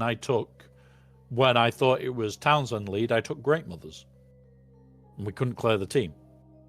And it cost us the GAC. So we do stupid shit. But at the same time, as a community, the guys that I have here, the people that I have let access to this stream channel and other bits and pieces, the people that I want here are guys that will give you guys the best information they can. Like, Striker comes on all the time and goes, oh yeah, try this. And sometimes it works, sometimes my teams just don't. We have Task pop on. We have bloody Ranger has access. He's popped in once, I think, randomly for about 10 minutes. Scribe has access to this channel. All of them do. Because I trust them to be able to give you guys straight answers. And that's what this channel is. We don't sugarcoat an answer. Like, I've called CG out on some utter bullshitty things they've done. Does that put me in good stead with CG? Fuck no. I'm pretty sure I'm on the will never be allowed to test list. Because I'm going to call them out on bullshit. Yeah. One of those. Does that bother me? No. Should it bother me? Yes. Should I change how I am to get better awards? Because I know people that are smaller than me that have meathead allow them to give away every single week. No. I'm not changing for that. I want to be open for you guys. I want to be able to say, oh yeah, this, oh this, oh this. If you guys have answers, I just don't sugarcoat. It's not, oh yeah, CG will fix it. It's, you broke this, you dickheads. Fix it. I wish I was here for your stream for Leviathan. I wish I was, man. Oh my god. I can only imagine. There has been some interesting streams. Like, we did a lot of our unlocks on the baby account was second run. Jar Jar was one of them. Anybody that was here will remember how much swearing there was. And we managed to eventually fudge it with good RNG. And then about 10 minutes after, a post came out from the lovely meathead himself saying, the event's broken, we'll fix it ASAP, and we'll let it run a little bit longer because it's broken. And it came out before the end of the stream. And I clicked it and read it. And if you remember, I turned around and went, you fucking bellends for breaking an event that you didn't have to fucking touch, that made it goddamn near impossible for anybody to do. That was cheaper to play. Gosh. And yeah, I think that was the start of me being how I want to be, where I don't care whether it's a nice opinion that I have of CG or a pissed off version or whatever. I will say it as it is, and I am very open about how I think they fuck things up or not. And I'll be even more honest. I've said they've done good, and that hurts. Yeah, that hurts. Having to say CG did good. Okay. Did you do good? Yeah. Yep.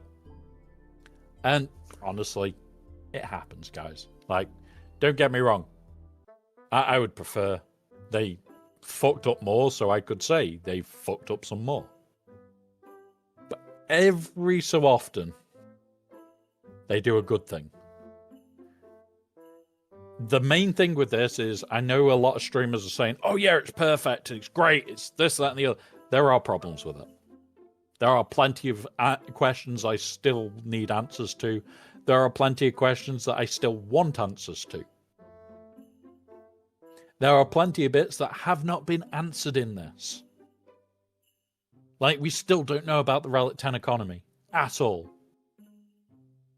We know that corrupted signal data is something. How many do we need? How much are we getting from Colosseum? None of that's known. Until we see the full picture, I don't want to say they've done good. It looks good. It smells good-ish. There are some bits that smell a bit dodgy, and I'm going to hold my call on those to see, is it fucked? Because if we need like 55 corrupted signal data, like we said, that's 800 flawed signal data. 800. No. No, just fucking no. 1,200 and something of the basics. Get fucked. Yeah. And then to turn around and say, oh yeah, we don't know what we're getting from Colosseum. Yeah, we don't even know what the free track is, like, outside of the leaderboard. But my biggest concern, again, to add on to you, is what are these new challenges that are replacing Galactic Challenges, and how much are people missing out on points from those feats? So from what it says, we're not going to miss out on any points. Any. Okay. I'm hoping that is the case. CG said stuff a lot that hadn't come true. That's the only reason I'm skeptical. And this is where I am holding a lot of judgment. And it's we're expecting the next update for the game on it'll be the 11th or the 12th. So this is in the game next week. Mm-hmm. No, it can't be. It can't be because that's off week, remember? Because they wouldn't allow you to play those events. You can't play any of those events until you have an era character. So there is nothing loaded in the calendar for the shops after the 11th. If they do not do an update, until they update, there is nothing coming into the shops. They are empty. There is no events loaded in game. So no off. Okay. And there is no off week. Like, off week is where they load new shit in for the next week. Okay. Yeah. The signal data in the currency is probably my favorite part of this whole thing. Yep. Because, okay, give me signal data for Cairo and shit. Okay. I can stretch to that. I can stretch to that. Yeah. But we need to see the rest of the economy. This is a great update for what we can see.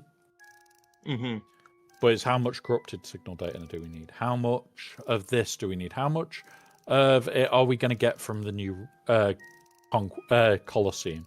Are we getting anything else from Colosseum? Do we just get corrupted signal data? Do we get crystals? Do we get other signal data? Do we get points that we can use for shit? It's all questions that we've got that we still don't have an answer for. A lot of people made the assumption that the new game mode would give us Relic 10 shit, which was right. But we were hoping to hear rewards and shit to tell us what the fuck is going on. Yeah. And we don't have an answer for that. We don't know what's going on. Still in the dark. What my big thing is, are they eventually going to allow mods into these game modes? I hope so, but yeah. That's my big thing. An upgrade from all the gear effectively becomes near worthless apart from being crunched for relic materials. Yeah, and conquest characters. Conquest characters are legacy, so they will still need gear. So you'll still have to hold some. Like, you're not going to need to hold anywhere near as much. But still hold some, just to be on the safer side.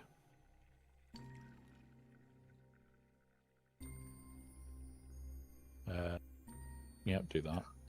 But yeah, the raid currency is losing a bit of its value for gear, which is why I'm kind of happy that they moved relics into there as well. But yeah. Yeah, as far as I'm aware, they haven't said anything regarding Conquest Toons yet. I may be mistaken. All right, we wait a minute. I may be massively mistaken in regards to that. If somebody can find a link that shows us that, that's great. But other than other than that, I don't think it's massive. I don't think there's even if they come at like Relic 0, that will be a great thing, but we'll see. I'd like them to come at Relic 0, I'll be honest. It'll make it a lot fucking easier. But yeah, I really, really am hoping here, guys. It's like we need to see what the next character is in Conquest, what the changes are there. Yeah, there is a lot to do. There's a lot of let's wait and see. But at the exact same time, there's a lot of please don't fuck up. You can fuck left, you can fuck right, you can't fuck up. Yeah. So, and you would have thought if they were going to say it, it would have been repeated in that big ass document regarding what Conquest tunes come out, and it wasn't. No, So, I think they said no. No, I remember now. They said the characters that are exempt are. I think they said like Galactic Legends, Conquest units, and then Big Journey characters. I think. yeah, If I remember correct, I think he was referring to the LST thing. I think that's where he heard it. Yeah, But like LSTs are LSTs. There's nothing major about them. Like those, I couldn't give a shit. I'll be brutally honest, guys. I don't care about LSTs. I never have. I never will. Right, I'm into first.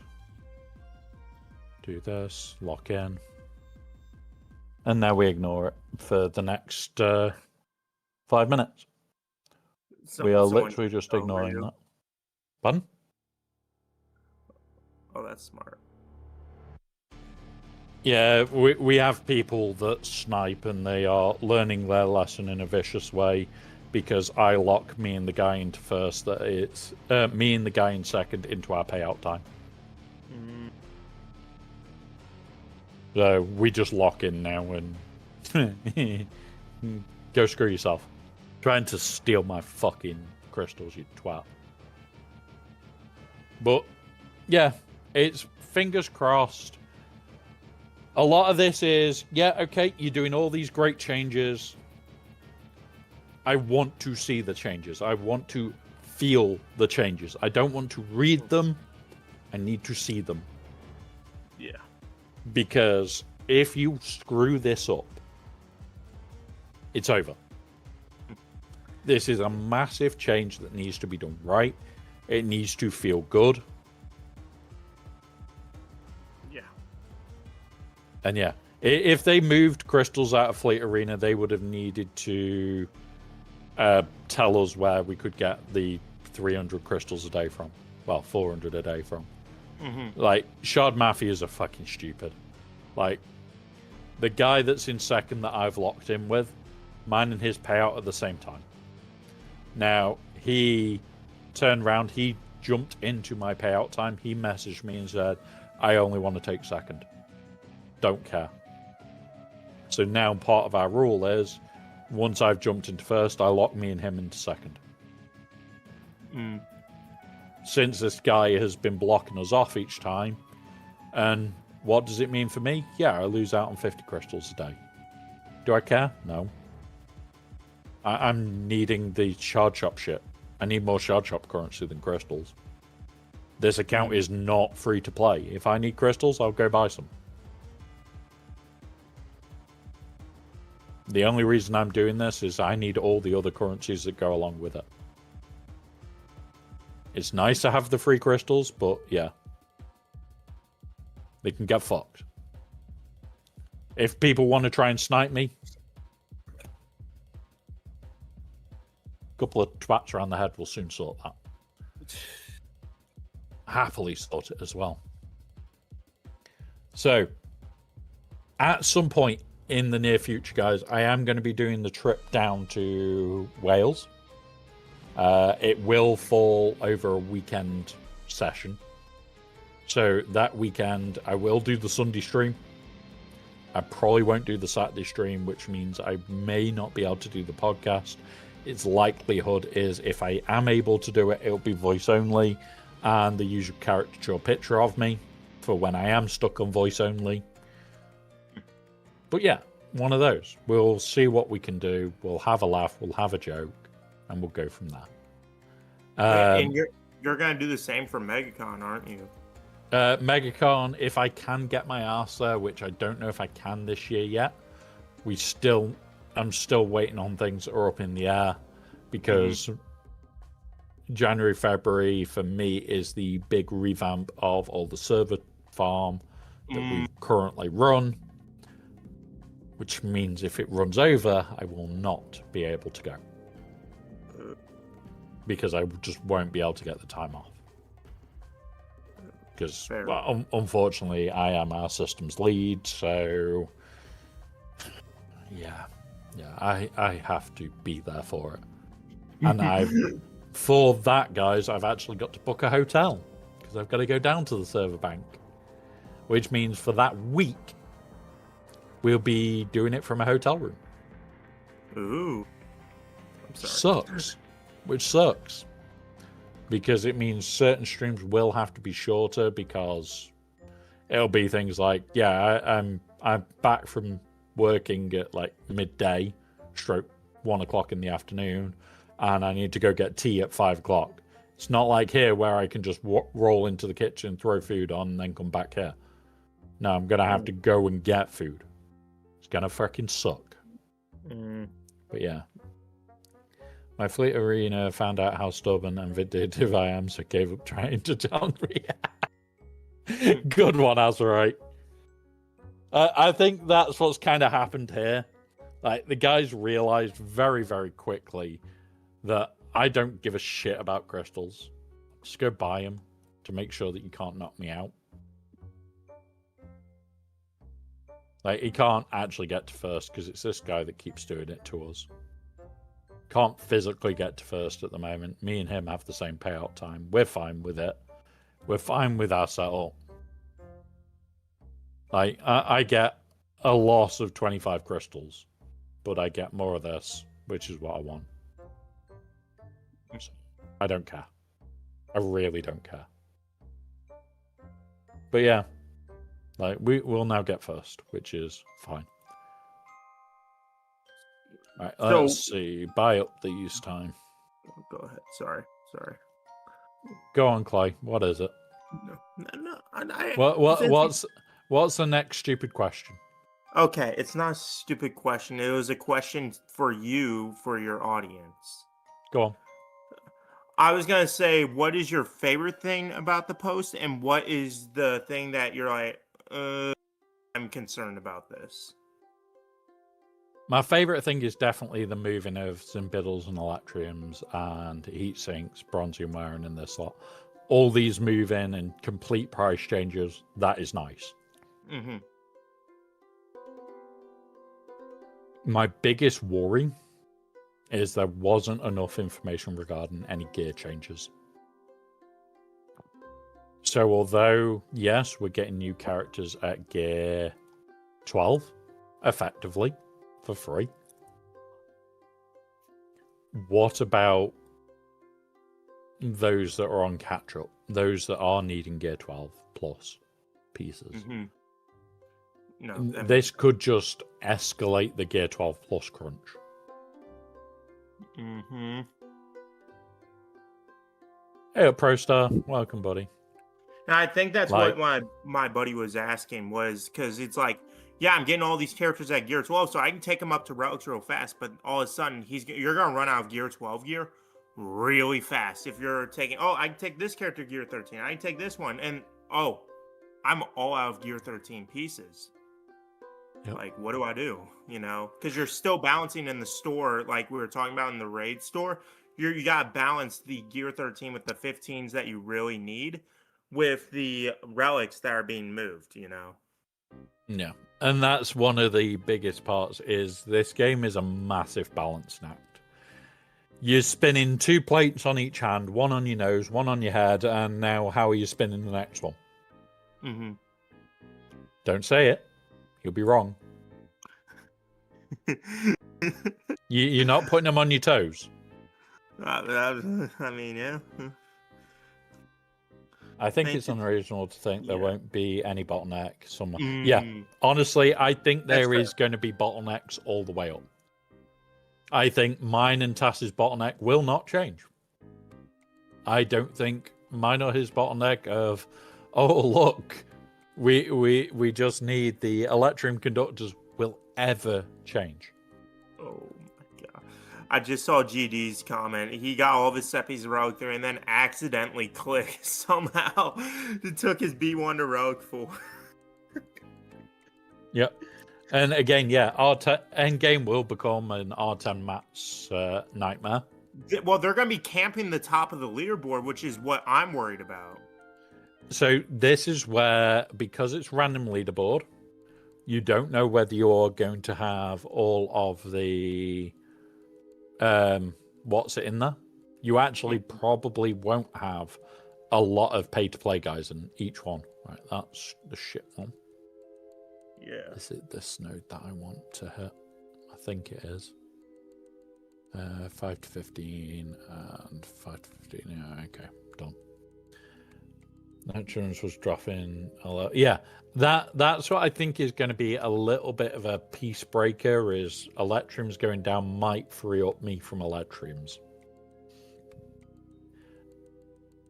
But this account is going to hit the R10 wall, and it's going to, pardon me, it's going to hit the R10 wall hard. Yeah. Because these have all got to go to R9, which, okay, the new shit. I'm not going to be doing either of these anytime soon because I want to free up some shit. I'll get these to R8, and then we'll just start R9ing.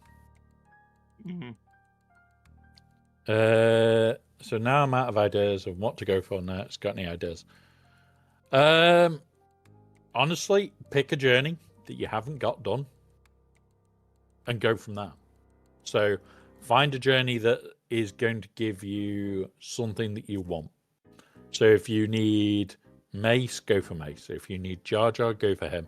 Go for one that gives you their team. So don't go for one that's like, where is it? Is it this one that doesn't give any member of his team? Yeah. So you get Wampa, which is great. You get CLS, which is okay. You get this slot, which goes with CLS. You get ships that are... You get... Being summoned. I will check back in. I will check back in. Yep. All right. So I'll see you. Yep. Have fun, Clyde. Don't cause too much mischief. I know you will. Okay. Well, Brad, thank you again, as always, for welcoming. Great time. Anytime, buddy. But yeah, depending on your GP, depends on what you'd go for. Things like Bo creates her own team. Things like Mace creates her own team. Things like Jar Jar. You want to do things like the Peridia boys with QA. Queen Amidala. Any of the ones that give the... I don't know if I can see any of them. No, we can't. Any of the ones that give like the event ones where it's R9 gives you more stuff for Relic 9 materials. That has just become even more important. I think this post really sets the importance of that. And hello, Nooch, over on YouTube. Welcome, buddy. Thank you very much for the raid over on YouTube. Yes, I technically have her, but she was stuck at gear. Yeah. I'd get her and the Poncho Boys to rally. Yeah. The two Poncho Boys with this update are definitely a case of, holy shit, we want it. Oh, I haven't done this yet. What have we got here? First Order, no tanks, Zukas. Okay, let's try and choose this. We'll go you. You're an attacker, aren't you? Yep. Okay. You're an attacker. Yeah, R9 the two Peridias, and yeah. They're partly there. Poncho Boys are already in. There you go. So get QA up so that you've got a 3-man. And go from there. Things like Queen Amidala. Things like the Peridia lot. They're all things that you definitely want to consider taking as high as you can so that you can just benefit from them from now.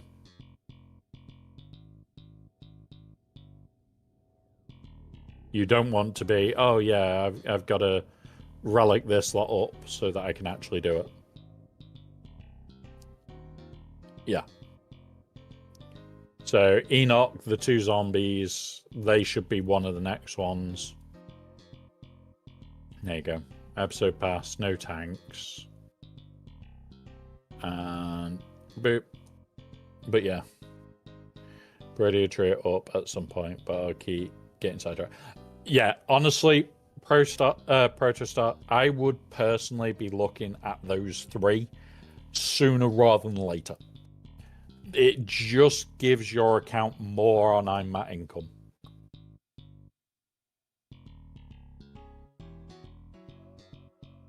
It's not the... And this is where people get it wrong. Yes, it takes 3 years for it to completely pay back.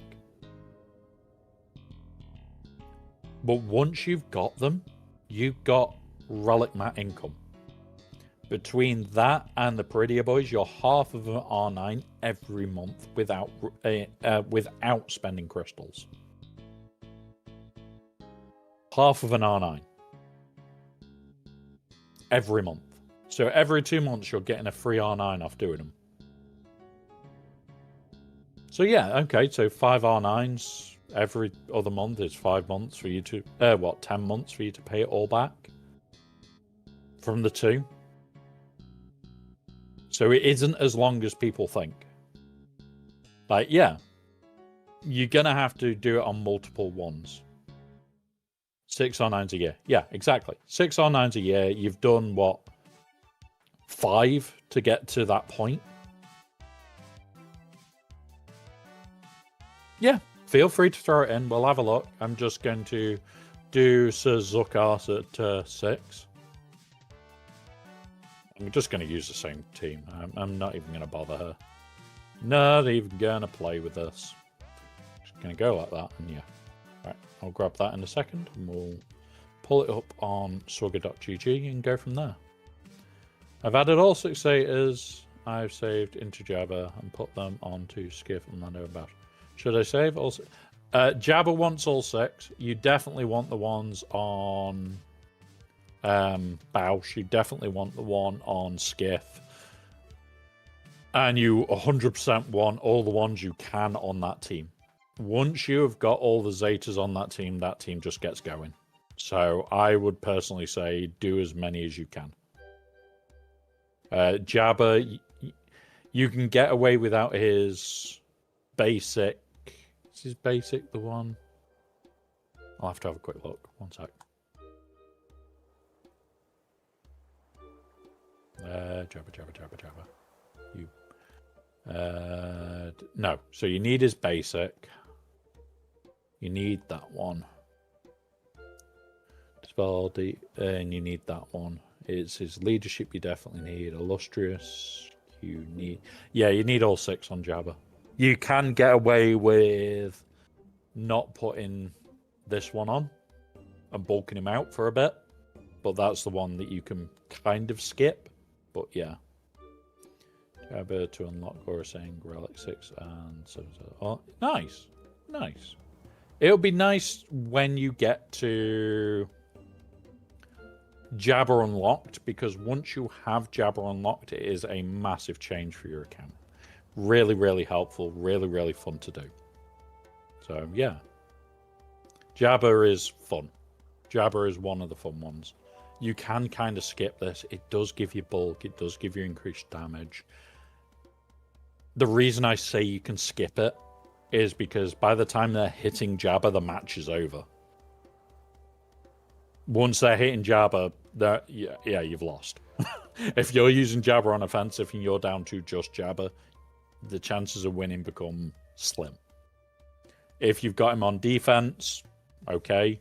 By the time they've got him to just Jabba, the fight's done. It's over. But yeah. And especially with R10 coming, yeah, same again.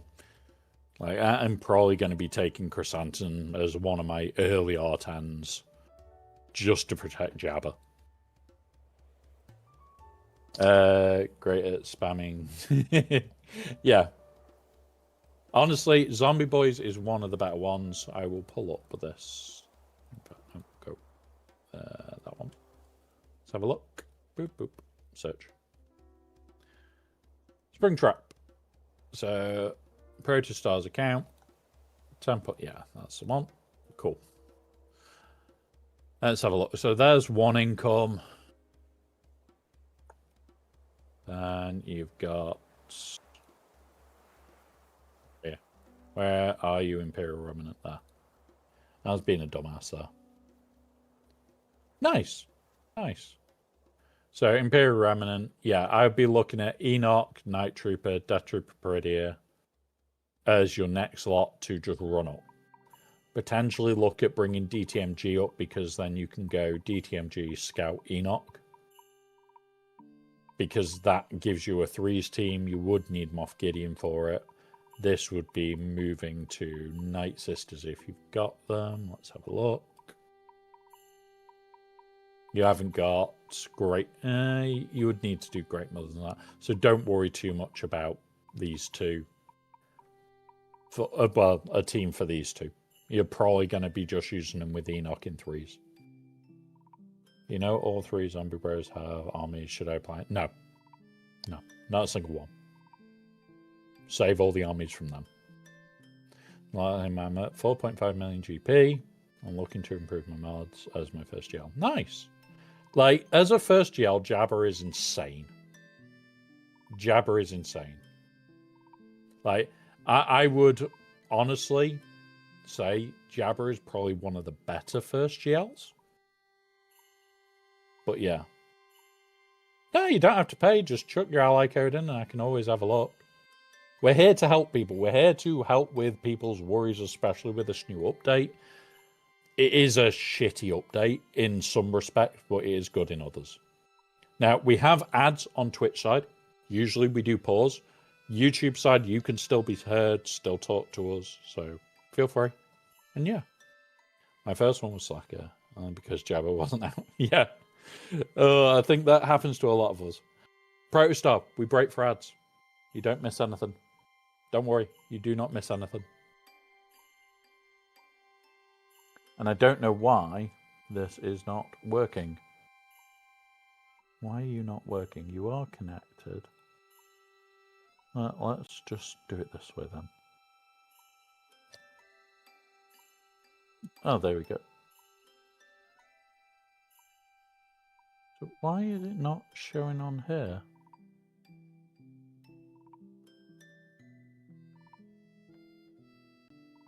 Right, hang on.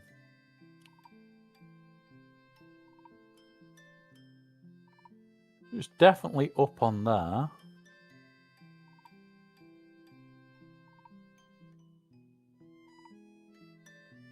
Is go up here. My green screen's not working. Oh, thank you, buddy, for being here. You're always welcome. Flame Wizard as well. With Revens and all characters, R3 for £10 each. Is that a good deal? For how long it took me to get Revan, I would have bit their hands off for an R3 set characters for £10 each. I honestly would have done. Those Revan bundles are fucking great. But yeah. Oh god, here we go. Here we go. Striker wants me to have a look at his account. What should I work on next? Oh, let's go take the piss out of Striker.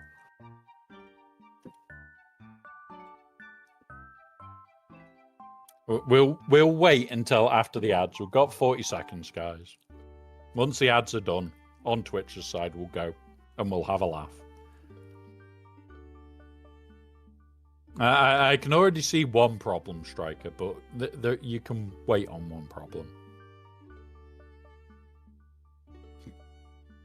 I'm just in the terrorized Striker mode. It's going to be fun.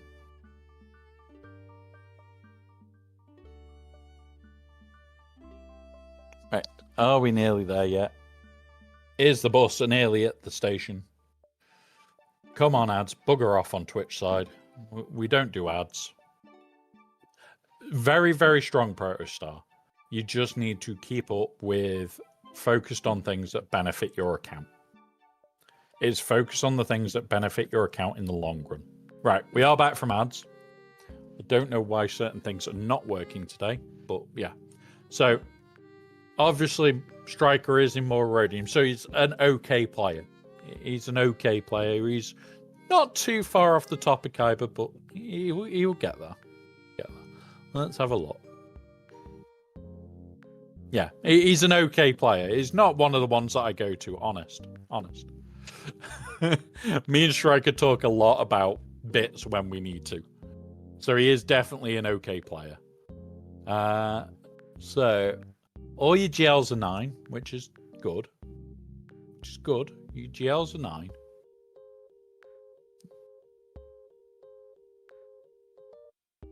Yeah. Let's have a look. Is Cal isn't 9? Is Ezra isn't 9? Why is your Ezra not 9? He's a dodgy fucker, you know that. So, the only reason I will ever say to take Ezra to 9.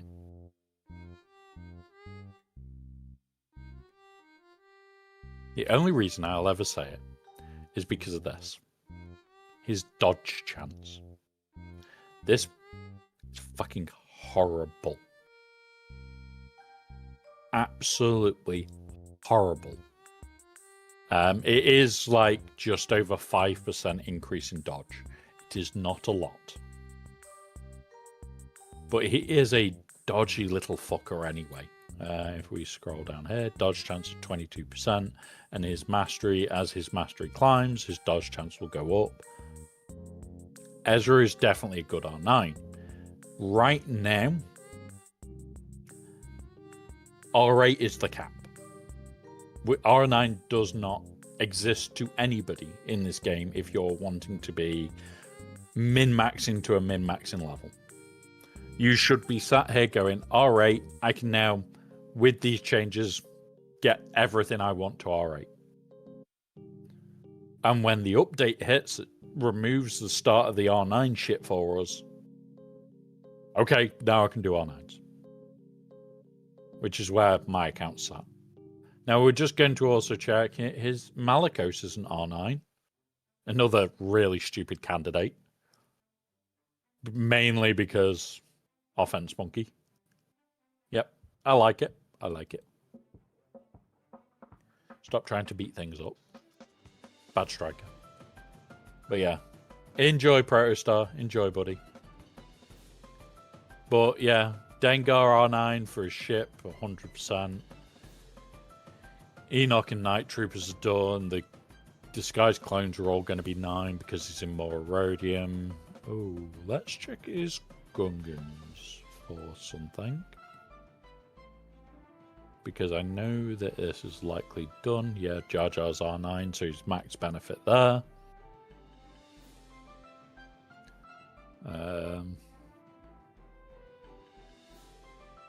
Maz Kanada's already done. Damn, you took us straight to R9. Have you got a second R9 pirate team for the raid, by the way? That is something that I haven't asked. Should I care about getting Sabine 2.0 as well? You know, next yes, you want Sabine up just to do that start of event. Yeah, instant yes. If you can get Sabine 2.0 or Ufu Sabine or whatever you want to call her up, do it because now there's an event. You want her at 7 star as fast as you can. That gives you shards of the other characters. So that's where I'll be focusing. I'm close to having full Pirates R9. So my question is, because you've got Silvo, Brutus. I've already got the Hondo team done. Have fun, Protostar. I've already got the Hondo team done. Is it worth? Because I know I can 3-man with Pirate King Hondo the raid. If I really wanted. If Maz is a good enough lead for the raid.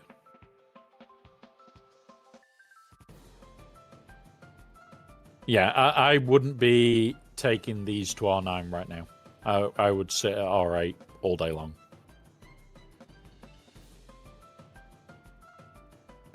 Until that change happens anyway.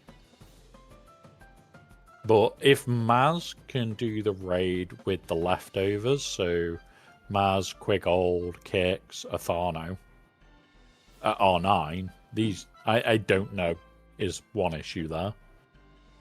if she can do the leftovers to an R9 raid, then I might do that just to get rid of the what's it?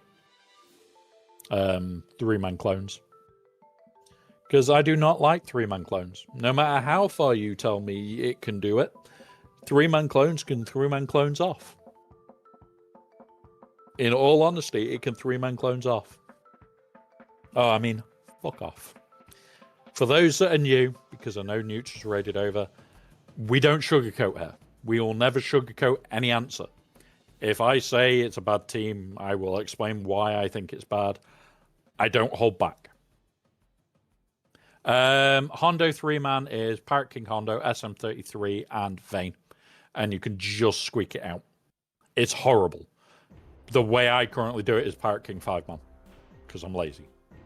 The 5-man I don't even have to remod for. It's just go. Kill.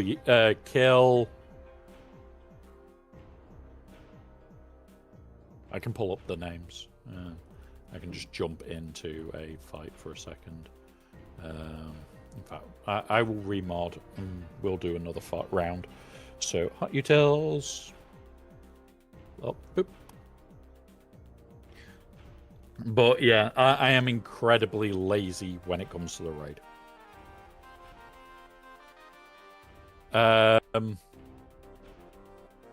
So, if you just use standard modding on Pirate King Hondo as the 5-man team, it's a joke. Pull that out. Like, I don't remod for it. I max score it every time. But we're going to do one of the other teams. Because we finished today. And I am avoiding the 3-man clones as far as I can throw it. As far as I can throw it, I'm avoiding 3-man. Alright, mods, loadouts. Where's my Beck team? That one, load. Yeah, you can do it as a 4-man, you can do it as a 3-man, and you can do it as a 5-man. 5-man, just you don't need to remod. The raid is a piece of piss. Yeah. The 3-man is a bit dodgy because it can go wrong near instant.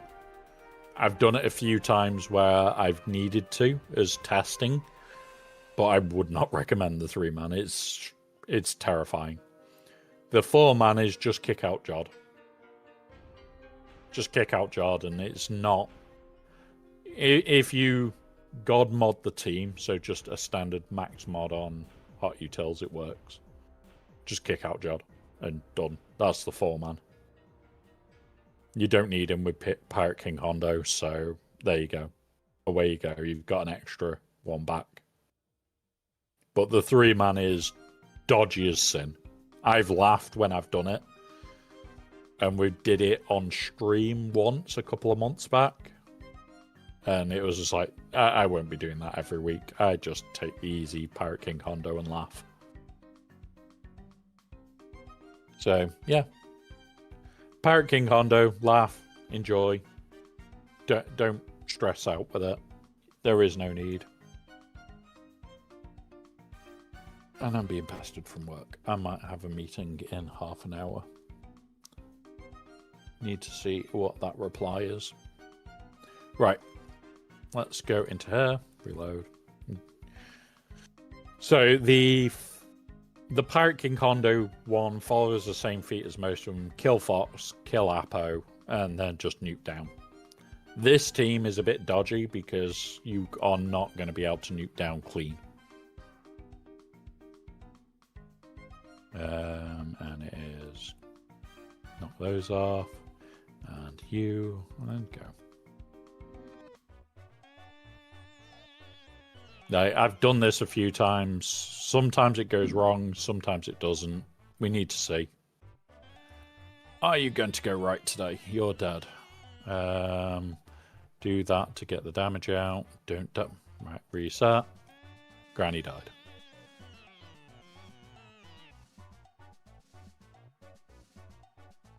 And that's where this is. What's it? We can afford to lose Ayla. We can't afford to lose Granny. Because Granny does all the goddamn damage in this team. Do that this time. And again, Granny died. Let's reset. Yeah.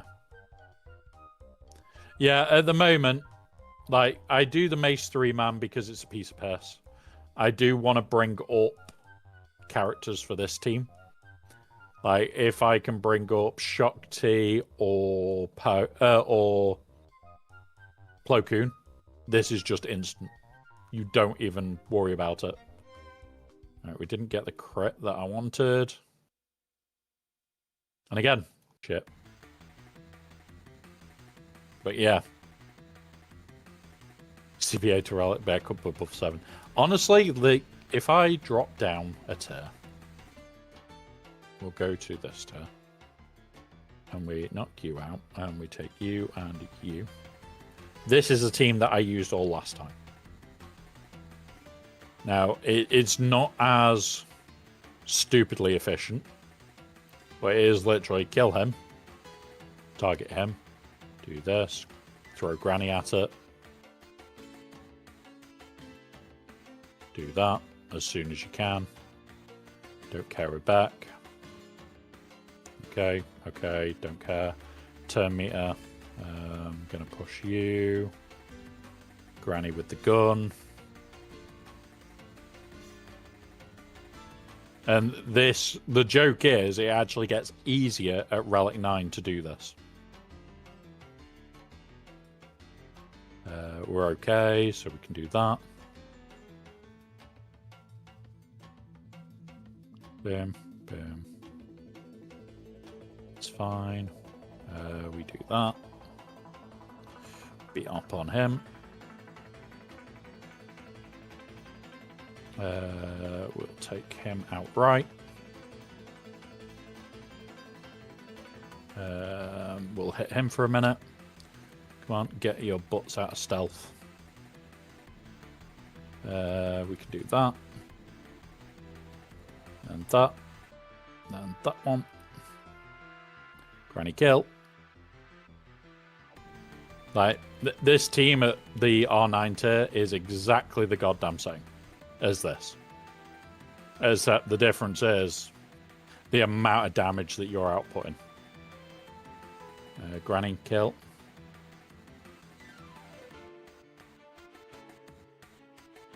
I'm gonna head off, but I dare you to say, yeah, most likely. I was going to be finishing in the next 30 to 40 minutes and jumping in there anyway.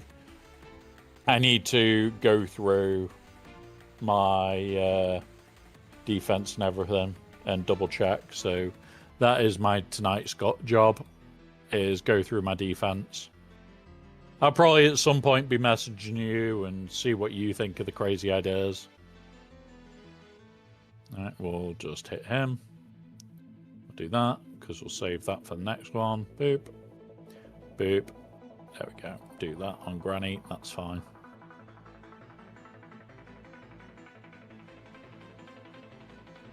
Kill that one outright. Turn me to push. Kill. Granny. Kill. Do that. Do that. Didn't kill. Stealth Granny. Yeah. Feel free to throw your ally code in the chat. We can always have a look, buddy. We can always have a look. We'll try and help anybody with an account anyway. So just throw your ally code in the chat, and away you go. Maz is good. Counter for LV. Yes. Duff Cake, I think we are in for a very hilarious time with LV counters. There we go. For once, I've actually done more than I need to. Have we got anybody not gone yet? Like, Boogeyman and me usually are hitting around the same. I've just not been wanting to do the last couple of fights. We've got a few people that will get us over the line. So we've got, what, 40 mil to go? 40 mil to go. But yeah. Leaderboard, no rewards. So with this, I will be planning to be right near the limits after the next raid, because that'll be when this update lands, so that I can buy more shit. So just remember, there are limits. Like, you are limited to, I think it's 15k on that one, or 10. I don't look a lot. 17. So I could potentially hold everything. I'm not going to. I'm just going to be only buying the shit that isn't down here, because these I'm not going to. Except I may, in fact, I probably will, because of SWGOH. I want to get him done sooner rather than later. I don't want to wait. I don't want to wait. I'm an impatient person, guys. Crunch. So yeah, we'll be doing all that. We are coming towards the end. If there is anybody that wants me to have a look at anything or any advice on rosters. No, it didn't show in chat. I haven't got it on Discord either. You do need to put 3 numbers, then like an X or a dash, 3 numbers X or dash, 3 numbers X or dash. It's not showing in chat for me, which is irritating. I know in Twitch we can just dump numbers, which is great. And I have tried to lower everything that I can for YouTube, but it doesn't let me all the time. But yeah. But thank you, Striker, for being here today, buddy. Always welcome. We need that. I need to pull that back over here. I also need the screen. Yeah. Did that work? No, it's not showing on mine. What I can try and do, actually, let's go here. Go here. Go on my own stream.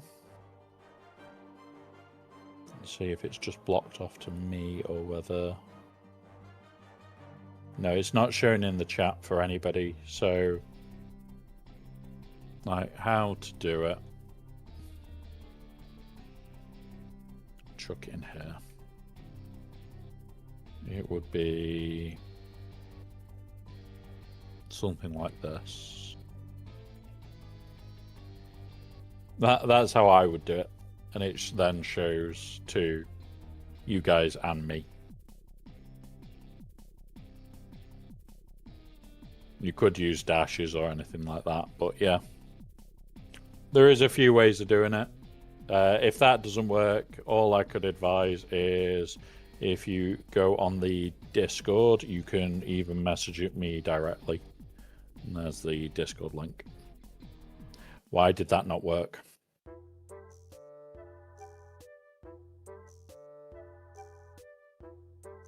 Why are you not working, bot? Or am I spelling it freaking wrong? No doubt I'm probably spelling it wrong. I'll just trigger it. There we go. There you go. There's the Discord link.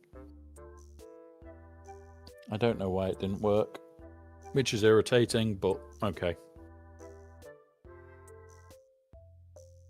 May have to reconnect my Twitch and do some stupid shit to see why it's not working. But yeah, you can throw it through either way. But guys, those on YouTube, please like the stream or even just follow. Really helping. We are working towards certain goals. But yeah, I typed it in general. I will pick it up now. Boop, boop. Nope.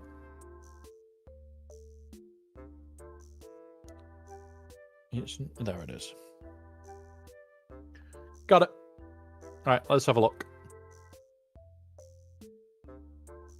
Apply code. Boop, boop, boop. And then what I also need... Nope, not that one. This one. And paste. Boop. So, this is where I'll generally have a quick look. So 4.5 million, which is pretty low, which is nice.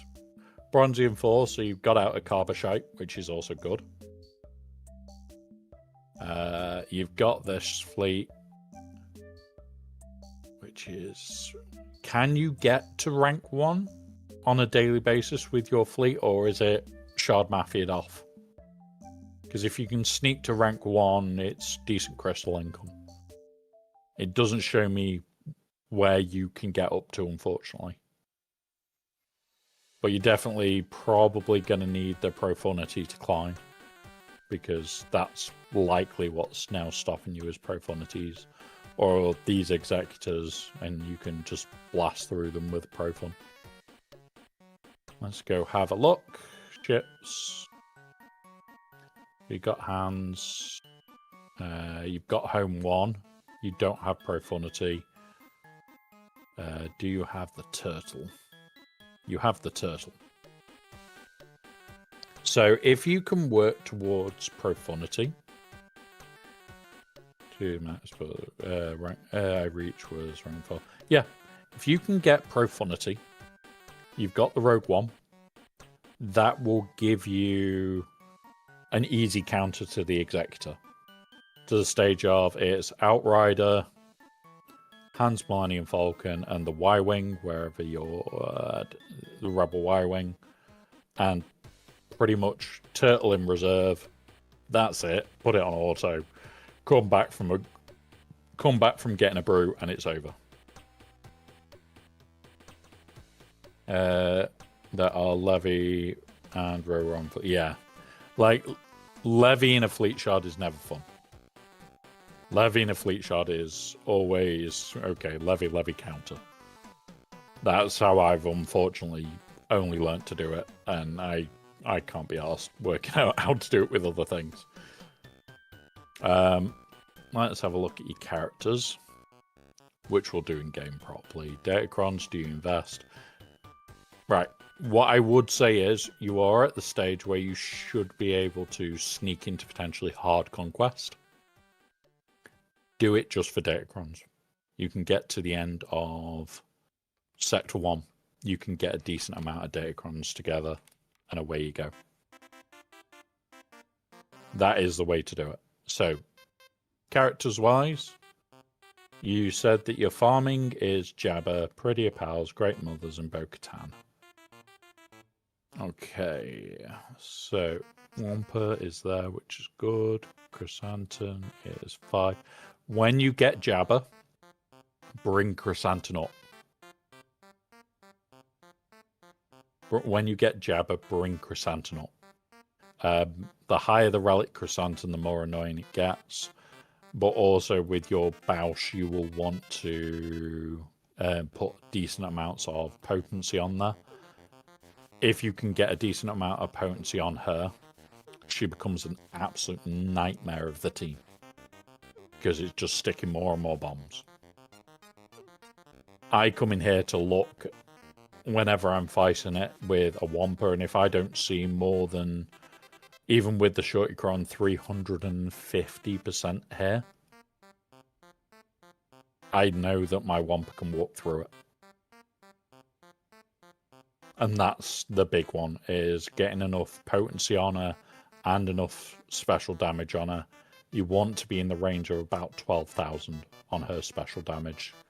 So special damage at 12, this coming up to at least 200%. And you can stop a lot of counters just with the Jabba team, just because of her.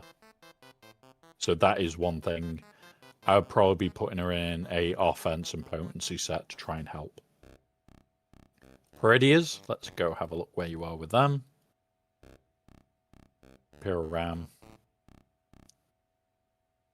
They're at 7 stars. Let's have a look with your Jedi though quickly. Right, before you do your Peridias, I would do these two.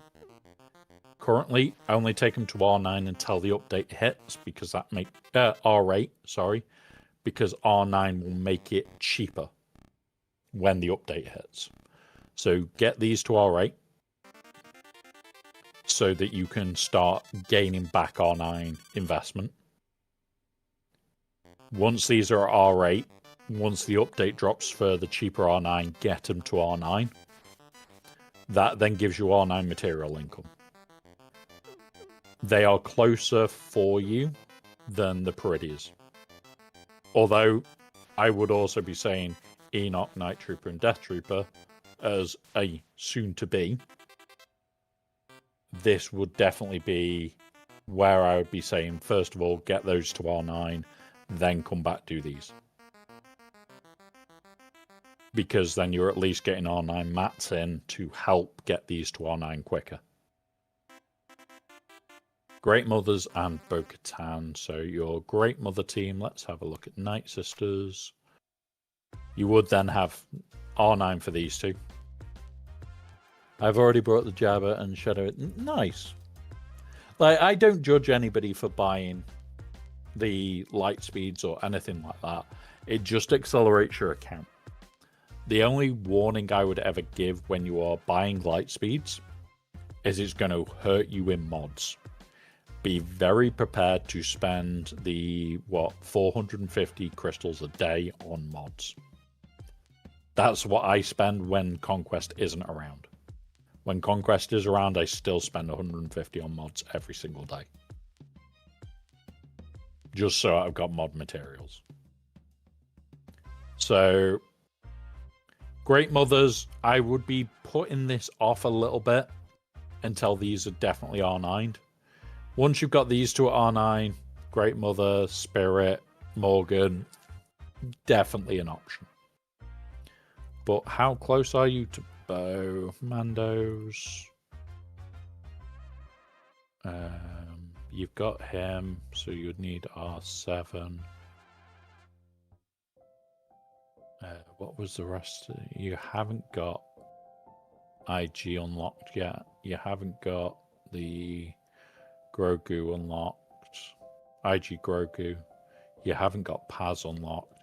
I would probably be putting off Bo for a while. I would say finish off your Jabba. Whilst you're doing your Jabba, finish off your the last relics on your Jedi. This then gets you your relic income, and you can then go from there. That's where I'd be looking at.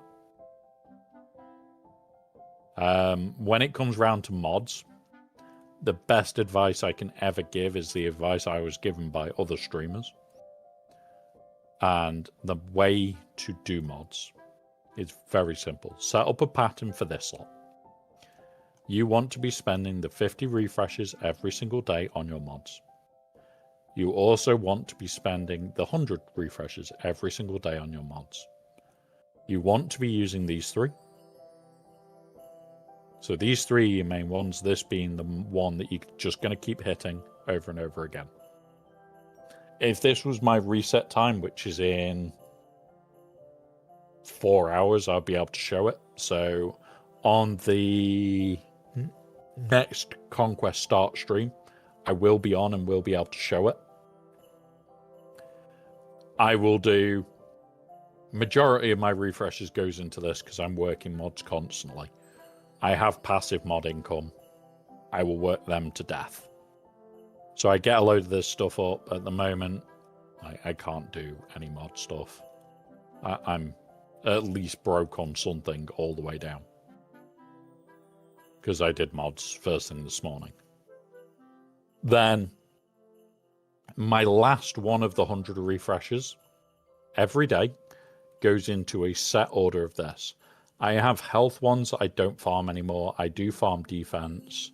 I do farm offense mods, and I do farm speed. Everything else is passive. So it's offense, speed, and defense mods for me. And every day, one of those 100 refreshes goes into that when Conquest isn't around. While Conquest is around, the only thing that I actually care about is give me all the materials. I do all the 50s, all the 100s.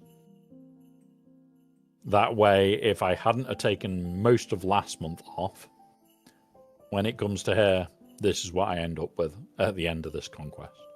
This one, I'll probably be somewhere here by the end of Conquest. Simply because I took most of last month and the month before pretty much off.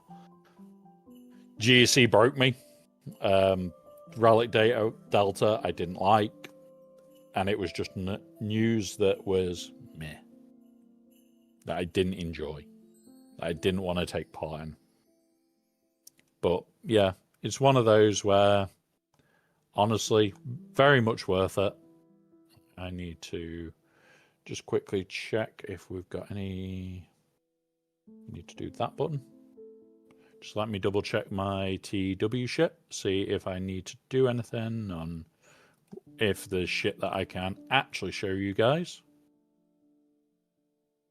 Ooh, is this gone free for all? No, it hasn't. So I can't actually show this, which sucks at times. I'm going to have a quick look to see if there's shit that I can show and what I can't.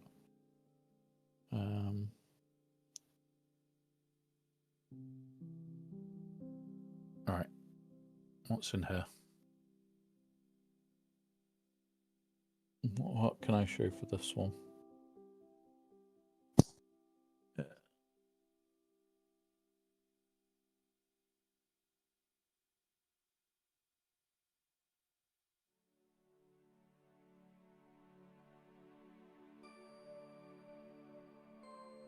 Okay, I can show that. That's a normal-ish counter.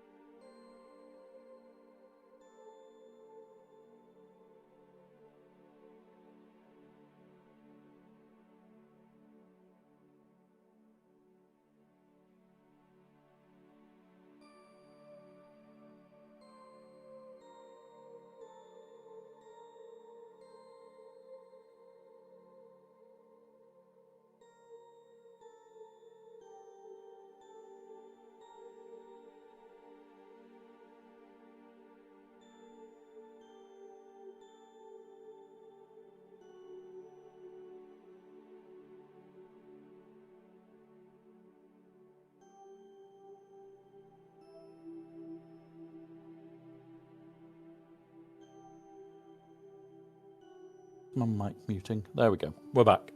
Mic muting is a nightmare on the stream. We have a bug somewhere that's cocking it up, and it pisses me off on a regular basis. Do that. Get them all back. Boom. Come on. Yeah, okay. Just, you go and assist. Come on, you assist. Want the armor shred over there.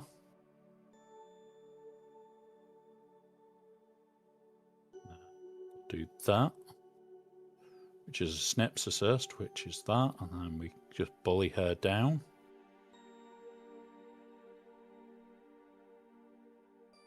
Come on, come on. Let me just kick her into next week. And we'll armor shred her again. That's her gone. And now we're okay. Now we're okay. So yeah, I would be looking at doing your 2 Jedis.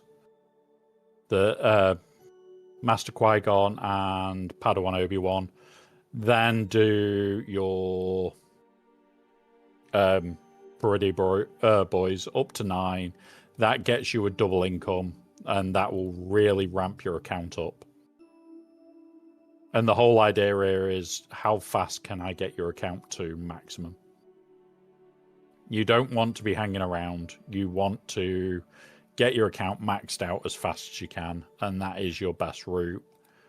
I would be looking at them whilst you're working on Jabba. I wouldn't be focused solely on Jabba. It is usually, I would say, you need to focus on one character. In this case, you need to kind of bend that rule. and get your prettier boys up whilst you're working on jabbers so that you can actually benefit from it. Right. What can I use here?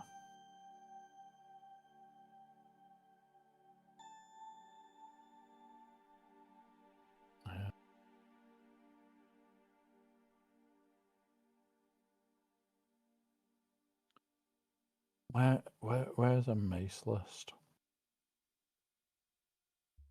Oh no, I've already used that counter, haven't I? For fuck's sake. Is there anything else here that I can actually kill? Nope. Up here. Ha! Here we go. So this one. Or this one. We'll go this one. Come here. All the protection. We got.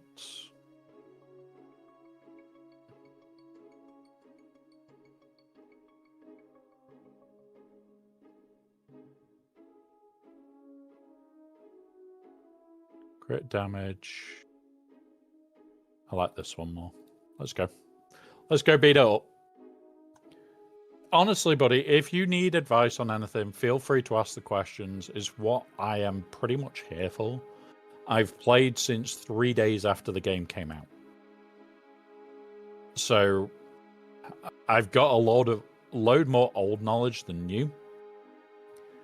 But like when it comes around to it, I will happily help anybody that needs the help. So if you need the help, it's there. Use it. Come on. Right, you hit there. Thank you. Now put this on you. So that. You sit down. Don't care too much right now. Boop, boop, boop, boop, boop. You should die in a moment. Come on. You stand up. You smack that. Now this one.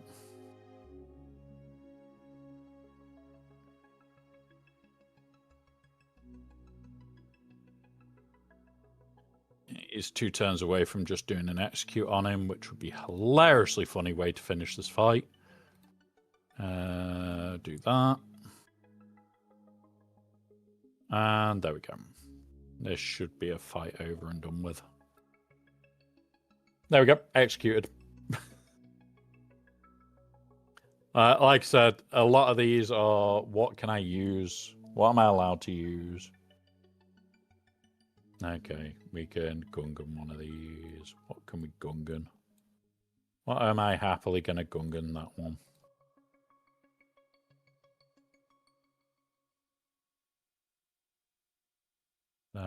And I want TM push. One of these is going to be a TM push. That'll do. Crit chance.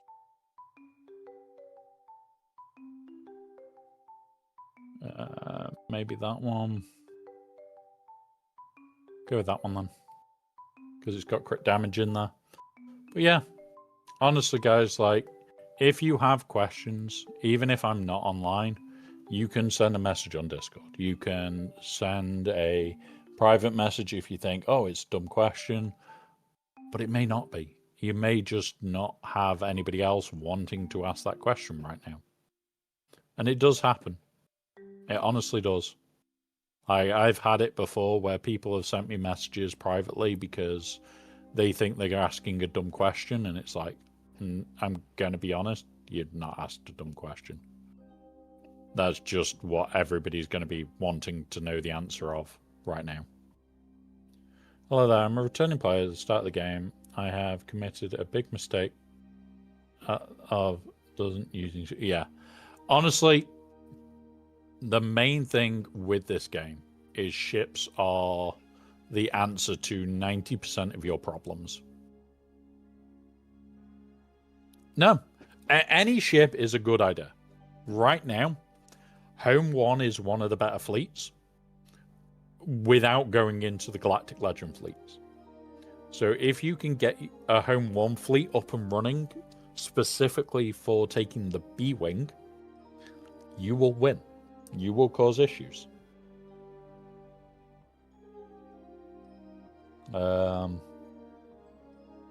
Right, what are we using against this? That's got the Jehundai army. That one's got a Jehundai army.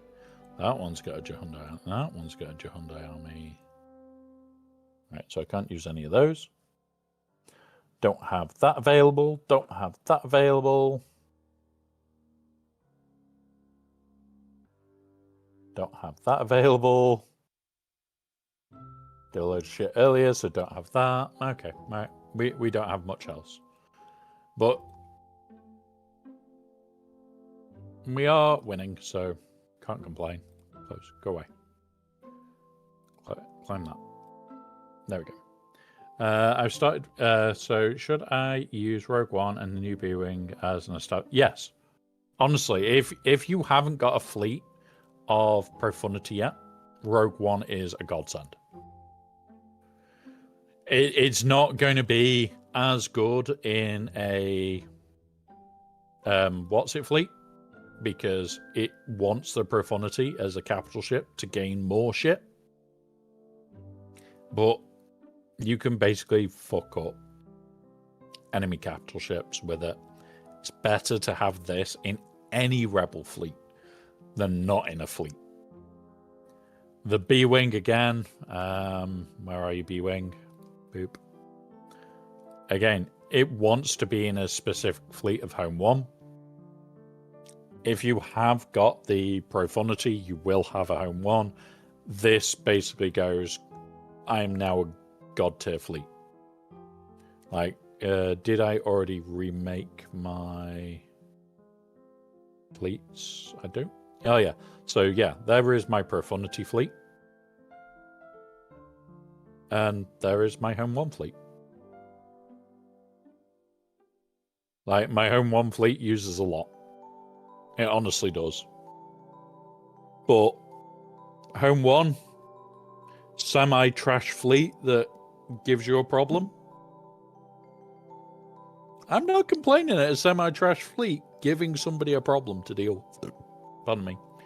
Like, people underestimate that team. They really fucking do. So, really, really worthwhile. Like, I would be taking that fleet all day long at the moment.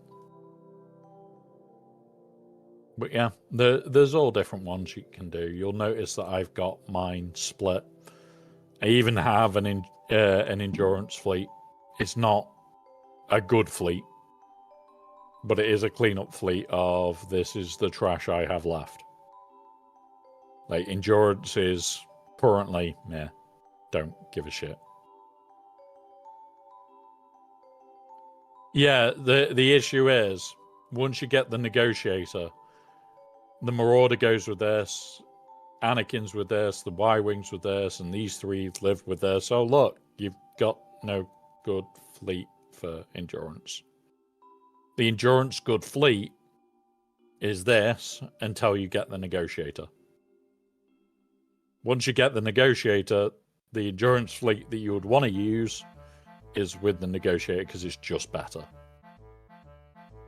It is just, oh look, I stole my entire fleet. You build this fleet up for the endurance. You get the Negotiator and you go, hey, bye endurance. You ain't got a fleet anymore. You can have the trash leftovers. And yeah, you go from there. Yeah, you literally, you farm up this fleet for the endurance because it semi-works. It's not the greatest, but it semi-works. And then you reach the point where you now have Negotiator at any stars. So I think it's 5-star it unlocks or 4-star. You get this at the point of it is now unlocked. and this whole fleet just jumps to it and goes, "Hi guys, I'm better." And that's it. You lose out on a fleet, but you just really don't care. For those that have followed today, unfortunately, with me being below 1,000 followers on YouTube, I don't get notifications and my bot doesn't work right, which sucks. Once we hit the 1,000 on YouTube, which we're not far off, I'm going to pull it up and have a look. Boop, we'll do that. I'm open with you guys. Once we hit that 1,000 here, I gain a lot more accessible tools. So share it with your friends. We do a lot of conquest guides. We have the podcast on a Saturday. The conquest stuff also comes out in the Discord more than it comes out on here. I do spend a lot of time in Discord. So if you guys have questions, like you'll notice a lot of these videos are just the podcast over and over again. Strange ways to destroy the profundity, we did that. New light speeds, quality of life stuff. If there's stuff that's super important, I will sit and make a video. I don't like editing. I don't do videos. But yeah, it's one of those. Like, I will do videos on Datacrons as and when. I will just be very honest, sometimes I just can't be arsed. So if you do want certain videos made, just give us a message. I can always look into it, see what we can do. And yeah, we can go from there. We can always go from there. Now, one thing I did want to check before I finish today, have we made it? I think we may have done. Where are you? That's the Zuckus kit. That's the Ghouls Want to Have Fun. Here we are. Community milestone. Boop. Have we made it? Once done, beat up your bosses. Okay. So, day 1, day 2, day 3. We haven't had an update in 3 days. So we didn't get the update yesterday. I am hoping we've hit this. Really hoping we've hit this. Because if we've hit this, it means there is more people that are going to unlock him day 1. I know a few people that will unlock him day 1 because of this. He said that YouTube, they got rank 1 with endurance and negotiator by switching between them. They're just saving material for... Yeah, honestly, negotiator is always going to be the endurance hand down. The problem that you've got is things like this. This will kill an executive fleet. It's dodgy as sin. It looks horrible, but it works. Then you've got things like this that will beat a profundity fleet. It's dodgy as sin, but it works. Once you reach a certain point in climbing, you just don't care anymore. Like, when I'm climbing in here, I use the same fleet all the way to the top. You get comfortable with one fleet, you know how to run your fleet, and you just do not care anymore. So my main answer to a lot of you guys is get to a fleet that you are very well knowing, and you can basically mean that between 60 and 70% win rate is 100% to you. Like this, we don't fail on now. I've done it countless times for killing profundity. And okay, it's dodgy as sin. I have 80-odd% success rate with it. Even with the new shit, I can generally do well. Generally. The bad part about this is it's a crappy fleet. Thank you, buddy. Like I said, I do stream a lot. We stream more than we do this. So our stream schedule, for those that are new, Mondays, 12 noon-ish, depending on work, because Mondays are hellish. I have enough meetings to sink a small ship. The second that I'm off all my meetings, I get a coffee down my throat and I can stream. I can work in my job and do what I do for work at the exact same time, very luckily, and my boss is usually lurking in Twitch. He does not care, which is great. So Mondays is usually either GAC or we are doing Conquest or we do something. On the start of Hell Week, it is Hell Week, we go all day.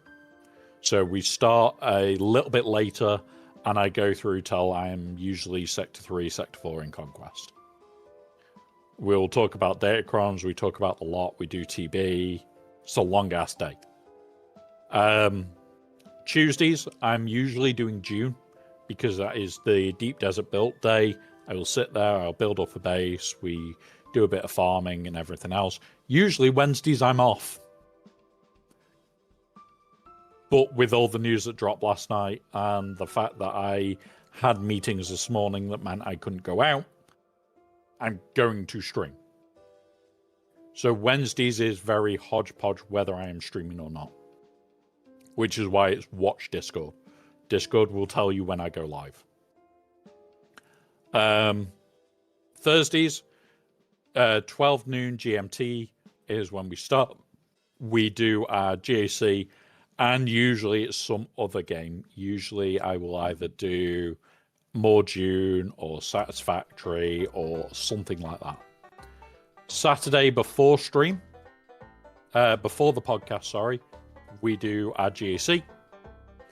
I then do the podcast. I then do a second stream for the day where we are generally painting. Now, that can be something like this. In fact, I will jump to full screen. So, you can't really see him. Have I got a green screen off button? No. Right, hang on. Let me just knock off my green screen. Filters. Boop. Magic. So something like this, which has taken more time than I wish to admit to, all the way to something like this, which is going to our wonderful bald Welsh friend of Scribble. It's going to get dropped off with him, and that's for his wall. He has got a wall mount, which is that one that we print. And literally, it's got a brother. His brother is a little bit lighter. Obviously, they cleaned this one to go to Wales. It doesn't like us round here. We don't have to clean skulls. We are setting up a raid bot over the next couple of weeks. We've got a lot of skulls to print and paint. We have a Rancor skull and a Gungan skull to add before I can start that bot.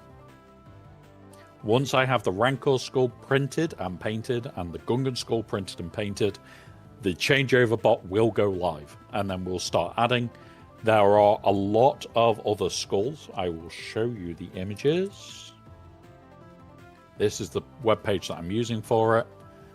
We will be able to have all of these. Eventually. It will just take time.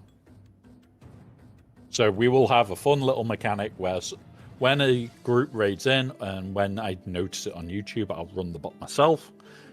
It will decide what one goes here for the remainder of the stream. That's just for fun. That's just the fun bit. Right. Because I'm going to poke you. And there we go. Sound is sorted. I've found out what's wrong. So these are the skulls that I'm on about. We have pretty much everything. We've got Tauntauns, we've got Greedo skull, Wampa skull, Adrad. Yeah. So lots of different ones that we can work on. And in there as well, to do that, we have our Gungan skull. So we have a fun Gungan skull that we can do. And it's just really stupid on this setup. So yeah, so they are all the schools that we are planning to have for this back wall at this scale. So there are raid schools, and I've got a box that I'm building down here tomorrow when it arrives for the new PC setup and everything, and yeah, that's going to live on there. Other than that, guys, like we're pretty have some fun shit. Like if you know a streamer that's doing a charity event, let us know, and yeah, we'll print something for it. Like Ranger did his charity stream. He's got one of these to give away. Oh, I didn't know. Actually, we'll raid into Ranger and I'll ask him if he is still on. Is he on? Is he on? He is. Right, we're going to raid into Ranger because, yeah, I need the end of the day. I need to go get food and shit. So we are back tomorrow. So, yeah, right. What we'll do, hit Ranger there. Now, I know he is streaming on YouTube. It doesn't let me raid over to him. So what I'm going to do, there is where we're going, guys. It is Ranger J himself, Reality SWGOH Gaming. We're going to cause mischief and mayhem over there, guys. Have fun. I will be back tomorrow. I am going to have a bit of a nap this afternoon. It is 6 p.m. for me. I'm going to sort food, and I'll be back tomorrow. So have fun. We'll do some mischief and do some chaos. See you soon.